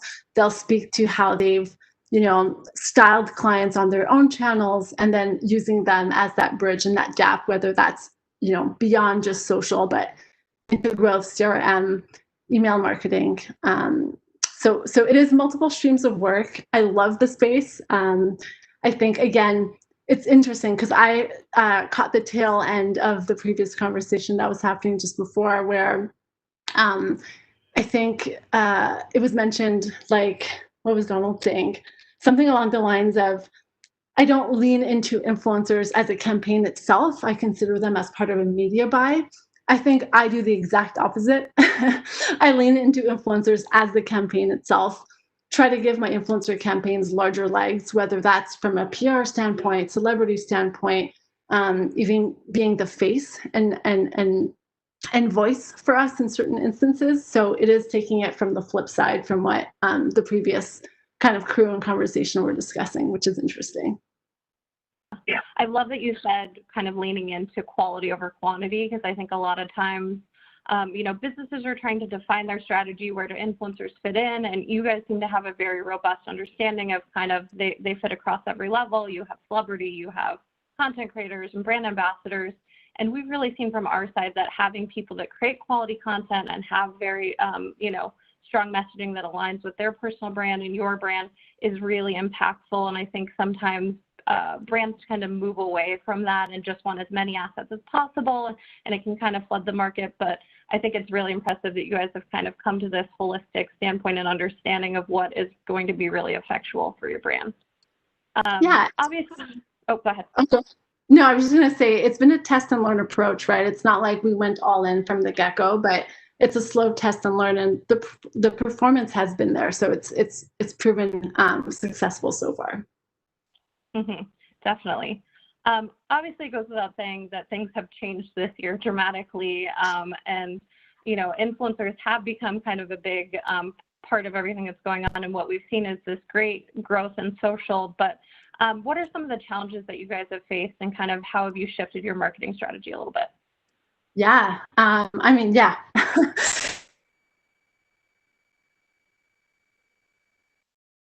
for all of us, the professional and professional level, specific to influencer marketing and larger marketing initiatives. I think the big shift that I've seen, not only at our brand, but throughout the industry overall, has been shifting away from the highly edited, highly glossy campaigns, and more so into native, social first look and feel of assets. So we're less, and consumers are looking for less of that perfection, but much more of that timeliness, especially with like much more time spent on social media since working from home, or since at the early start of quarantine. So it is much more of that less perfection, but much more timeliness. Consumers want to know how brands are responding to some of the social dialogue and injustice that's been happening, and it's we're waiting for it right away, and what's your stance, versus let me take 2 or 3 months to build it out, have a perfectly shot photo shoot by like a designer photographer, and then put it out so it's like glossy and perfect. It's not that anymore. We're trying to reach consumers, and most brands are trying to reach consumers where they are and at the time that they're there. It's weird because you used to be able to plan into marketing campaigns a lot more ahead of time than you are now. I feel like now you could plan something 3 or 4 months ahead of time, and that's not even a long time, right? That's not even a long lead time. But let's say you were to plan this season before for the following season, some of that messaging or some of that look and feel might not feel relevant anymore. If you're looking at talking about new platforms that are popping up, that are stemming and starting new trends, and whether that's like the music or the look and feel of what video is or what still is. If you shoot into something high and glossy, and 3 months later down the line, it might not even resonate with consumers anymore. So I think that's the biggest change that I'm seeing, is just that shift away from perfection and the opening up and peeling back the orange on, okay, let me, I want to see what's going on behind the scenes. What do you stand for? What are your values as a brand, and how insider to your content, as opposed to just a consumer? Definitely. I like that you were saying, we've had this kind of growth with new platforms and people wanting to, I think, lean into a lot of storytelling to feel kind of empathy of what's going on. And, they are looking towards new platforms. Do you guys find that you're kind of exploring new platforms? Are there specific platforms that you guys always kind of run on and see a lot of benefit from? Yeah. So I think some of our historical most performing platforms continuously top performers for us. It's not something we've moved away from, but of course, considering day in and day out, you cannot ignore new up and coming platforms that are changing the trends and changing them rapidly. So for us, for example, Instagram has always been a big community driver and a big place for that two-way conversation, but also sharing new launches, upcoming launches, product updates, service updates, anything like that.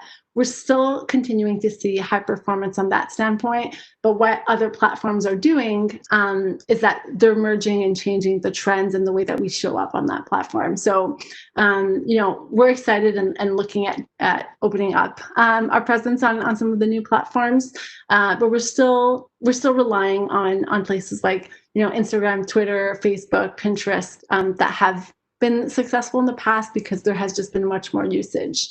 And then, interestingly enough, although the trend of quick turn video has highly shifted what we're doing across, the platforms I just mentioned, and that quick turn and rapid movement and, musicality to them and like dance moves as part of like showing what your outfit is.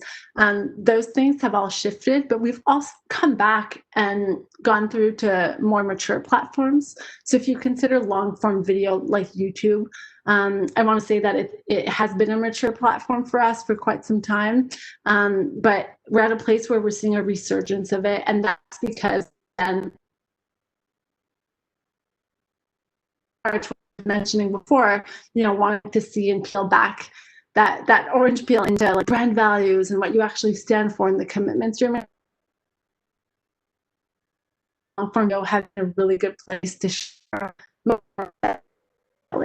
much more of a place to help, not only explain what we're doing, but some of the commitments that we're making and how we're going about it, which has been of good interest and strong interest to consumers. So from that standpoint, I think it's interesting. You're seeing the resurgence or the up and coming, quick turn video coming, but then the resurgence of the need for long form storytelling that gets into much more detail. And again, not just specific to YouTube, but that can be used across channels, your IGTVs like Facebook Watch and whatnot, which is interesting. And from the influencer standpoint, it's been interesting to see that, yes, we've been using our influencer partners and those 6 streams that we kind of walked through at the beginning. But since March, not only have we leaned into quick turn video content and now this longer form video content, but we're also leaning into our influencers much more as content creators. So no matter where they fall in that like 6 streams of work that we run, I think that content creation is more and more important. Not to say more so than their reach and the engagement impressions that they have on their feeds, but being able to lean into our partners in that way and for them to show up and showcase, on diverse body shapes and sizes and ethnicities and skin tones and backgrounds and ages and genders has been really great because we already have that community of partners in our portfolio, just because of like the different streams that we always run. And being able to rely on them and lean into them in new ways because of what has shifted since March has really been like a blessing in the sense that we're still able to hit on performance metrics, but also, connect with our community in a new way now that feels even more so authentic on the channels that they're expecting to see us on.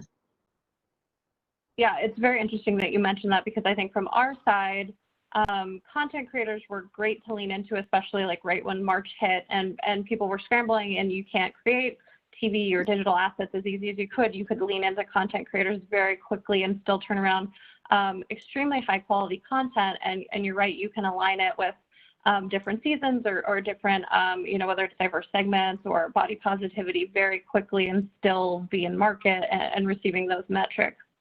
One other thing that you mentioned I thought was interesting was trends. So trends from both kind of the retail perspective, so fashion trends, as well as what we're seeing on different platforms. How important is kind of consumer research and leaning into trends for the brand? Yeah, that's a great question. I think that consumer trends and then platform trends are immensely important. Being able to formulate the different streams of work or the content that we're putting out based on data, based on insights that we're able to derive from that data, based on, this is trending on this platform from historical analysis of the last 2 weeks. We know that it's going to come here. So it's something that we should start looking into. Like all of those pieces of work have helped inform what we do. And then from just like an industry standpoint, not only channel or, social channel or influencer specific, but marketing overall, it's been interesting and exciting to see what our, other players in the market have been doing. That's been highly valuable. And it's been able to, we always keep a pulse on what other brands are doing just to see like how we position ourselves or how we differentiate ourselves. We do have a differentiated offering from the get-go, and so there isn't like a one-to-one competitor that we consider. But being able to understand the fashion industry overall and what's impacting the fashion industry or the trends that are changing there is always a good place for us to reference back and to create, whether it's net new messaging or net new campaigns around. What we've seen too is interesting because I think since March it's been, or even like, I want to say since March, I want to say since ever, but there's been an extra focus on what I mentioned earlier, like brand values. It's been interesting to watch, especially in the fashion industry, what I want to say competitors or other players in the industry have been doing. And normally, you would want to watch what other players are doing to like drive insights and then reformulate and repivot. In our case, I feel like there hasn't been enough that's been done values-based. The industry has been trying to shift from a fashion industry standpoint. And so it's almost like the opposite here, where we haven't necessarily gone out to listen to trends or insights, and we've almost have had to pave our own way when it comes to commitments that we've made, positioning that we've made, and how we're going forward. So it's been good to see that there hasn't, not good, but I mean, it's been interesting to see that there hasn't been anything similar to what we've been doing in the space when it comes to brand values and making commitments and continuously to make pledges against it, because we've been able to build our own path. So from that standpoint, it's been an interesting few months. From a data perspective, does having all of this, analysis and analytics available, does that allow you to try new things? Have you guys done anything experimental this year? Yes, we have done a lot of test and learn this year. I feel like, at the start of COVID, it was a place where, the campaigns that were set to launch don't feel relevant anymore. Thinking through the spring campaigns in the clothing, apparel, fashion retail industry are tied towards like events, weddings, graduation, all things at the very start of spring. So being able to be nimble, bring that experimental mindset, that test and learn mindset, has been really valuable to us. It's actually created some new serialized content series that we have, and episodic content series that we now have. But the 2 or 3 that have proven really successful, like we didn't just start there. We started with about 15, and being able to build into them, see how people and audiences and our consumers have reacted to them, pivoting almost on a real-time basis with two-way dialogue of like, oh, I love that you asked for my outfit, but I can't get great photos because I'm indoors. Like, oh, okay, show us your shoe fee instead. Like, what shoes are you wearing, or what is your above the keyboard look? Show us that. So we've been able to pivot, in real time, which has been, like, I want to say scary and exciting for brands. I know that we're not the only ones in this boat, but being able to kind of pause or cancel baked in campaigns that had been planned, months and months ahead of time. Data has been our saving grace in this instance. It's helped us understand what's working, what's resonating with a small pivot or A/B test. Why did that work? Why did that not work? And then continues to push through, which now we have like 2 or 3 solid pieces of work that we'll continue to use, or episodic and serialized templates that we'll continue to use and build the content in and against, that if it were not for this experimental test and learn timing based on data, we would have never gotten to. So I think it's pushed us to be better, not only better marketers, but also, better in two-way conversation with our audiences overall. I think that's really important. It's been really interesting to make sure that you're covering off on sentiment, and even you're right, a lot of event content was planned out, or people were, trying to figure out whether or not, how do you change messaging to be sensitive? Do you include masks in content? How do you be safe? So it's been very interesting to kind of think through all of the challenges that content creators have right now, and making sure that you're putting out a message that is relevant but still sensitive to the time. So very interesting to hear. Also, do you find that there's like one segment? I know that you mentioned you guys have a number of different segments of work streams that you function across. Do you feel like there's one in particular that tends to be a great driver of any of the metrics on the back end, or do you feel that it really is leaning into that wholly encompassed, celebrity down to nano, down to brand ambassador level that is really functioning for the brand. I think our influencer mix and being able to have the run gamut, there are different goals and objectives for each. And so if we're looking at like purely driving performance, that volume does help. Again, not in like one and done, but volume with like the number of ambassadors and the number of always on that have tried on, that has definitely helped. I do want to say though that because we've into 2000 plus stats that we have, we've also been able to leverage and get great content from them. And so that's been at a place where it's not only performance or metrics driving, but it's also like a spokesperson and the face of the brand because they are employees at the company. So leaning into that stream of work, the stylist ambassador work, if you will, that has proven great from a performance level, but also a brand kind of spokesperson piece as well. And then kind of shifting gears, I was reading about when we kind of talked about your Elevate partnership that you guys recently announced with Harlem's Fashion Row. So I'd love if you could give a little bit of background and kind of discuss how that came to be. Yes, yes, we're really, really proud of this initiative. So back in June, we made commitments to work towards a more diverse base within our own assortment and accept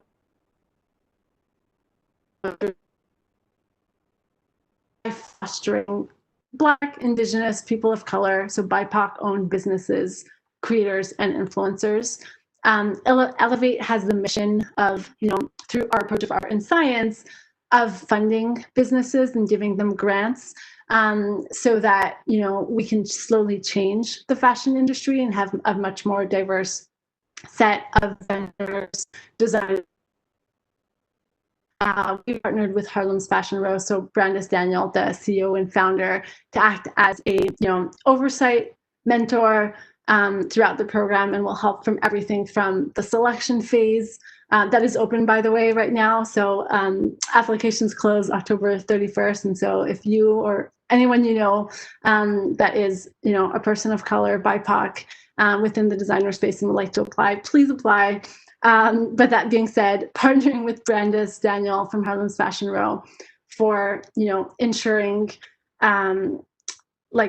representation, ensuring equality, ensuring that we're bringing a net new program through to life for these designers that feels just and representative of them. So we're really excited about that. It's net new program for us here at Stitch Fix. But feel that, in light of the commitments that we've made starting in June, and then also new commitments we made in August, this is just one of the very first pieces of the puzzle and steps that we're taking. And we're really proud of that because it will change our vendor base and the brands that we carry at Stitch Fix overall. Yeah, I think that's, it's obviously really great right now. There's kind of a lack of good news. So always great when brands are, doing things to help. And especially, I think there are so many great content creators that are persons of color, as well as people that are trying to get into the industry. So it's great to see the brand kind of help out those people. I know that we're getting kind of close to question time. So wanted to ask you one last question that we've been asking kind of throughout the day.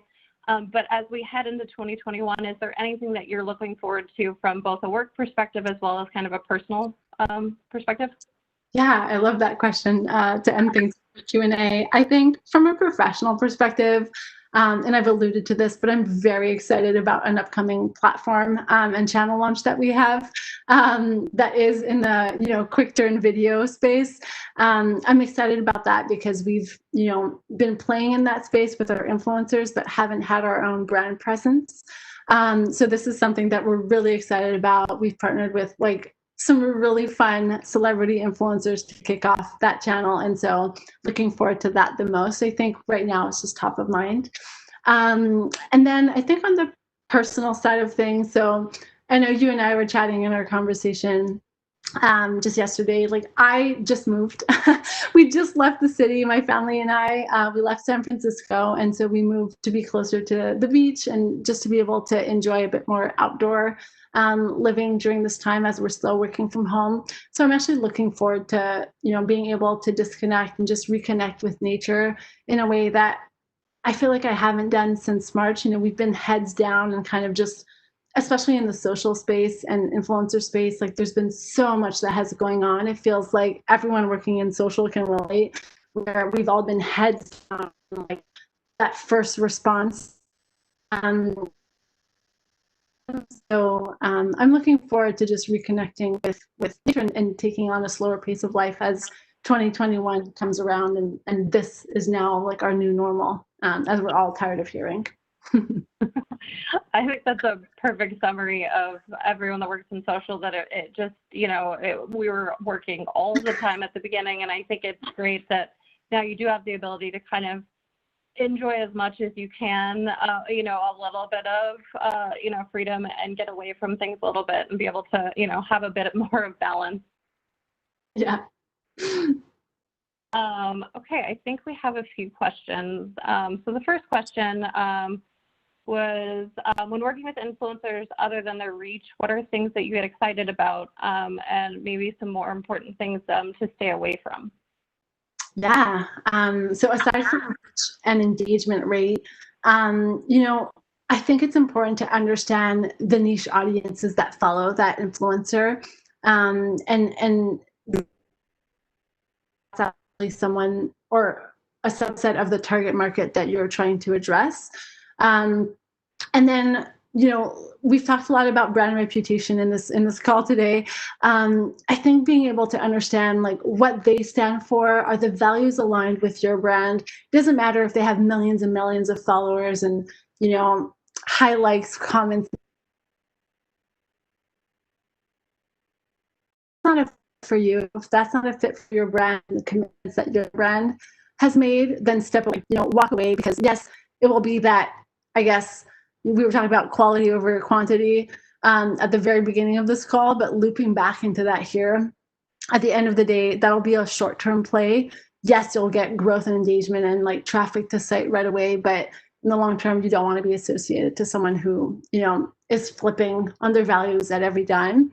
So I would say stay away from that. And then it's also exciting to get away from the typical influencer sphere that you've consistently worked with. Again, based on, as with Elevate, as we're trying to move away and bring, a lot more diverse voices into our platforms and into like our channels, I would say, make a conscious effort to move away from like the handful of influencers that are always your go-tos and test into new. Yes, they might, let's say in certain instances, be smaller, but that niche following, or whether they're like macro or nano influencers that you're testing into first, they might have a really, really engaged audience and just really excited that your brand is partnering with someone new. So I would go ahead and test that out. Just in the current climate and the current context, like it's good to be able to diversify beyond like what's always been tried and true.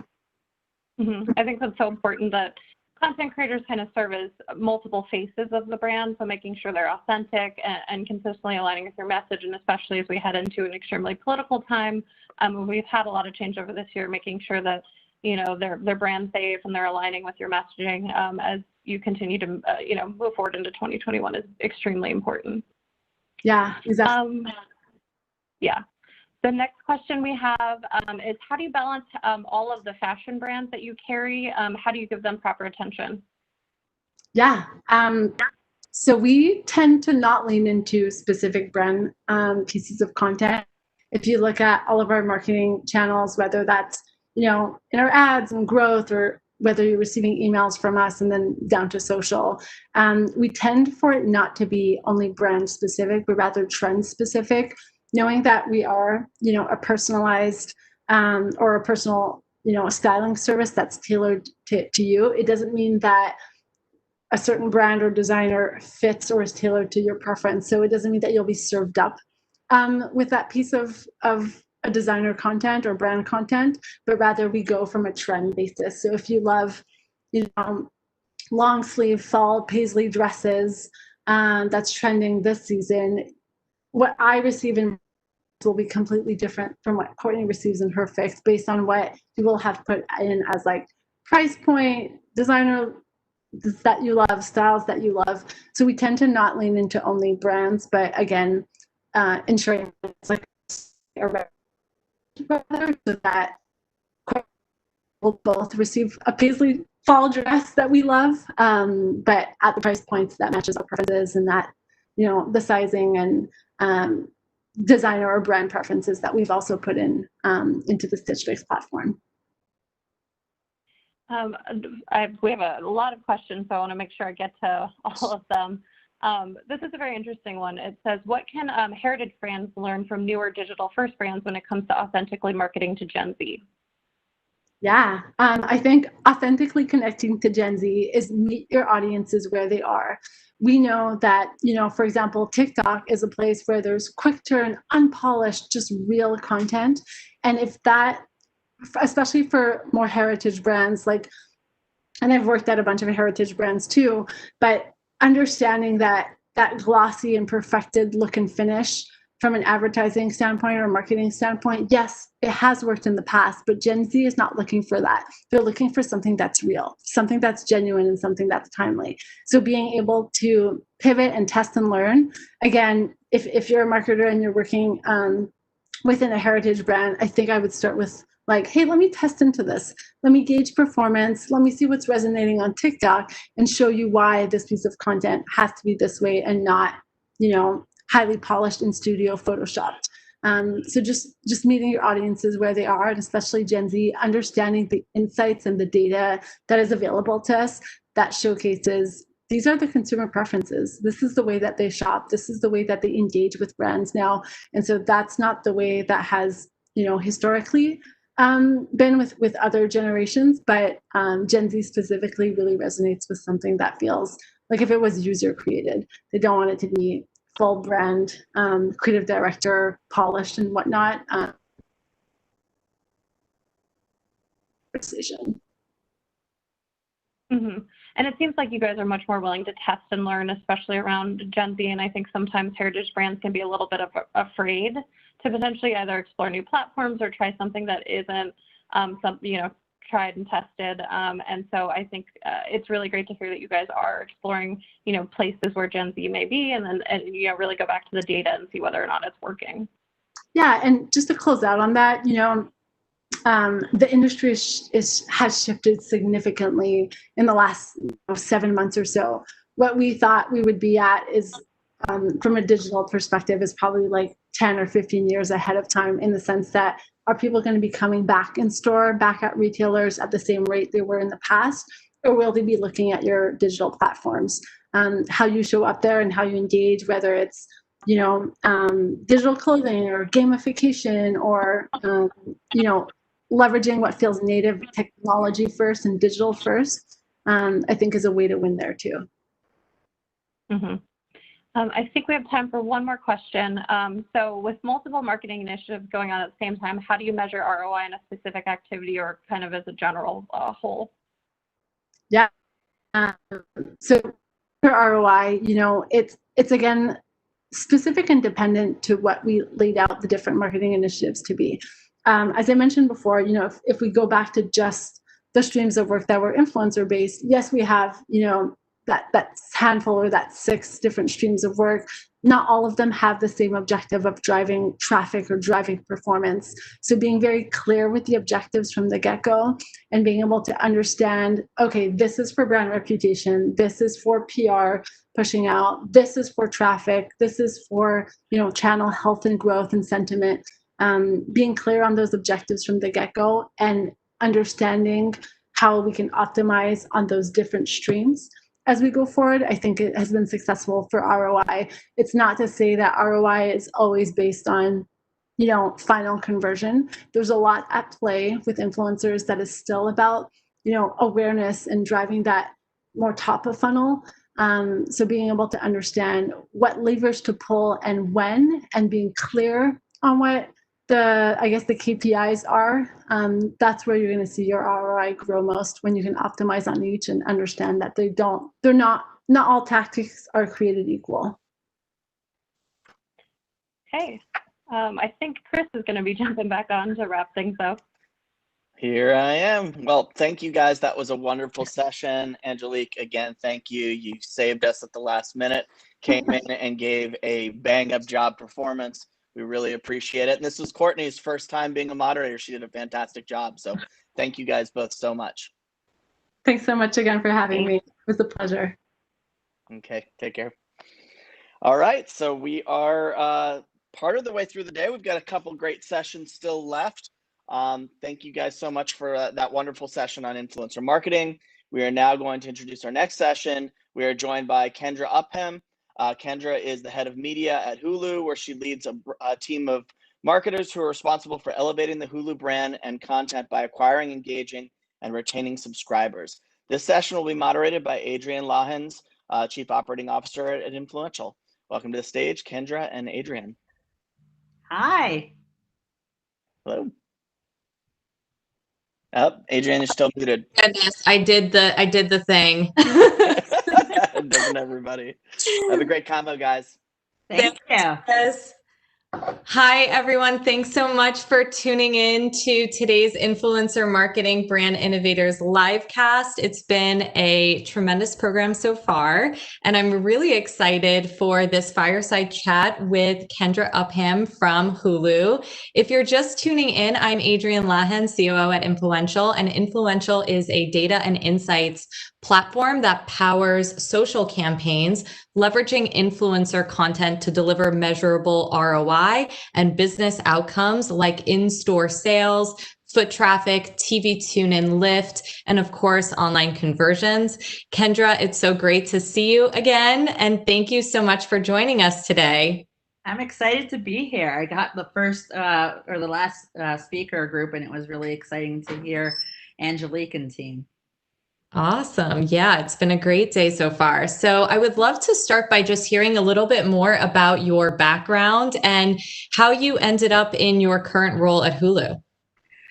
Oh, that's a great question. I've been at Hulu for 4 years, leading the paid media team, and everything that we focus on is all about building our brand, launching our great originals like The Handmaid's Tale, as well as growing our business. As you can imagine, it's been an interesting 4-year ride with the company. And the way that I came about to being at Hulu was I started on the agency side for majority of my career, working across a variety of different verticals and clients, whether it was Chevrolet to Kaiser Permanente or Nestle, where I got to speak to about ice cream all day. And then now I get to talk about television. So what a great opportunity for me. That's awesome. And who doesn't love ice cream? That's great. So of course, COVID has been the thing that has dominated everyone's entire year. How has COVID impacted Hulu as a company, and how have your teams really adjusted to, what is this new normal? Yeah, I mean, for everybody in the industry and across industries, COVID has really been a roller coaster for us, and it's had that interesting ride. On one side of the spectrum, when you think about Hulu and our business and what we have to offer to viewers, our subscriber base continues to grow. Consumers are engaging with us at a growing pace. At the same time, it's not all unicorns and rainbows, in the sense of production has been impacted in the industry, and that has had an impact on us as well. In addition to being part of Disney and everything that our larger organization and company is going through. When we think about some of the adjustments that we've had to make, my best example is at the very beginning, probably in mid-March, when we all started to see signs growing around COVID, we were about to launch a sports campaign in about 2 weeks. We were slated to go into the marketplace beginning of April, talking about all the great sports content that we have on Hulu. But as the seasons were disrupted, we quickly needed to pivot. I give a special shout out for all the creatives and brand teams out there that have been through a similar experience. for us, what we ended up doing was reprioritizing at that moment our focus, and we really leaned into our award-winning content and really leaning into the launches that we had in the marketplace, such as Little Fires Everywhere or FX original, Mrs. America, Normal People. So that really helped give our brand teams time to reevaluate the messaging that we were putting into the marketplace and also having time. In addition to that, we really thought about our media mix and had to make some adjustments based off of where consumer behavior was happening as well. I think despite all that change, though, the fundamentals are equally as important as ever, right? We still need to continue to use data and insights to inform our strategies. Where possible, we've continued to lean into smart automation. And what we really had to become comfortable with doing, because also during this time, you might not have all the data and insights that you want because it's a global pandemic that we're all just experiencing for the first time, was we really had to be comfortable with letting the algorithm do its thing. So for us, we just try to keep that mentality of, being ready for tomorrow by being nimble for today. That really has been a philosophy of ours over the years, and that is what has helped us get through this roller coaster. Yeah, absolutely. And, I think everyone is very thankful to have Hulu, to be going through, this pandemic and spending so much time at home and having access to all of the incredible content that exists on your platform. I think if, we didn't have all of that content today, this would be far more challenging to go through, certainly. So, we're all working from home and, frankly, we're fortunate enough to be able to work from home, right? What's been, one of the key components of a successful work from home, component, and how have you been dealing with that with your teams, both internally as well as with external partners? Just really curious what's been challenging and where you've kind of found success in that. Yeah, for us and for myself personally, it's really making sure that your team knows that they're supported. They're not alone in going through this and all the challenges that come with work from home. And in some cases, team members that are also now teaching their children and trying to find that balance between taking care of their family and making sure that they're safe and healthy, as well as trying to fulfill their daily roles in their place of employment. So we want to make sure that they, know that they're supported. We try to make accommodations wherever we can. And I think now more than ever, it's really important as leaders to continue to communicate with clarity and transparency. Give the updates that you can give. We constantly have lots of questions about, when are we returning to the office? What will that look like? We share information as quickly as we can as we get it from our leadership as well. I think the other thing when you think about working from home and what's been a success for us anyway, and I love talking to my peers to hear how they are also doing it. One of the things that we did before work from home, we always kind of had like this free meeting block, usually like on a Wednesday morning across the organization, just because we often are in a lot of back-to-back meetings prior. And it gives us just a time to breathe, think, and play catch up in full transparency. Since we've been in the work from home environment, we've also asked our teams to kind of do the same thing on a Friday afternoon. Hopefully this is going to reduce some of the Zoom fatigue that we're all experiencing, allows people to have some mental breaks. One of the things I just recently started doing myself, and this was a great tip that I got from a friend of mine, Nina, was to do walk-and talks. And I was like, well, what do you mean? What's a walk-and talk? And she literally was like, if you don't need to take notes and if you don't need to look at a presentation, but you're building a relationship or just having a conversation with someone, even if it's my team one-on-ones, do it outside. Put the earpods in and put the sneakers on and go for that walk. And that was great advice for me because I often found that I wasn't leaving my house. I literally have team members and or my husband saying, when was the last time you stepped outside of the house? Because it just kind of blurs. And then for me, I think the big challenge that I have with working from home is, for me personally, I miss my team. We're very close, and not being side by side to have some of the personal conversations, or, in addition to the professional ones, it's really hard. And even when you're trying to onboard new members, we have some new members that they're just entering the industry for the first time. And normally you get to sit side by side. They get to learn from your examples, and that's a little harder over the Zoom calls. Yeah, absolutely. And I laughed a little bit when you were talking about the, not stepping outside, because I can't even tell you, especially in the beginning, how many weeks went by where I was just like, have I seen the light of day today? Did I open my window even? I don't even know, what day of the week it is, or if it's sunny or raining. Yeah, it's so important to, continue to, get a little bit of outdoor exposure despite everything that's going on. So that's such a great tip. And I will definitely try the walk and talk myself for sure. Yeah, I mean, needless to say, COVID has really made everyone's work extremely challenging. What are some other things like that you can share on that end? Yeah, I mean, I think everyone is affected by it differently. I think just being open and available. I think even last night about 10 o'clock, I received a text from a team member who was like, I know it's 10 o'clock at night and you always say you are open and available. Can we just chat? Today was a doozy. And I was like, absolutely. Give me 2 seconds. And we connected. And so, I mean, everybody wants to be different with their teams. That's just what works for me, having an open door policy. But then also like really working with the fact that, there isn't one size fits all solution. So for us, we're trying to do more of that divide and conquer of Zoom calls. In the past, many of us were in the actual meeting, in the actual conference room. It's hard when you have back-to-back meetings. So we're doing more of like the divide and conquer and sharing out of meeting notes more often.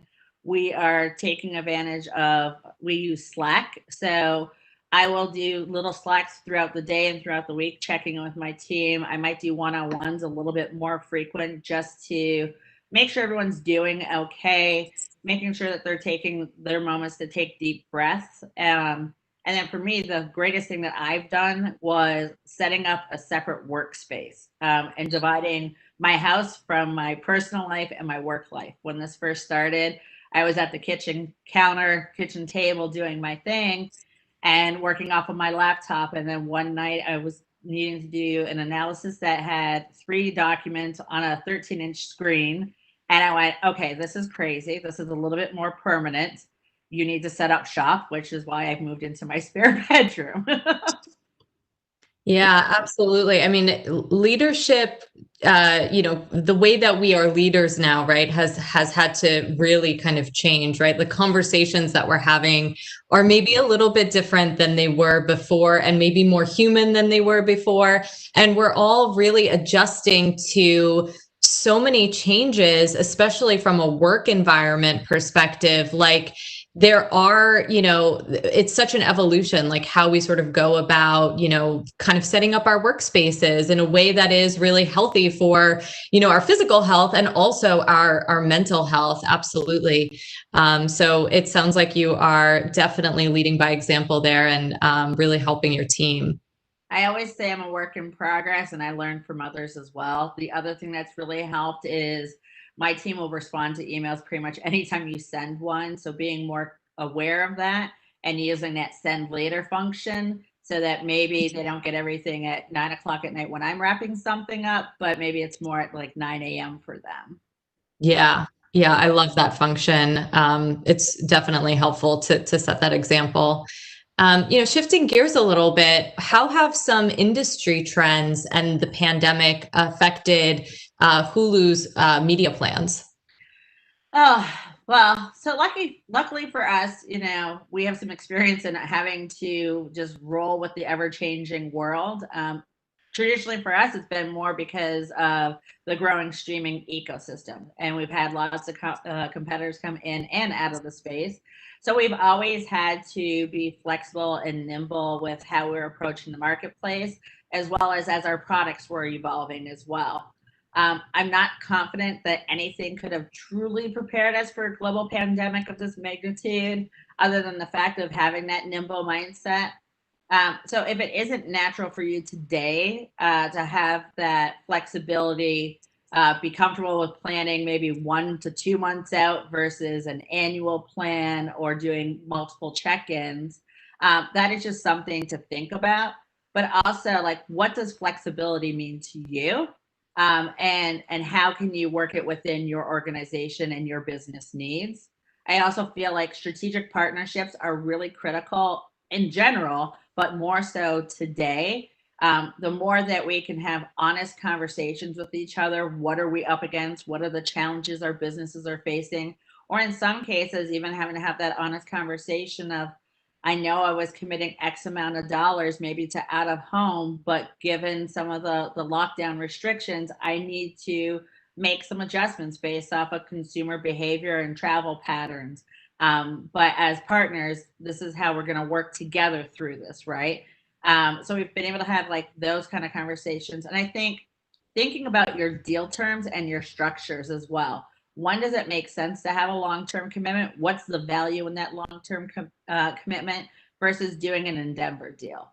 So it's, you know, again, the fundamentals are important, and just having honest conversations internally and externally, I think, is what's going to get us through this.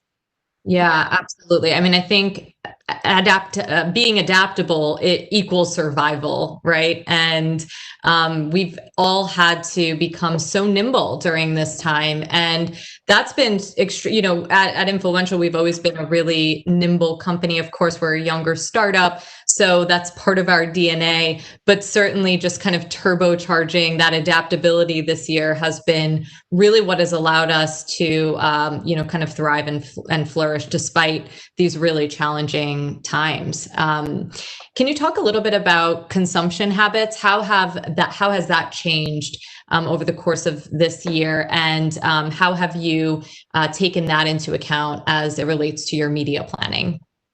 Yeah, I mean, consumption habits have always been a critical part of how we go to market and the things that we're thinking about.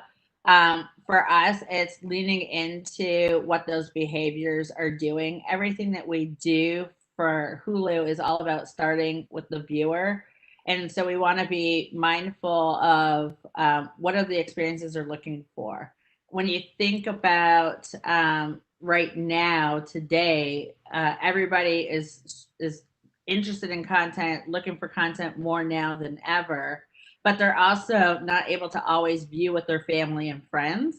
What I love about some of the innovations that we've driven at Hulu this year is leaning into that insight and creating a product where we now have watch party features within Hulu so that you can watch and co-view your favorite start of the new season of The Bachelorette or a football game, or for us right now in LA, you know, watching the Dodgers win the World Series.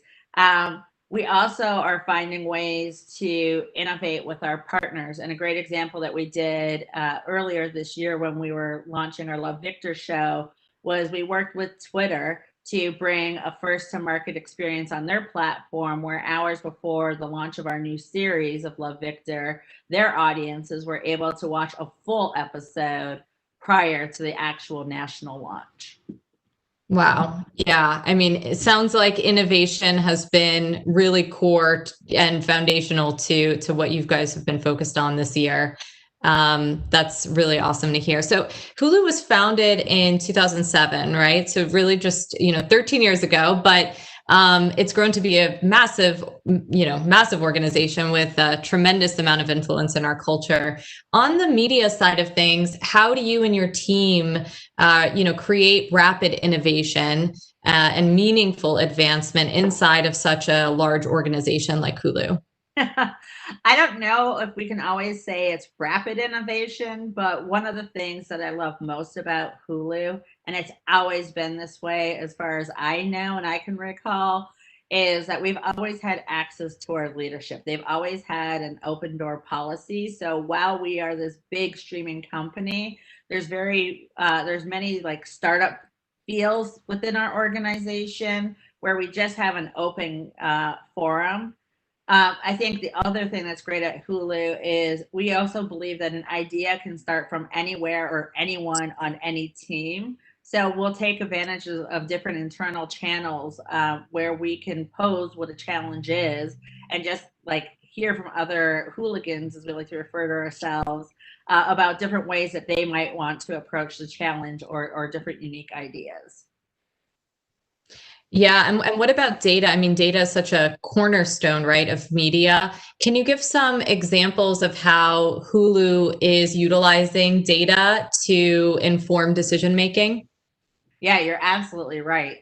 Data is critical. It's in every element of my day. I can't think of doing any conversation, project, innovation without it all coming back to an insight. We use data in a variety of different ways to understand and think about how we're going to go to market. It's been everything from understanding our audiences and who might be our high value audiences, and then trying to find ways to personalize like the messaging to their specific needs against our value propositions that are going to really resonate with them. I mean, that's one way. We have leveraged an MMM to help us inform and understand what is our ideal media mix for maximum return on ad spend. We use data to look at our budgets and how we'll allocate our budgets by show against the variety of KPIs that we have. And then, of course, last but not least, we're constantly looking at data to optimize our campaigns to ensure we're being as efficient, as effective as possible. Great. What are some, success stories this year, if you can kind of elaborate on that, especially as it relates to data? I think for us is really putting more parameters in place and using data to inform how we set our budgets. I think that's probably one of the most exciting areas for us. And then leaning into the algorithms, right? For us, we really focus on incrementality and growing incremental subscribers. And, how can we do that more so? And it's all about being comfortable with letting the algorithms do their things. Great. Yeah. I mean, being that the overarching theme today is, influencer marketing, social media, can you tell us a little bit about how your organization utilizes social media and influencers as part of the marketing mix?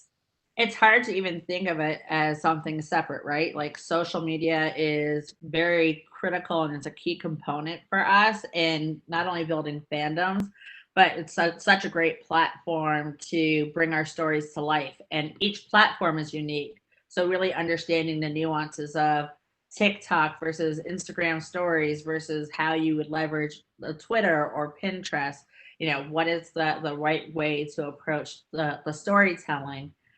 We've also been using influencers for many years. For me, when I speak about influencers, it's everything from going back to the very beginning. Like I say, the OG influencer was that on-air radio personality, right? As a form of influence, and that's something that we lean into. We also lean into, our talent that we have access to.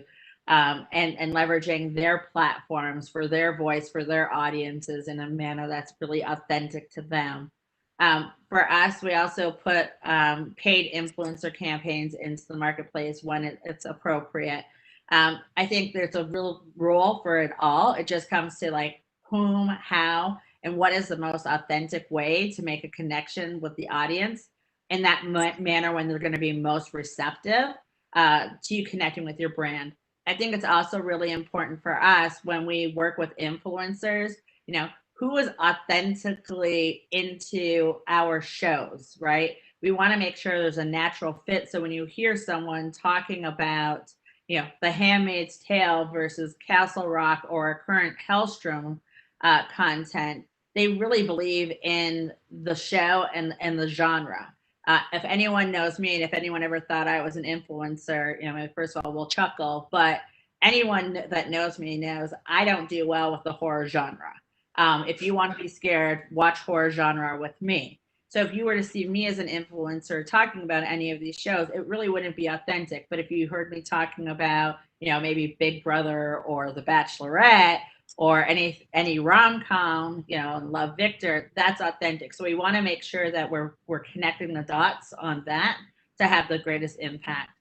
And then from a partner perspective, I mean, I've loved working with Chris and your team. I think it's an exciting time that, and when it comes to measurement, and I love that Influential has been really great at bringing forward measurement solutions that have not always existed in this space. So that helps myself as a marketer become more comfortable leaning into paid influencers. I love that you guys are able to help us understand, tune in data. I love that you guys can match things back using IRI data. So for us, the evolution of really understanding, lift in subscriptions will be really exciting for us as well. Yeah, it's a really great point because a lot of folks really just think about influencer marketing, at this point now as, really top of funnel type strategies, right? Where we're driving reach and engagement or maybe brand awareness. But we at Influential have been super focused on those lower funnel tactics, and influencers are really moving the needle on that end as well, and being able to kind of tie in a lot of those data partnerships to be able to track and measure the actual effectiveness and directly attributable to those ads is really helpful in moving the needle for brands for sure.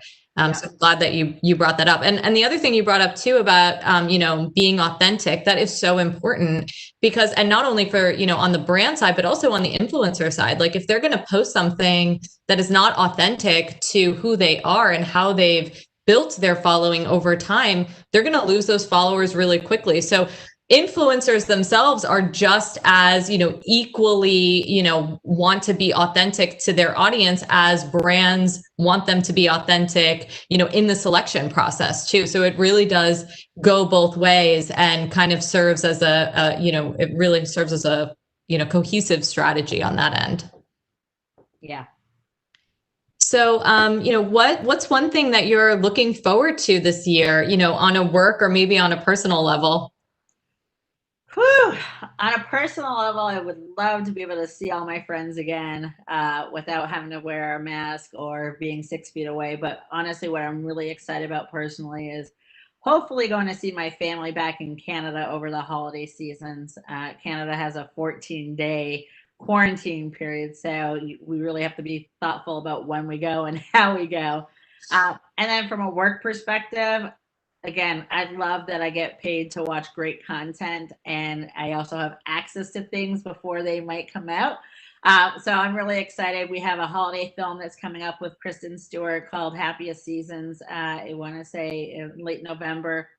And then also getting some sneak peeks maybe to Handmaid's Tale season 4 and our 9 Perfect Strangers show. That's what's really keeping me going. Oh my goodness, living the dream. That's awesome. Absolutely.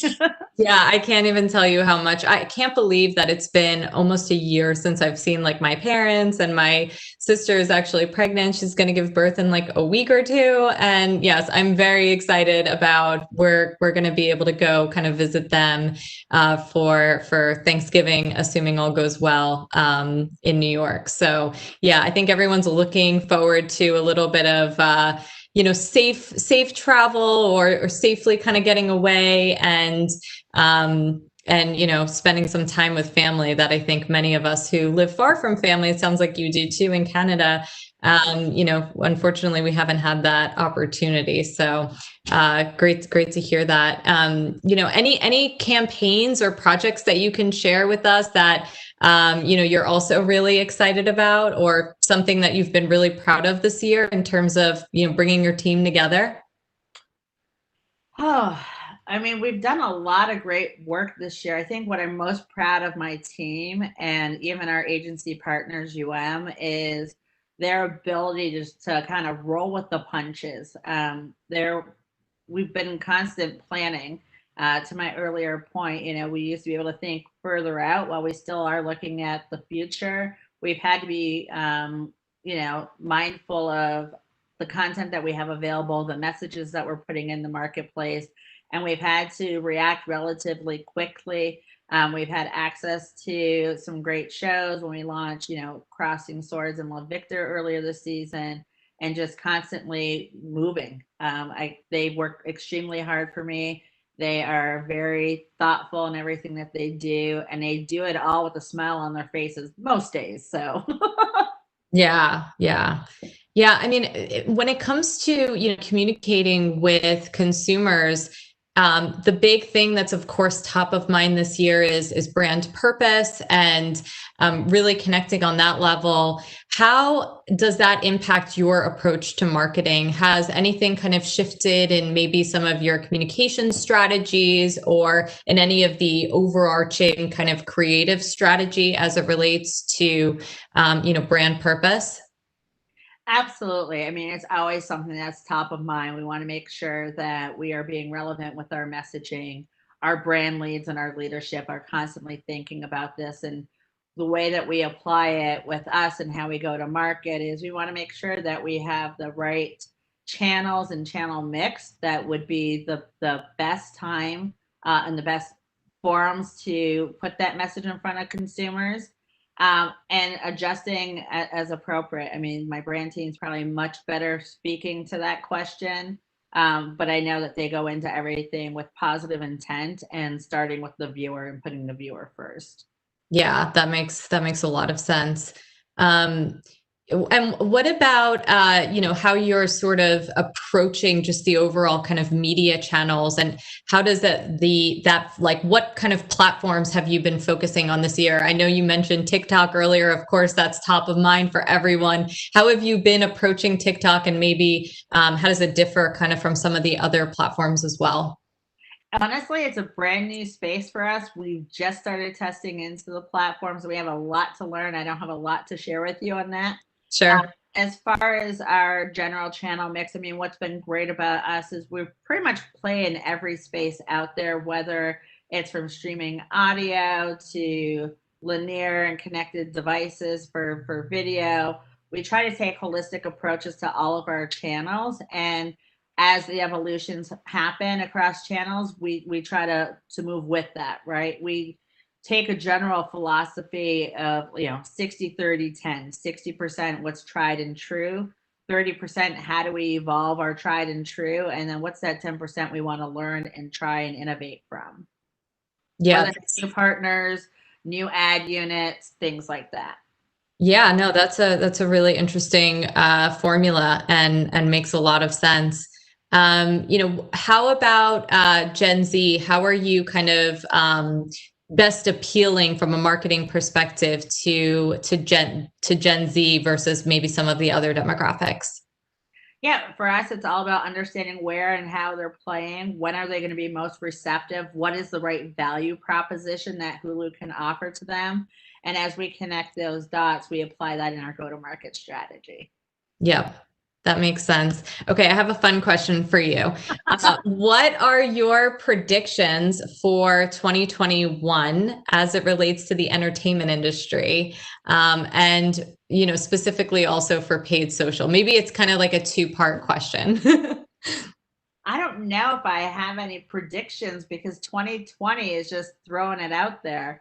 I think consumers are going to continue to have a love and passion for content. I think as we see how we return to the next phase of the world that we're living into, we'll see likely again consumption behaviors changing. I think we need to be mindful of what our engagement hours are going to be on our platform. But I think as we continue to bring content forward that everyone is eager to watch, hopefully that will normalize everything. Yeah, it's really interesting because this year has had, of course, so much, negativity. There's obviously a lot of negative that comes with, a global pandemic, social unrest, all of that.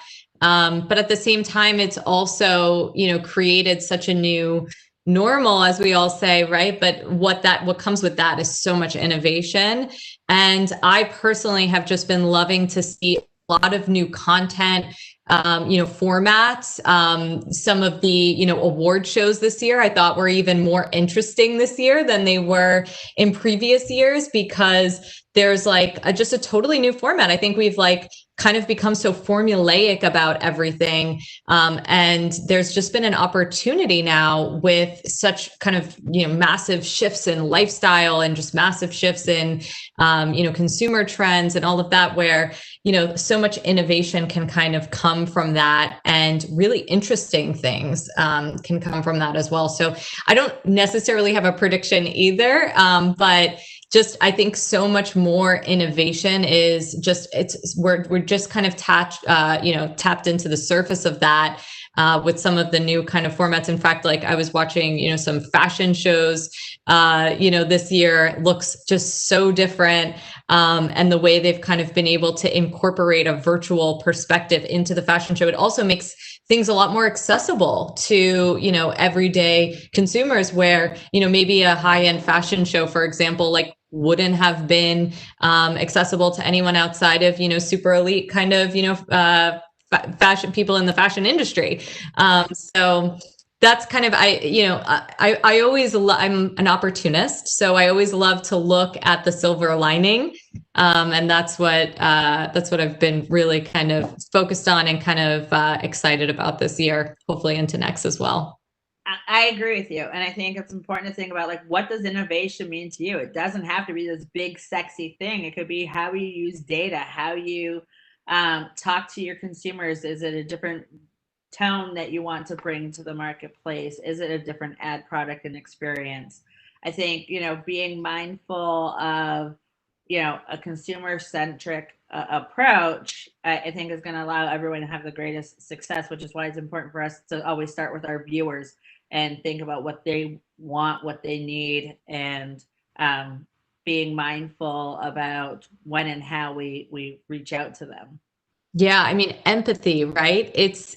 Empathy has always been important, but maybe it's been we've all been, there's an opportunity to have much more empathy now.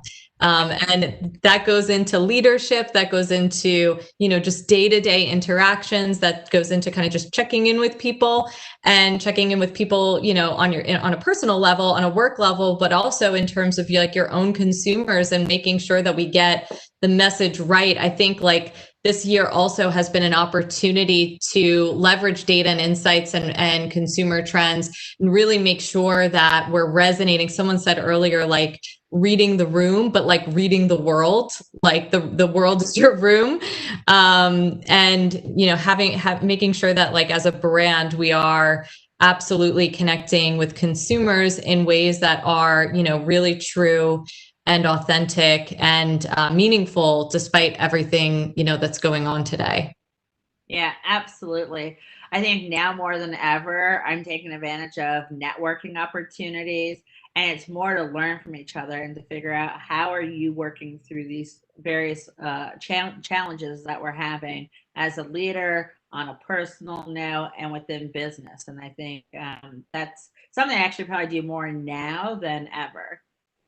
Yeah, I think it's such a good point, because like from an accessibility perspective, it is kind of challenging, when you're so inundated with your day-to-day and running around meeting to meeting, physically moving and having to drive here or there, take public transportation, whatever that might be.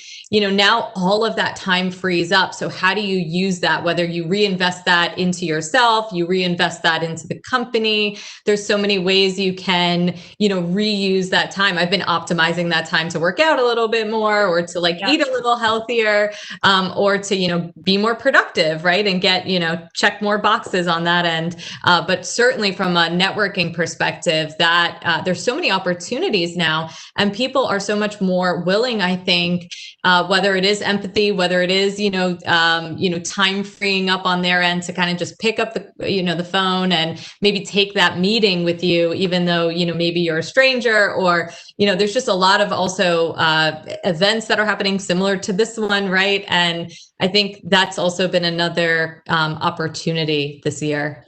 Yeah, definitely. And I'm a big believer in giving yourself a chance to feel like this is unprecedented times. We're going to have a roller coaster of emotions, and that's okay. We're not always going to have the answers, and just become comfortable with the uncomfortable a little bit as well. Yeah, such a good point. There's no such thing as like a worst case scenario or a best case scenario anymore, right? It's like, there's so much unknown. So we just have to be able to kind of, be comfortable in that sort of unknown. And by the way, there was always unknown. It's just like you kind of get used to the fact that, tomorrow's going to look like this because it looked like that yesterday.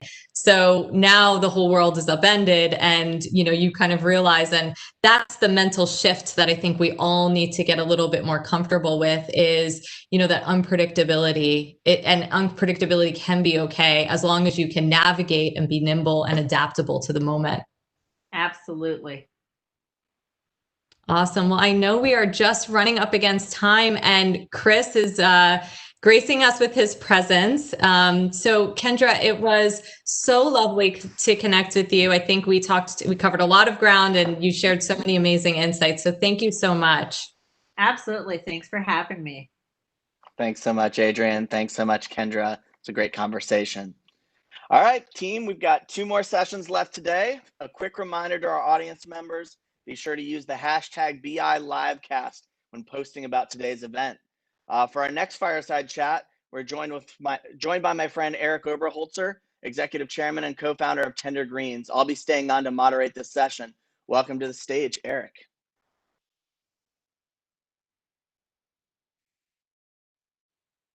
There he is. I see you, don't hear you yet. Get the mute button on still. You see it down below? There's like a little microphone.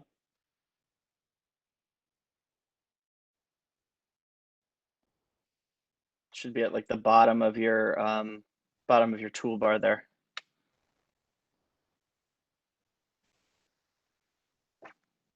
BI team, any way to unmute him?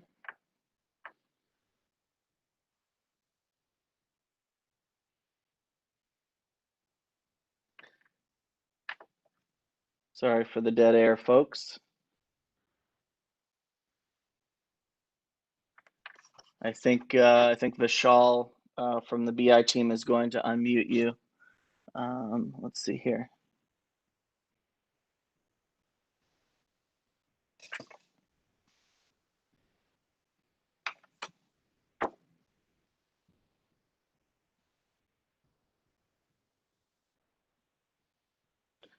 He's telling me to tell you to call in, so we can keep you on the video, but then have you call in. So can you try to do that?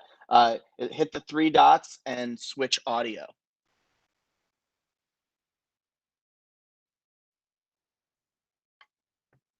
Eric, did you hear me there? I'm not sure if you can hear me, but there's a 3 dots at the bottom that says more options, and then you can connect to your own phone audio.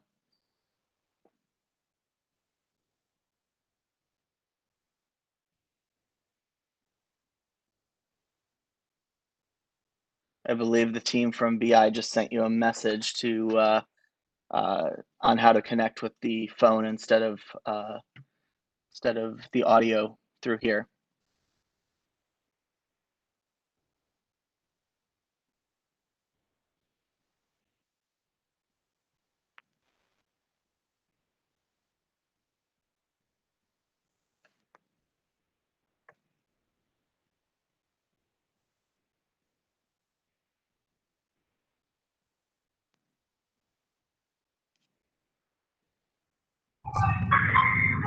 Are you there? Oh, I hear you. All right. You can hear me? I can hear you now. Can you hear me? Yeah. Okay. Is that a chicken? Yeah, I've got some chickens. That's amazing. Where are you? I'm in Philadelphia. We have this little green space, and I've got 6 chickens. Sorry about the delay. I don't know what was happening there. Not a problem at all. Just glad to have you on. Oh my goodness. You must have like the only green space in Philadelphia, the only place where you can have live chickens. I know. Well, technically, I'm not allowed to have them, but nobody's paying attention right now. All right, studio audience, no words about this. How you been, man? I've been good. Also considered. Yeah, hunkered down in Philadelphia? For now, we move into a new farm in Princeton, New Jersey tomorrow, actually. Very cool. So you're embracing the East Coast life. I am. You know, the weather is Generally good. It took a year or two to acclimate after LA, but now I'm embracing the seasons, and it's mostly good except for the winter. Gotcha. Will we see you back on the West Coast as maybe like bi-coastal, or are you on the East Coast now? I think so. As things open up again, and flying is a little easier. Right now, it's too restrictive. But I have a lot of stuff to do in LA, so I'll be back and forth. Very cool. Well, thank you so much for being on here. Since we had the little delay, let's just jump right into it. Okay. So you have an impressive background, having an amazing chain of fine casual restaurants in Tender Greens, originally as the head chef and CEO. You've stepped aside from the day-to-day at the end of 2018 and now advise founders in the food industry on how to scale consciously, while also advising for an organization called Cohere. Can you please tell our audience of brand marketers about your business journey? Yeah, well, I started out as a chef, and then opened. Hold on. I love this. By the way, this is our first chicken. They hog the screen sometimes. And I opened. I co-founded Tender Greens in 2006 with David Dressler and Matt Lyman, with a mission to really bridge the gap between high end and low end. And we believe that we could leverage the systems of fast food and scale it, but do it with all the preciousness of the high end and the supply chain, and in a sense fill the middle between those two poles. And that's what we did, and we were able to grow it to a national brand. And then I stepped aside after about 13 years. Our company was called TYP Restaurant Group, which stands for 10-year plan. So now, I love it. Yeah. So now I help a lot of founders in various stages of startup or expansion to do the same, but do it with consciousness. So whether it's really focusing on how they treat their people, the planet, and obviously their supply chain. Very cool. So I remember the other day you had told me fine casual is what you classify Tender Greens as. Is that a terminology that you made up yourself, or has that been in the industry? When we opened Tender Greens, there wasn't a category. We got lumped into fast casual. Never really loved it, but the press likes to put you into a box. So does the investment community. So there we were. And then once we met Danny Meyer, he started using the term fine casual, and that felt better. So a hybrid of fine dining and let's say casual or daily dining. So fine casual, fine refers to the much better supply chain, our fine dining pedigree, and our perspective on hospitality. Very cool. And so for those in the audience who might not know who Danny Meyer is, he's a real big deal in the industry. He's the guy behind Shake Shack, so many other success stories. How did you come into contact with him, and how did he help impact your business? Yeah, so when we were coming up on the 9th year, we knew it was time to make good on our TYP.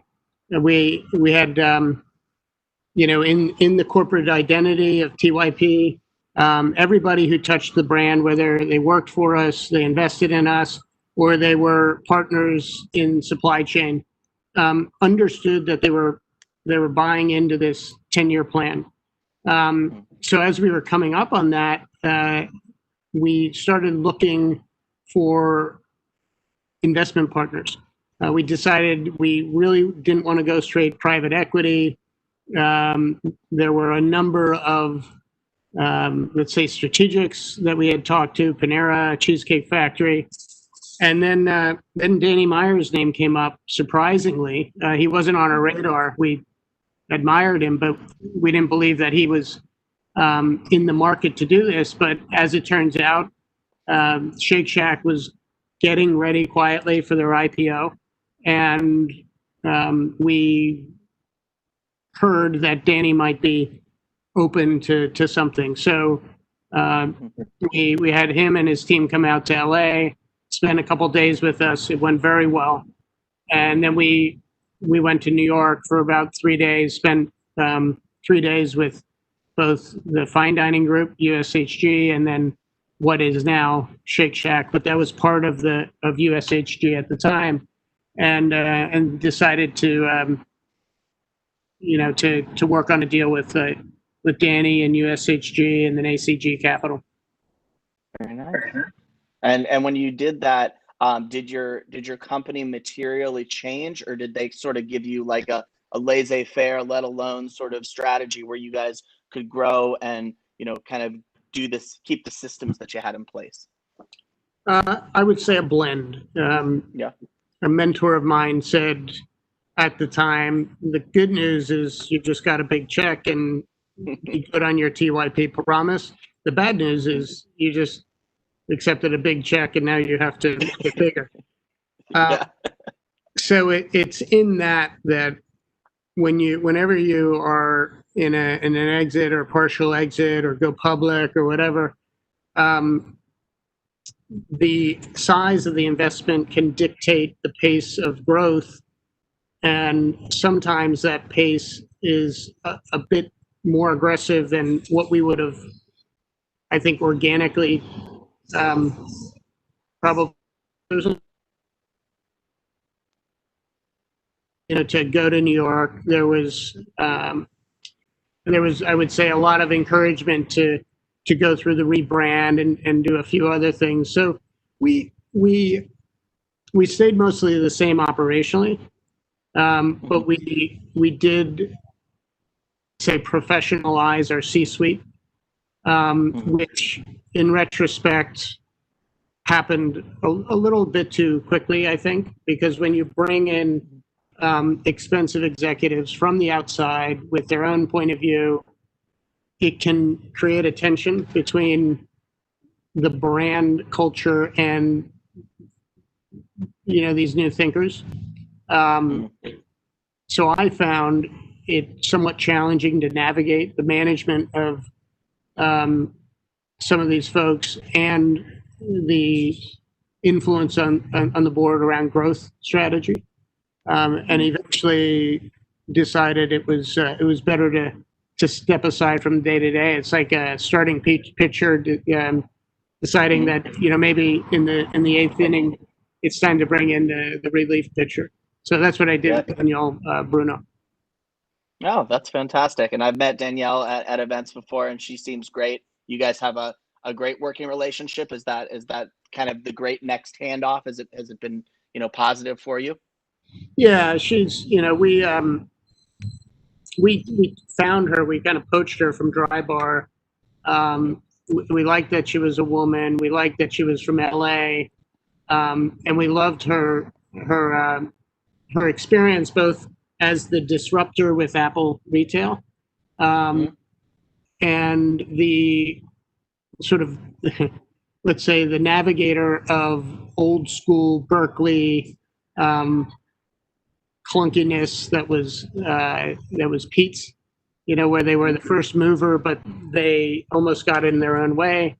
And then Dry Bar, which was a very clean, modern brand that she helped scale. So she had a lot of interesting experience, none of it in food and beverage, but we also like that she could come at the brand from a consumer perspective versus a chef perspective, which we were certainly heavy on. Yeah, a new set of eyes on things. That makes a lot of sense. So let's shift to a topic that I think everybody's talking about. I mean, it's just a product of the world today. What were some of the challenges that you faced when the pandemic hit in March, and what have you and your team done to overcome them? Yeah. Well, as you know, the restaurant industry, hospitality in general, just evaporated overnight. So I think at first we were all stunned. Then maybe a bit denial. Most folks thought, okay, this is going to be 2 or 3 weeks, maybe.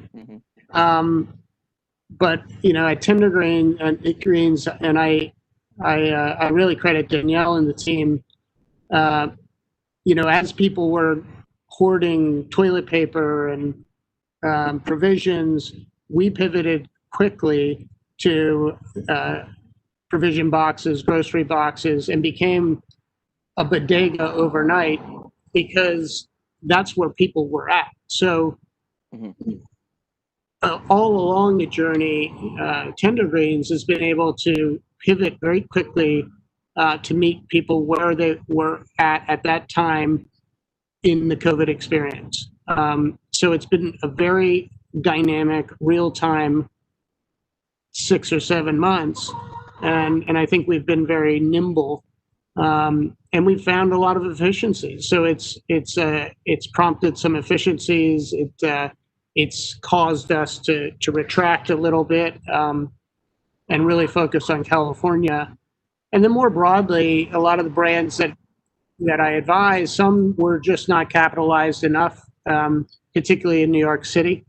New York continues to be hit very hard. And with things getting colder and just the nature of New York, it's going to be a long, hard winter, I think.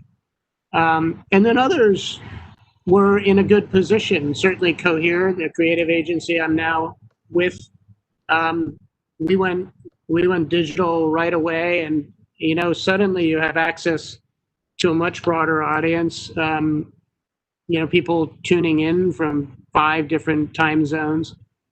So we were able to pivot with both the clients that we advise, but also internally in terms of generating content and staying relevant at a time when people were shifting their behavior. Yeah, that dovetails perfectly into my next question. With everyone stuck at home for the last 6+ months, so many people have turned to the food delivery services, your DoorDash, Postmates, Grubhub, Uber Eats, and the like. How has your business embraced this change and adapted to this new normal? So with Tender Greens, very quickly, we were optimized for pickup and delivery. We had deep relationships from day one with Postmates, and that evolved into DoorDash and Uber Eats. And what we lost in, let's say, the lunch business or dine-in, we picked up a fair amount in delivery. Nobody's outside of maybe, the McDonald's with drive-throughs is doing what the numbers that they were doing pre-COVID, but we're inching back. We're very close to being back to normal, and the third-party delivery has been really important, and it's given us a chance to refine and improve, the digital experience for Tender Greens, and then more broadly. Every restaurant brand either took the PPP and shut down and, sort of buried their heads. Duck and covered, yeah. Yeah. Or they, they met people where they're at. There's a small brand here, a vegan brand, sort of like Veggie Grill in LA, called Hip City Veg. And Nicole, after she went through the emotional roller coaster, was able to, take a leading voice in advocacy for restaurants, but then also really show up big for healthcare workers. And then as people started to come out of the shadows, she was ready to meet people where they were at with delivery. So keeping your team active no matter what is important, because if you furlough everybody, it's hard to get them back. Yeah.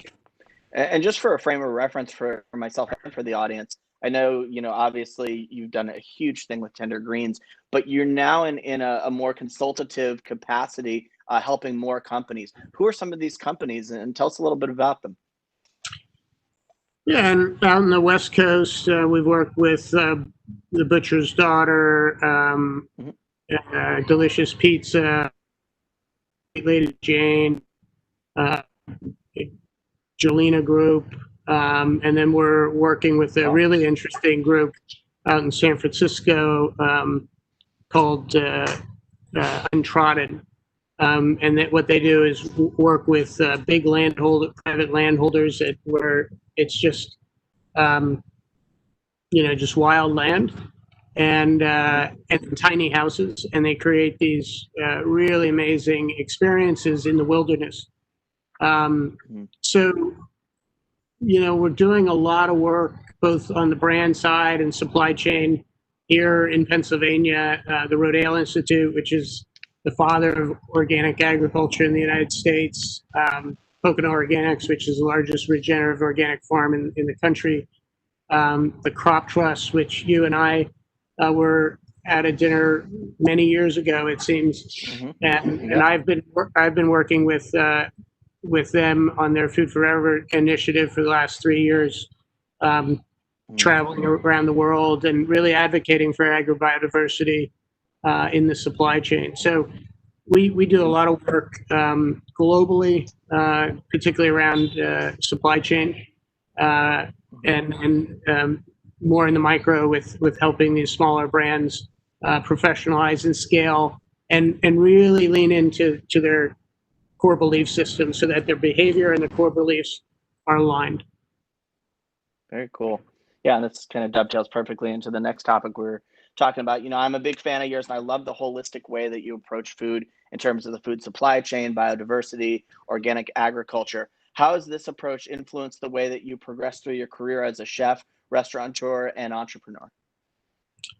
I think, I was ever since landing in Berkeley, California about 30 years ago, I often describe that first experience at the market like the Wizard of Oz, where it goes from black and white to color. And the color spectrum was, that of late June, heirloom tomatoes, eggplants, just everything. It blew my mind, the quality of produce in California. And that got me into, local food systems and the magical relationship with farmers and the collaborative energy of seed selection and all of that.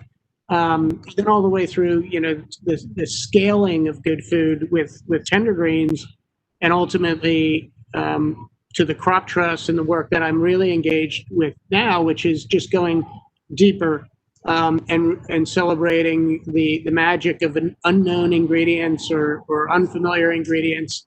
Might be at the edge of the food system and introducing them through whatever channels seem right, but also a continuation of going deep into single ingredients, whether it's all the different heirloom varieties of pumpkins right now or apples in the autumn, and working with seed banks to bring some of these back. So both as a chef and as a food activist, I suppose, I'm really centered on the diversity of ingredients, and then the manner in which that they're farmed, which I advocate for regenerative farming systems. Yeah, it seems to me that so many, especially mass-sized restaurants, they do things so systematically, and they probably ignore this whole portion of it. Is there a lot of room for that to improve? And would you want to work with a big company like that to help them improve in that regard? Yeah, absolutely. And I do work. There's stuff that I'm part of the Google Food Labs group that gets together, and there are small brands, startups, but also big ones like Mars and Unilever and what have you. The bigger you are, the longer it takes to move your supply chain. It's, size matters on both sides of that.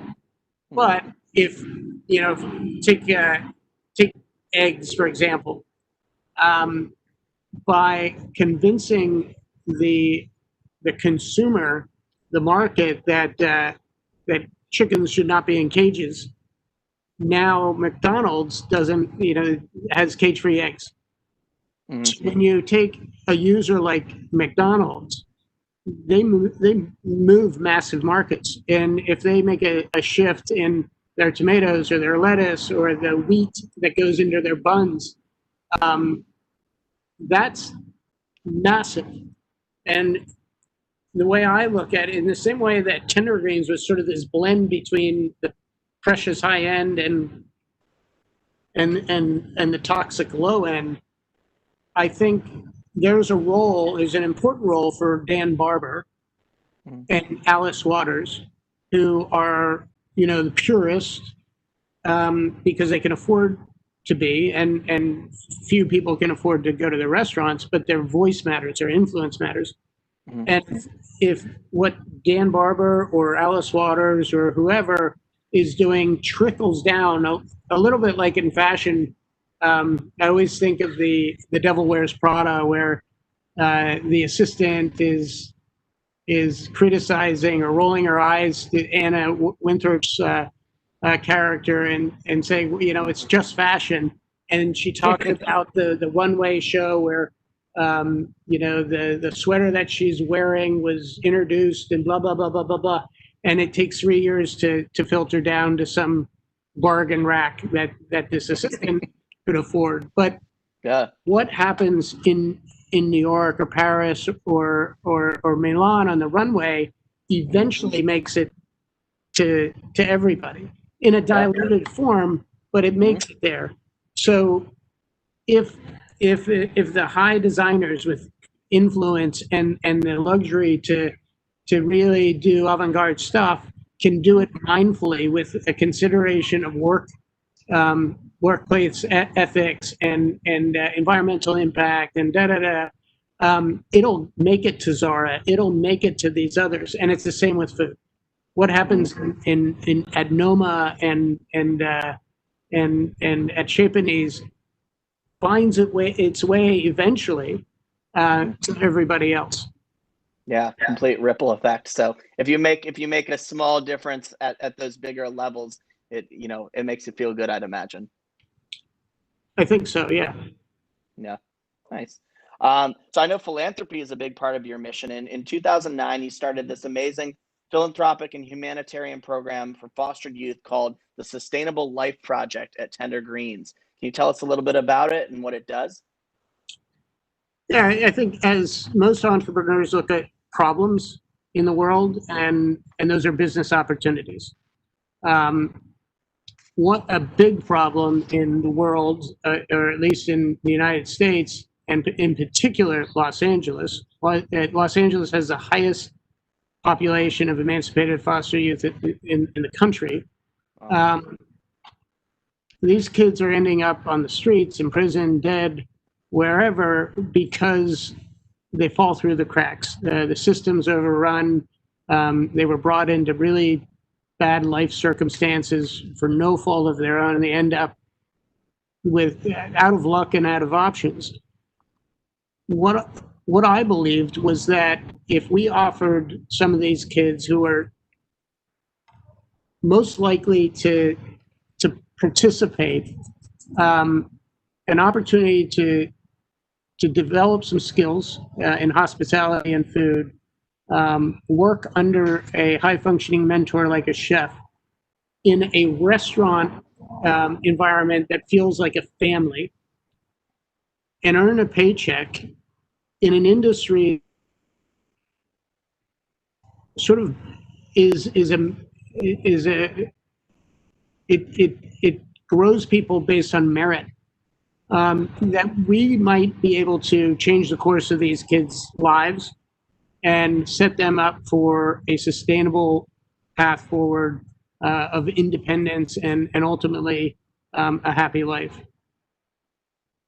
12 years later, we have some of those graduates who are out of options and statistically most likely to fail, now leading Tender Greens restaurants. And others have gone off to college, others are in various areas of the industry. When we have a kid who can stand up in front of a group their journey before Tender Greens and then through this program and ultimately after, it becomes very relatable. It's a lot more relatable to somebody from the Bronx or East LA than you or I getting up there and talking about our careers. So that becomes influence at scale, because it's not just the experience that person had and how their life has changed, but now it's the story that they can tell and inspire others to maybe give it one more shot and look for an opportunity like SLP to turn their life around. That's so great, because so many of the philanthropic projects are obviously meant to uplift you, and there's a give back and a takeaway you get from feeling good about it. But this program truly is cyclical. It brings back, it brings great employees into your company. It builds loyalty. It gives them a feeling of worth that you gave them an opportunity, and then they can accelerate within your organization. So bravo to you on that. I think that's a really, really fantastic idea. Changing subjects, I know we had talked a little bit about the Rodale Institute. You were appointed to the board of directors there. It's a research institute that focuses their efforts on regenerative organic farming. Tell us why organic farming is so important to you and how you've integrated it into Tender Green's supply chain. Yeah. If you've walked a conventional farm, one that uses chemicals, maybe chemicals like Roundup or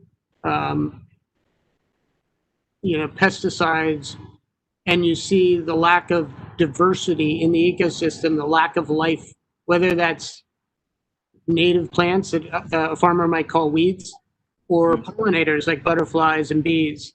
And then you go to a regenerative organic farm and you see this vibrance, not just of the plants and the animals that are being raised for food, but everything else. And there's this harmony between the natural wild ecosystem and the agricultural part of them, and they find this balance. Then the health of the soil, which is intensified through regenerative systems, has more biology in a handful of soil than we do on the entire planet. So you have, the more complexity you have in the soil, the more nutrient density and flavor you're going to have in those plants. And ultimately that's going to be good for the chef who cares about flavor and texture, but also the consumer who cares about taste. And it just feels better to get to know your farmer and support local farming versus something that is overly industrialized.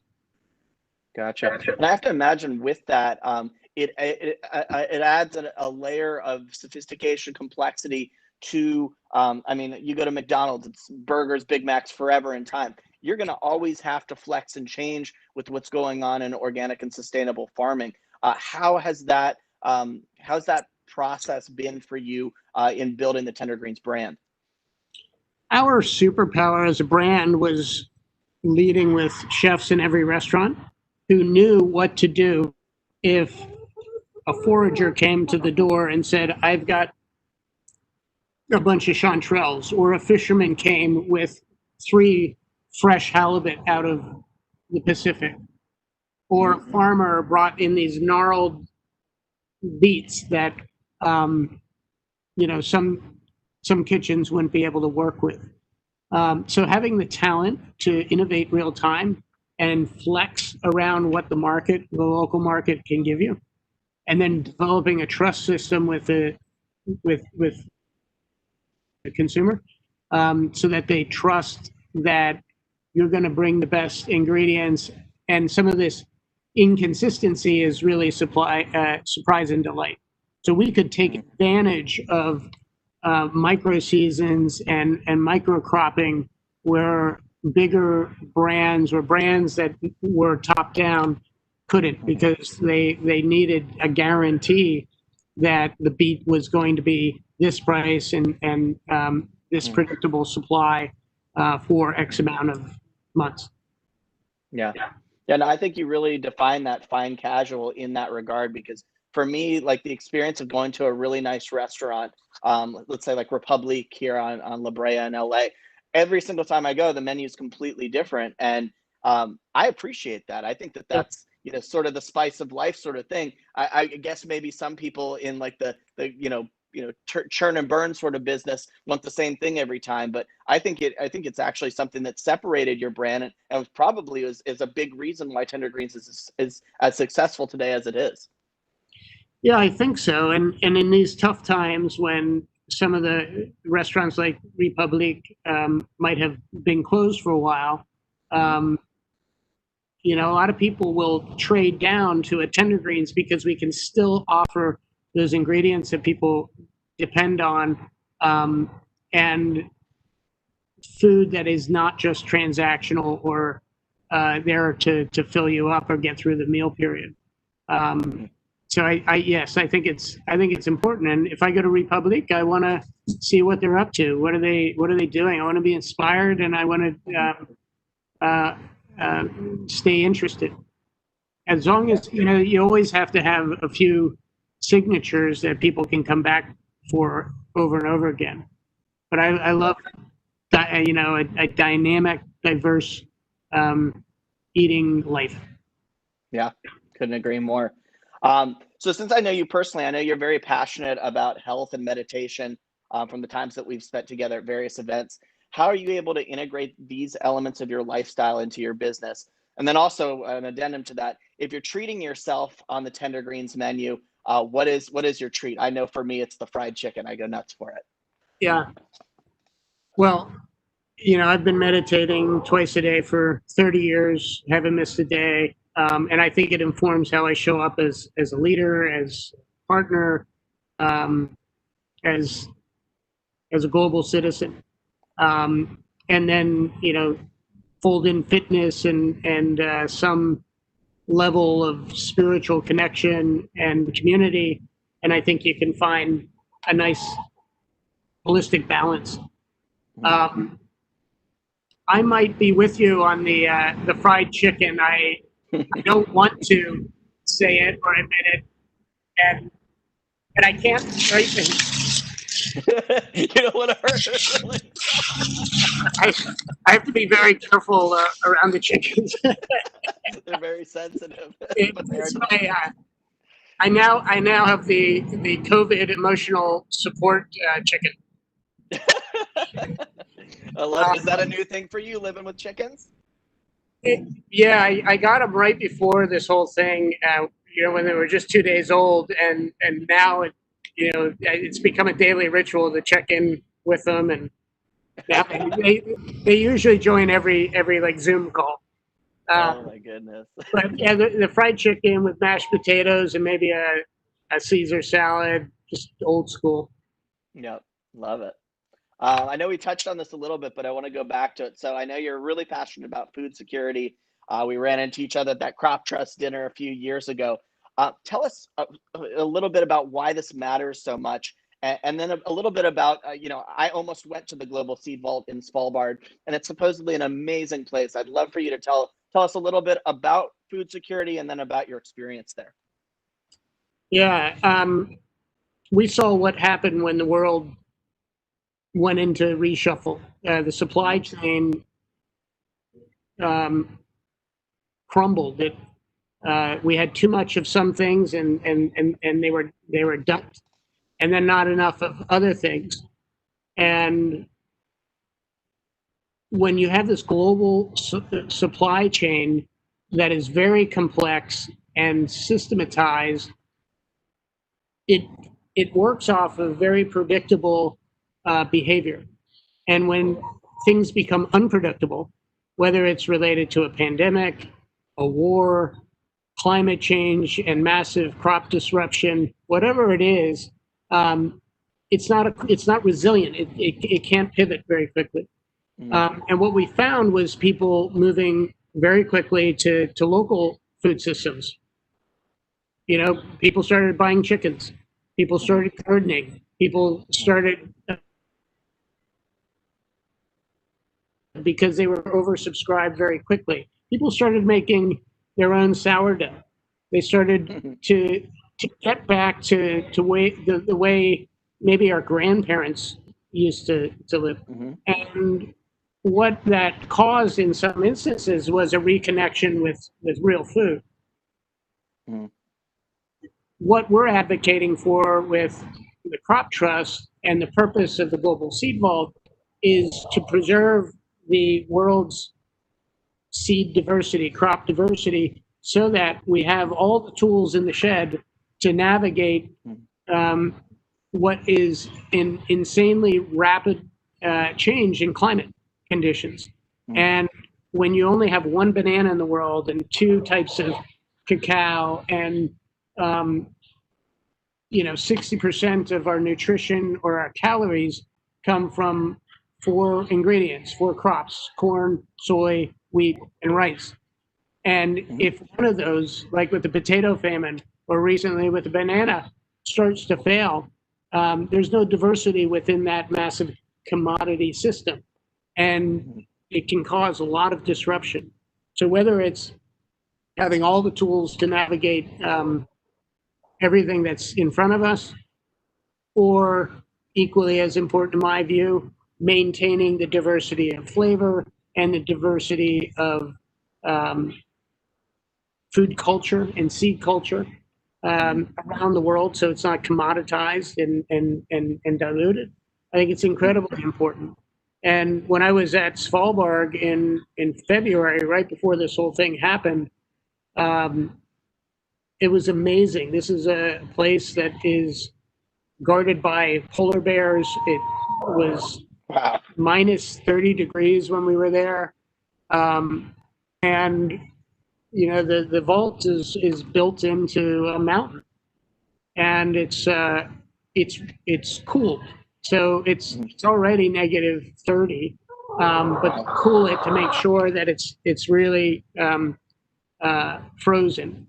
And seed savers from around the world bring their seeds there to preserve them. It's like a safe deposit box for the world's crop diversity.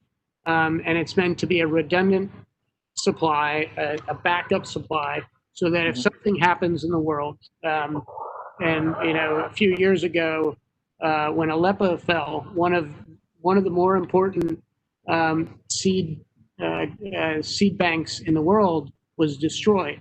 So fortunately, there had been a deposit a few years prior that was able to be pulled out, and now that's in Lebanon because it's more stable. So it's it's similar to Fort Knox. People aren't going in and out and taking gold. It's there as a backup.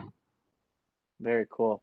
Well, unfortunately, I have more questions, but we've run out of time. Time flies when you're having fun. Thank you so much for joining me today. I hope the audience learned as much as I did. This was super informative. I hope that in better times we can see each other face to face again, and hopefully the near future. Absolutely. All right. Thank you so much, Eric. Bye, See you soon. Okay. Bye. All right. So we're down to our last segment of the day. Usually I have my stuff together a little easier because I'm not going between moderator and interviewer. So that was obviously a great conversation with my good buddy, Eric. For our last session of the day, we are excited to have Daria Burke, a 2020 Ad Age Woman to Watch. Daria Burke is the Chief Marketing Officer of Just Fab, responsible for global brand awareness and positioning, overseeing all marketing functions across channels and geographies. This session will be moderated by Tiffany Pettit, the Director of Strategic Partnerships at Influential. Thank you guys so much for being on. Thank you for having me. Thanks for having us. Hi, Daria. How are you? I'm doing well, Tiffany. How are you? Doing well. I had to fully switch up my session, my segment sort of background experience because, I'm just one of Just Fab's #1 fans. So Brand Innovators audience, this is going to be truly an exciting experience for me. And I know we're going to get a lot of nuggets from Daria. I've, again, been a huge fan since the very beginning. So I just wanted to make sure, we had the background to prove it out. Thank you. I know I should be sitting where you are. That looks amazing. This is a small data set, so it's not even all of it. But yeah, excited to have you. We're kicking this off. Finishing this off from today. We had a huge day full of a ton of amazing speakers, and I'm excited to be talking with you now. Audience out there, if you're still tuning in and staying on, thank you so much for being here. Quick reminder, I'm Tiffany. I led up our partnerships team at Influential, social data and conversion company specializing in showcasing the effectiveness of influencer campaigns. But it's not about me, it's about Daria today, and excited to hear about everything that you're doing with JustFab. Well, thank you so much. So to kick us off, I just wanted for you to touch a little bit on your role at JustFab. I know that you started at the end of last year and doing, a huge sort of like brand revamp with them. And I'd love to hear from you on where JustFab sits as part of the larger textile group. Yeah, of course. So for the uninitiated, the Textile Fashion Group is a portfolio company. We're based in Los Angeles, although I'm currently on the East Coast for another couple of weeks. And we are the parent company to brands like Fabletics, Savage X Fenty, as well as JustFab, Shoe Dazzle, and Fab Kids. And JustFab is the sort of the OG brand in the portfolio. We turned 10 this year, and we were the first brand that made up what became Textile Fashion Group.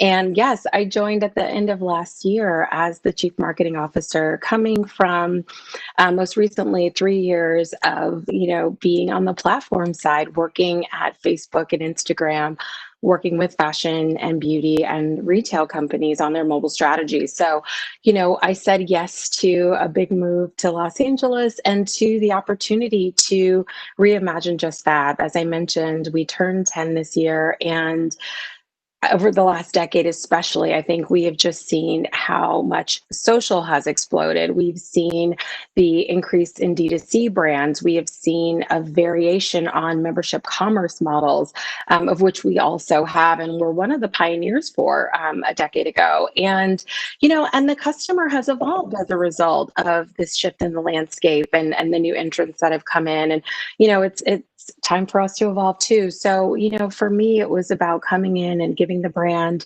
a new voice and a new visual signature, but all of that really anchored in and honoring where we've been to date. We're a global brand across 12 different countries between North America and Western Europe. And we have over 2 million VIPs in our community. And so there's so much good there. And we've been able to build a really incredible and successful business with them. But, at the end of the day, we have to grow. So I joined with that mission, and it's been a really interesting time to lead a team and lead a brand, but it's also been incredibly rewarding. That's good to hear. I'm super curious. I know we'll dive into sort of like maybe what things were like when you started and, kind of where we sit now with all of 2020 and all of what that's been. But I'd be remiss if I didn't talk about the latest collaboration with Kelly Rowland that you guys recently announced. I want to say it was last week. And I just want some insight, and I know the world does too, on how that partnership came about, sort of like the thinking behind it. And I'll pretend like I haven't dove into all of those content series and insights already myself. Of course. Yeah, it's so exciting. And Kelly has been such an incredible partner to us as part of the work to restate and sort of come out with a new voice and really show that, so much of our work was in the customer research and in the data to understand what our existing customers are looking for from us and what, the next generation of fashion interested customers want from us as well. And so much of what came back to us was the fact that we at JustFab are known for being feminine and known for having chic styles, but also styles that were really versatile. She could, there were shoes, as we would call them, shoes to live your life in, no matter what your life looks like. And doing it from the posture of kind of being your chic, relatable friend. We have accessible price points, and we really do believe that we have something for every woman. And we also have an incredibly diverse customer base. And so, both in terms of geography, ethnic background, as well as sizing. And so, we spent so much time as a team thinking about who the right person would be to sort of emerge as the new face of our brand and be a really strong storyteller about our value proposition and about our shoes and look incredibly stylish doing that.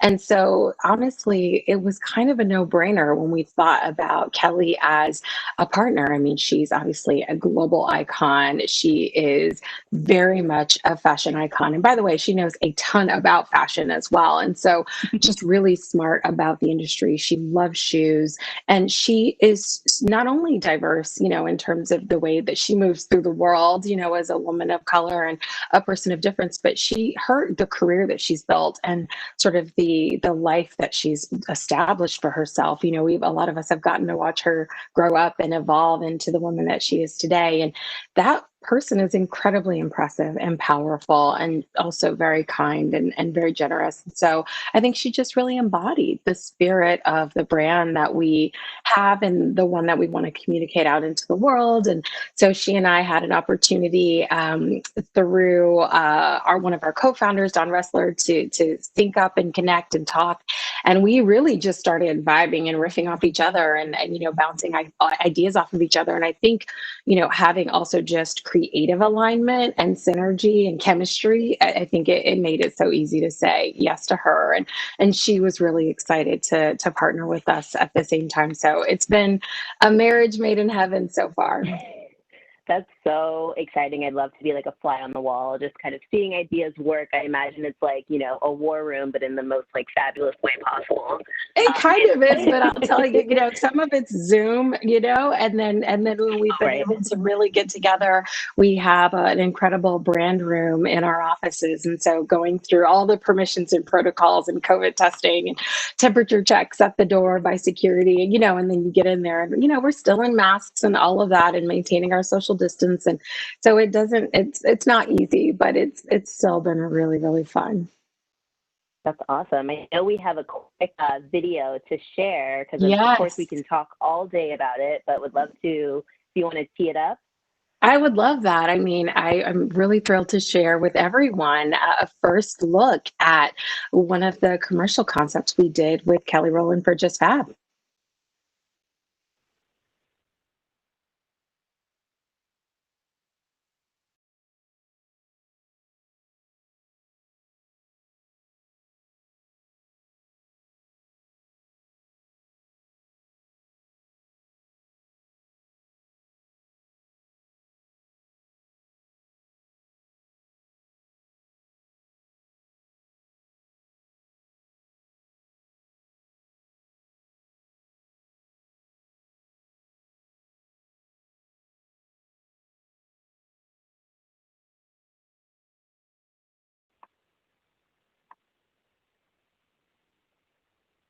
Let's see.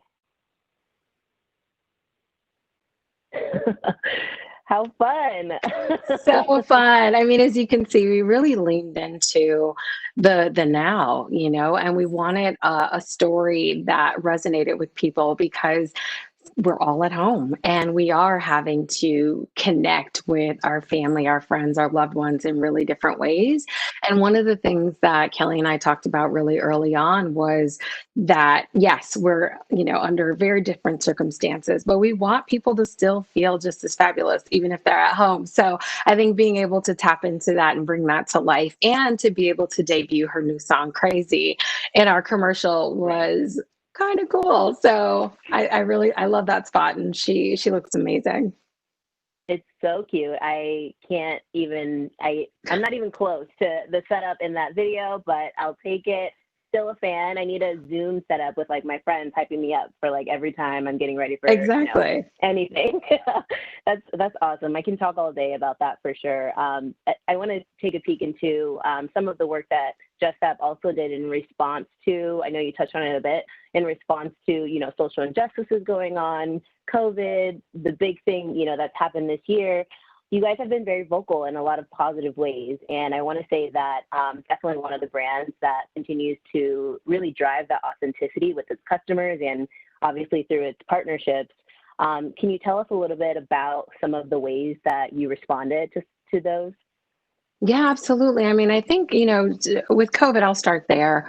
The first thing that we did, honestly, was reach out to our membership base on social and just checked in and said, what do you want from us right now? What is going to be most valuable to you in this time? I think we were all sort of trying to make sense of what was happening as the world sort of shifted beneath our feet. And we just wanted to be there for the community, even as we were all trying to figure that out for ourselves. And we heard that people wanted to stay inspired and they wanted to have an outlet and be able to have fun. And I think, fashion is such a way of expressing yourself. And it's really deeply important to us. And, whether you're at home and focusing on dressing from the waist up or, when you are putting on shoes, exactly, you gotta think about, what am I going to wear to walk the dog or, whatever the things may be. And so I think that first, point from a COVID perspective, from a customer lens, was checking in with her. And then the second piece on the customer side was really making sure that we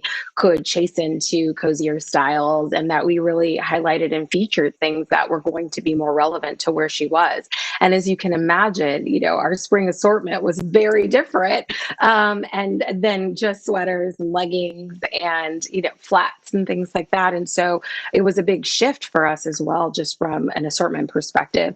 And then personally, in terms of the team, the psychological safety and physical safety of the team was of utmost importance. And so, first things first, everyone go home and we will figure out what working from home looks like. And doing so, understanding that we're not going to be able to do everything the way that we did it when we were together in the office, and therefore the expectations also have to change. You can't expect everybody to be able to deliver when they're home and they have kiddos and and life. It's sort of literally in your workspace. We're now living at work versus working from home. So I think from that perspective, it was really important to do that. And I will tell you, my team, and especially my creative team and my stylists and producers, folks who are used to being on set and physically together, got so creative in how they would do their work from home. And that meant my photographers building sets in studios, in their garage, a second bedroom, in the backyard. We were doing, PDP photography and still life photography at people's homes. So a lot of the photography you see on the site actually didn't happen in a studio. It happened at home. And then, shipping samples from this person's house to that person's house. And then what is the sort of sanitation process in the meantime? And, all of those considerations that were really net new. So I think just giving everybody a moment to figure out how to do our work from that perspective. And then, yes, in the midst of a global pandemic, while we're all trying to figure our lives out and stay healthy, America comes into this new consciousness about where we are as a nation and what our posture is and should be around the race relations in this country, initiated by, the murder of George Floyd and Breonna Taylor and Ahmaud Arbery. And by the way, it wasn't a new story. And so you have now this heightened awareness of that as well, right? We're all sort of sitting home and in a way, held captive to witness this, horrific series of events. And for us as a company, I mean, diversity, inclusion has always been at the core of what we've done. And so it wasn't strange or foreign for us to take some pretty meaningful steps in acknowledging what was going on. And one of the first things that we did was make the decision to blackout completely during Blackout Tuesday. And so not only did we cease all marketing activity and communications, no ads, no emails, none of that went out. We actually shut down our websites. So customers couldn't even transact on the site on that day.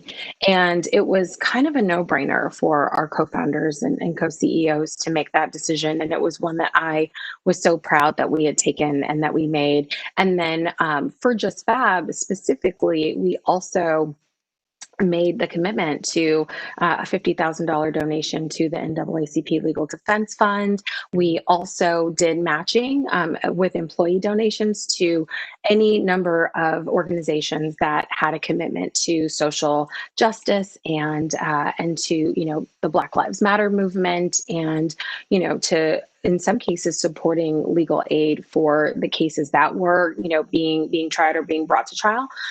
So, we did a lot of things. And I think one of the easiest, simplest things that I did that honestly was so important to me personally was just going on Instagram and doing a video. It might have been 2 minutes, 3 minutes long, and being able to say to the world what we feel, how we feel about what's going on in the world and the things that we were doing. And, we've continued to further our diversity and inclusion efforts. We've had ERGs for a while now, but we have brought in a VP of diversity and inclusion at Textile. And, we're just continuing on the path. I think as a younger company, so many things that we were doing a bit organically now have more form and more structure, and the leadership to support it, not just, around the brands, but with this VP hire.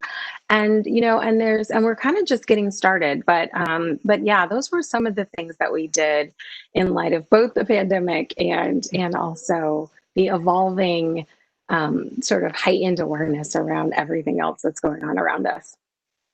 I mean, it's so impressive so far. There's so many moving parts, I'm sure. I tried to style a room, and I'm just like, there's teams that you were doing full-on shoots, in the middle of the pandemic. You're still trying to communicate with tons of people, I'm sure, internally, externally, and then also showing up to not being tone deaf to what's going on in the world. I think it's impressive. Yeah. Thank you. You mentioned social. And I'd love to hear more about the role of social, and particularly as it relates to influencers. I know this year brands have used them in different ways, whether it's, again, at-home production influencers or for, an awareness play to get a message out. Some are still being used to, drive bottom line. I want to hear from you on what's the role of social as it relates to, influencers, and where do they sit? Sure. I mean, it's such an important part of our community, and we have been working with influencers before we were calling them influencers. Yeah, this idea though. Exactly. No, but I think when I think about so many of the ways in which we really were innovative as a company, sort of celebrity and influencer marketing is kind of at the core of our DNA. And those who remember Just Fab or Shoe Dazzle, back in the early days, probably remember Morley Simmons and Kim Kardashian, and really having that it sort of as a part of our DNA and our roots. I think social for us is obviously an incredible part of our media strategy and our advertising strategy. We're as Textile, one of the largest advertisers on the Facebook platform. We were one of the first companies to do Instagram stories and really adopt a lot of the new technology and surfaces being created there. And so when we think about overall social, and we think about influencer marketing specifically, we think so much about representation. I think, again, when we imagine the storytellers that make sense for our brand, it's really important to me and to my team that we have women of all shapes and sizes. We offer, our apparel goes from, extra small to a size 3X. And so having, both what we would call regular and curve, models and influencers is just incredibly important.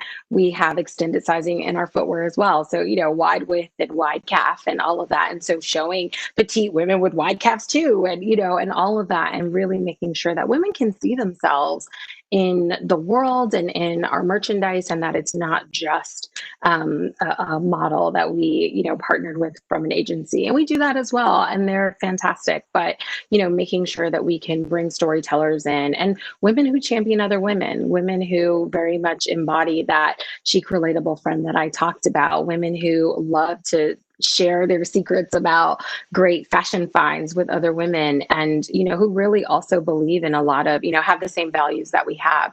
And so you'll see women who very much are all about the great find, and maybe who are about looks under $200. Janelle Lloyd of Wait You Need This is a great example of a storyteller in that space. But then we work with women as well who very much mix high and low, and which is also how a lot of women shop. And so it's not foreign to find somebody wearing a t-shirt from J. Crew, but then she's wearing like $250 jeans from Frame, right? So also making sure that we're considering that. And then, from a sort of how we partner with them, I mean, it's as holistic as you outlined. It is an opportunity for us, and we see them as a channel to reach new members, new audiences, to get our brand in front of new people. We absolutely value the stories that they tell on their own and the content creation that they do. And so, thinking about the ways in which we do that, that feels both authentic to them and to us. And I think that starts obviously with working with the right partners in the first place.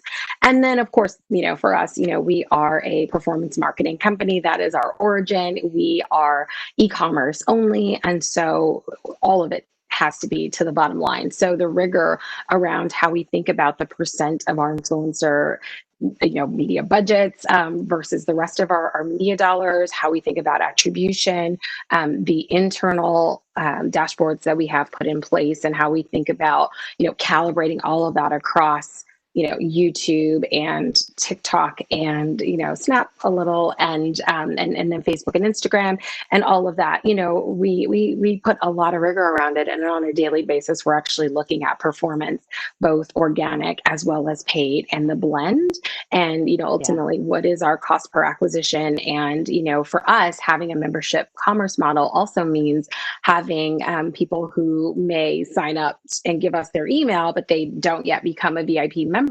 And so what is the overall conversion rate for someone who sort of shows up with an email and then becomes a VIP, and seeing what that looks like for different ambassadors as well. So yeah, I mean, it's not something where it's just like, we just want, good looking storytellers who want cute shoes. Like, we're incredibly thoughtful about the stories that they tell, how they tell them, how we measure success. I mean, what they wear, it's all a collaboration with them to the highest end. I love that. And I know so many marketers are listening to you and they're just like, this is a killer company who's obviously really true and knows about influencers so well. And there's always questions, are we working with macro? Are we working with micro, mid-tier? Like, what does that look like and for what reason? I assume the answer is all of them. You tapped into. Absolutely. And listen, I think the one thing that I saw in my old life a lot, when I was at Facebook and working with CMOs and working with heads of digital or heads of media, I think it's really tempting to want to just go after somebody based on the following that they have, but their engagement rate really does matter. And while we don't see, the straight line between, follower size, engagement rate, and then performance from our perspective in the KPIs that we track, it matters, and their engagement rate matters. And I think to me that matters the most in the form of, do they understand what their audiences want from them? Do they have a strong POV, and are people tuning into their content with that POV in mind, right? And I think your engagement rate is a really strong indicator of that. It's not the only indicator of that, and we know that algorithms are constantly changing. So you do have to continue to push the envelope on both adoption of things now like Reels as a means of getting more engagement. But I think, that's a really strong indicator. And we've seen incredible performance from women with really small audiences, nano influencers with followers under 10,000. And some of them have been more successful than people who have over 1 million followers. I mean, we wholeheartedly agree. I think that obviously, like, we have a lot of information in our technology to kind of see a lot of those insights, but then to give clients a peek at some of those real-time metrics and see native versus paid, and it's like, oh my God, their engagement's really great, but why aren't they driving as many sales? And to that point, there's a lot of different factors being pulled into play, and you guys are definitely, you know, spot on and being sort of a pioneer in that, right? It brings me to also think about, you touched on it a little bit, research insights. I'm thinking about whether we're talking about new partnerships like celebrity or influencer, or even new product. What is the role of, how does research sort of play into your role, and what does that process look like? It's critical. I mean, you know, I don't think that anyone can be successful without data, right? I think even in fashion, it's very much an art meets science, and understanding where the market's going. You know, of course, we look at research from a trends perspective, and we think about it from the perspective of, you know, wanting to introduce maybe a new silhouette, or, you know, any shifts to our membership program. I mean, we used to have Meet the VIP events regularly, where we would actually host our VIPs in our offices and do, you know, happy hours or brunches. And, you know, it was such an incredible way to, one, just connect with our customers, and for other people, maybe, you know, outside of marketing, to also meet and hear from our VIPs. And we would put product in front of them before the season was coming up, and we would, you know, ask them to rate different styles and, you know, tell us what they thought about color or material and, you know, fabrication. And, you know, for us, we usually will use that as an impetus to then inform how we might approach a qual study. And so we still do, you know, of course, an incredible amount of qualitative research as well around those same topics, and understanding, you know, is the customer sort of going to go with us if we move to something that's more fashion forward, or, you know, what might that look like, and helping think about how does that impact our buy for that style. And then, you know, when we think about the overall customer journey and experience, for sure, I mean, we are constantly doing A/B tests and, you know, setting up scenarios where we can, you know, compare our control versus, you know, our test versus our control group. And that could be everything from, you know, a creative choice to the positioning of a CTA to, you know, down to actually which algorithms might power a recommendation that would be, you know, be used for an upsell, right, in the customer journey. So for us, I mean, we're constantly looking at how she's behaving, and then doing user testing as well on, you know, UX changes, as well as, you know, anything else that we might want, you know, some qualitative input on. And then, of course, where it makes sense, having, you know, third-party research and data also helping us, you know, think through. It could be influencer performance. You know, we do a lot of work with we work with Creator IQ, we work with Curate. You know, we have so many different inputs for content around whether it's influencers or UGC as well. I mean, you're saying all the right things. I know there's a lot of nuggets, audience out there. I hope you are taking notes. This is all really exciting to hear. So thanks for sharing. I want to get to some questions. Yes. There's some questions from the audience. There's one that's asking, how can, or what can heritage brands, so think about heritage brands, learn from newer digital first brands like JustFab and its you know, sister companies when it comes to authentically marketing to Gen Z specifically? Oh, that's a good question. I think part of it is going to start with internally breaking down silos. So, you know, I've worked for and with a lot of heritage brands with longer legacy, and you often find that the performance marketing or e-commerce or digcom teams are separate from the brand teams. And so growth for acquisition, you know, is very separate from the brand marketing and the storytelling. And the creative development process is different and all of that. And honestly, it doesn't benefit anyone to do that. The customer doesn't see, you know, those sort of two machines happening. What they see often is a disconnect, and they'll have this experience of a you know, digcom approach that feels maybe very product driven, or very, you know, it's a lot of PDP photography and things like that.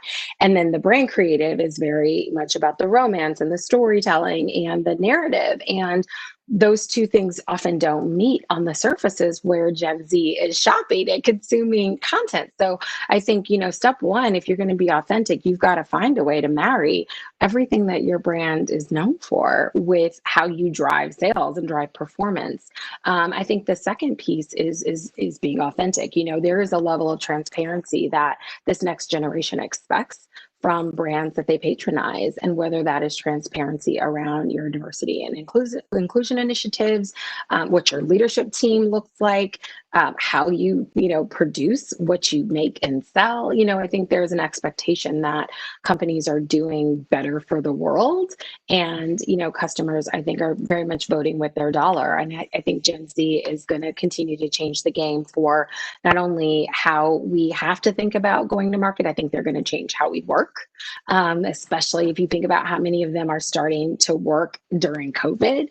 And I think they're also going to change, how we, what surfaces we, ultimately use to power our businesses. I think, we're seeing that shift obviously in retail as a function of the pandemic, but I think that's only going to continue to shift with this generation, regardless of what happens when, we have a vaccine and can kind of go back out into the world. What does innovation, or what do you predict from a fashion, it could be accessories, fashion lens for 2021? What are your predictions? It's interesting. So from a trends perspective, I actually am not anticipating a significant shift from where we are. We kind of ushered in the 80s and 90s this year in terms of fashion, and you're going to continue to see that in 2021 in terms of, the sleek lines and styles that we saw in the 90s, kind of that power suiting, a little bit of the oversized, silhouettes there. I think we're still going to see that. The shoulder pads have never been, bigger and badder and, more back. It makes me very happy personally. So I think we're going to see a lot of that. I think where the changes honestly are going to come about are going to be in how we do our work. There have been a lot of studies that have shown actually that teams are, companies are having to adopt new tools to power product development and, sharing between product development teams and manufacturers. And I think we're going to see a lot of changes there. And I think we're going to continue to see everybody doubling down on e-com because they don't have a choice.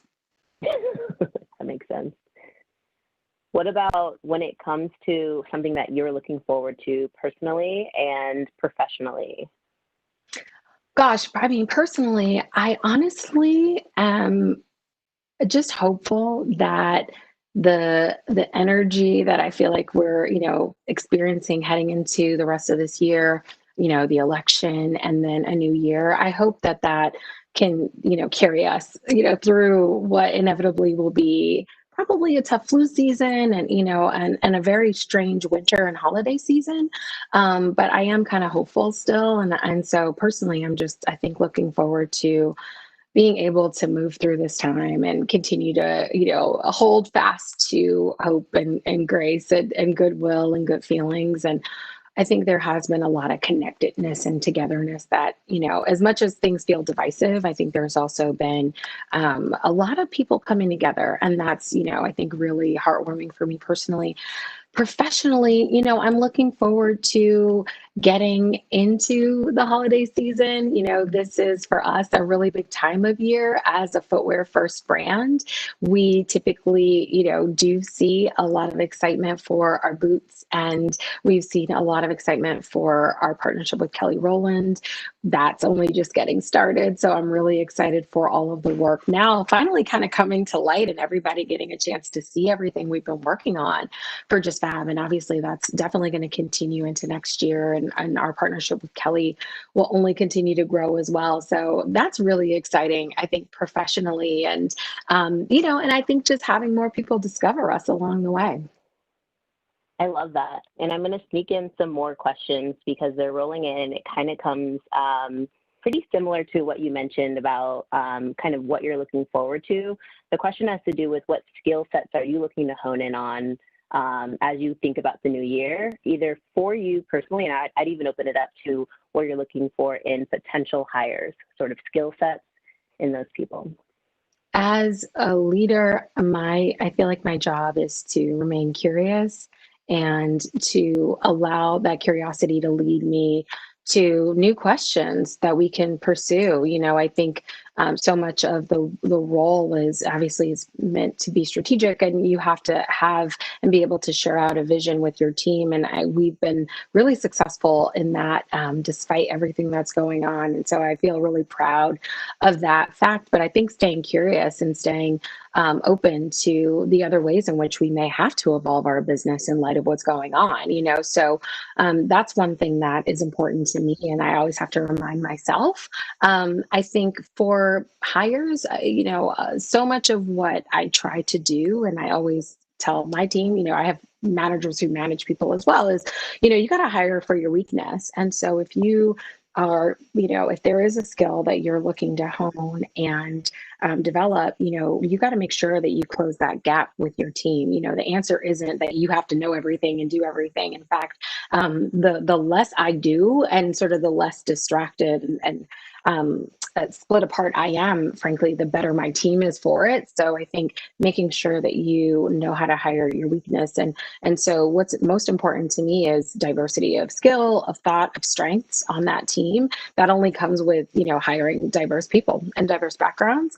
And then I think, beyond that, just making sure that my managers feel equipped to support their teams, because, whether you're a new manager or not, no one has had to lead a group during a time like this. And so, and especially now that kids are back to school and, the stakes only just continue to raise, making sure that everybody knows how to support the teams under them. So good management to me means being empathetic. It means being curious. It means, of course, being strategic and having vision, and, having as many questions as you have answers, and, making sure that you close the gap with the right folks that you bring on. Love that. And I mean, I feel like there's someone maybe feeding these questions because they're kind of rolling off right after each other. It's a question on what book recommendation would you have as a leader? And I'd like to open that up even more to sneak some more answers in. But what do you go to find balance in your life, really? So it could be something that you're recommending from a book perspective, or, finding balance. Are there books, podcasts, all of that? Totally. I'll try to kind of merge these. So one of the books I think, there are two books I think new leaders especially, but I think any leader would probably benefit from. One is Micro Resilience by Bonnie St. John. And it's really interesting because her entire thesis is that, we often find ourselves having to practice macro resilience as a function of, a death in our family, or, some other larger thing, macro thing that we had to overcome. But, we often don't practice micro resilience and building fuel into our work and into our lives, which actually can yield happiness and more productivity. So I think that's a great book. And it was one that I bought and shared out with my entire leadership team. I think another book that I would encourage is around radical candor. I think that there are, when we talk about, Gen Z, whether it's marketing to them or frankly, managing them, I think that there is an opportunity for us to do a better job as leaders of thinking about how to evolve our management style. I think managing by authority is, it's important, but it's not as good as managing by influence. And I think you have to be able to think about showing up for your teams in a way that, with this idea of radical candor, that you are, able to challenge them directly, but do it from, a place of love and empathy. So that's another one. And then, oh my gosh, I listen to so many podcasts, but the ones that sort of have most nurtured my personal and professional self, I would say Goop is one of them, because you really do explore so many different topics that I find things that are centered around creativity and around, innovation, as well as things that center around how we show up for others and, how we take care of each other. And sort of, also nurturing my own sort of curiosities around neuroscience and how the brain works and things like that. So that's one of my favorites. And then actually CNN Boss Files is another really good podcast that I like to listen to, with Poppy Harlow, who is a brilliant interviewer. And, she's interviewing C-level executives across industries about all the things. And I find that one both sort of personally and professionally rewarding. And then a total personal one that I'm obsessed with is Still Processing. It's a New York Times podcast, and it's hosted by two culture writers who I just think are brilliant. And it's all film and music and sort of cultural, socio-political, cultural events. Love that. I know everyone's taking notes. So thank you so much for squeezing all of that in. That time just went by so fast. But we appreciate you taking the time to give us some insights and everything. So oh my gosh, thank you. Thank you so much for having me. And best of luck to everybody getting through these next couple of months. Thank you so much, Daria. Quick question, actually. This was really funny. I was driving into work today, and this is the only time I go to work was when we do this. I noticed on Melrose that you guys had an awesome mural that I'd never seen before. You saw and it was super cool because they actually had the masks on, which is obviously very timely. Tell me about that. Yes. Oh my God, I'll try to do that quickly. You know, we wanted to think about an interesting way of making a statement and also, you know, continuing the thread around sisterhood and connectivity. And so we commissioned an artist, a woman named Lindsay Adams, incredible artist out of DC who does illustration and abstract art. And she, we asked her to do it. I saw her Quarantine Chronicles on Instagram over the summer. And, you know, really, we sat down with her and said, you know, we want to be able to honor and acknowledge where we all are, but also make a statement that, you know, we can still be together and do it in style. And so we did one in LA and one in New York. And yeah, we've gotten an incredible response of people who've just seen it and stopped and reflected or, you know, took pictures with friends. And yeah, so I was going to really say that's nice. going to become a landmark for photos now. I hope so. It's right outside my door. Down the street. Oh my God. I love that. Well, it's up until November 5th. So on Melrose in LA and then down on Canal and West Broadway in New York City. Love it. So cool. Very, very cool. Well, Thank what a way to you. end the day. It was such a pleasure, Daria. Thank you so much. Thank you. And Tiffany, as always, masterful. Thank you so much, guys. Thank All you. right, so we're wrapping it up. Thanks so much to Daria and Tiffany for closing out the day on influencer marketing. We're so grateful for all our speakers that joined us today. I know I personally took a lot from each of these sessions. We hope that you join us tomorrow at 12 o'clock with Brand Innovators for a live cast on the future of food and beverage. We will be joined by senior marketers from Panera Bread, Wholesome Wave, PepsiCo, IHOP, Health Aid, Taco John's, and more. Thank you for joining us, everyone, and we hope to see you again soon.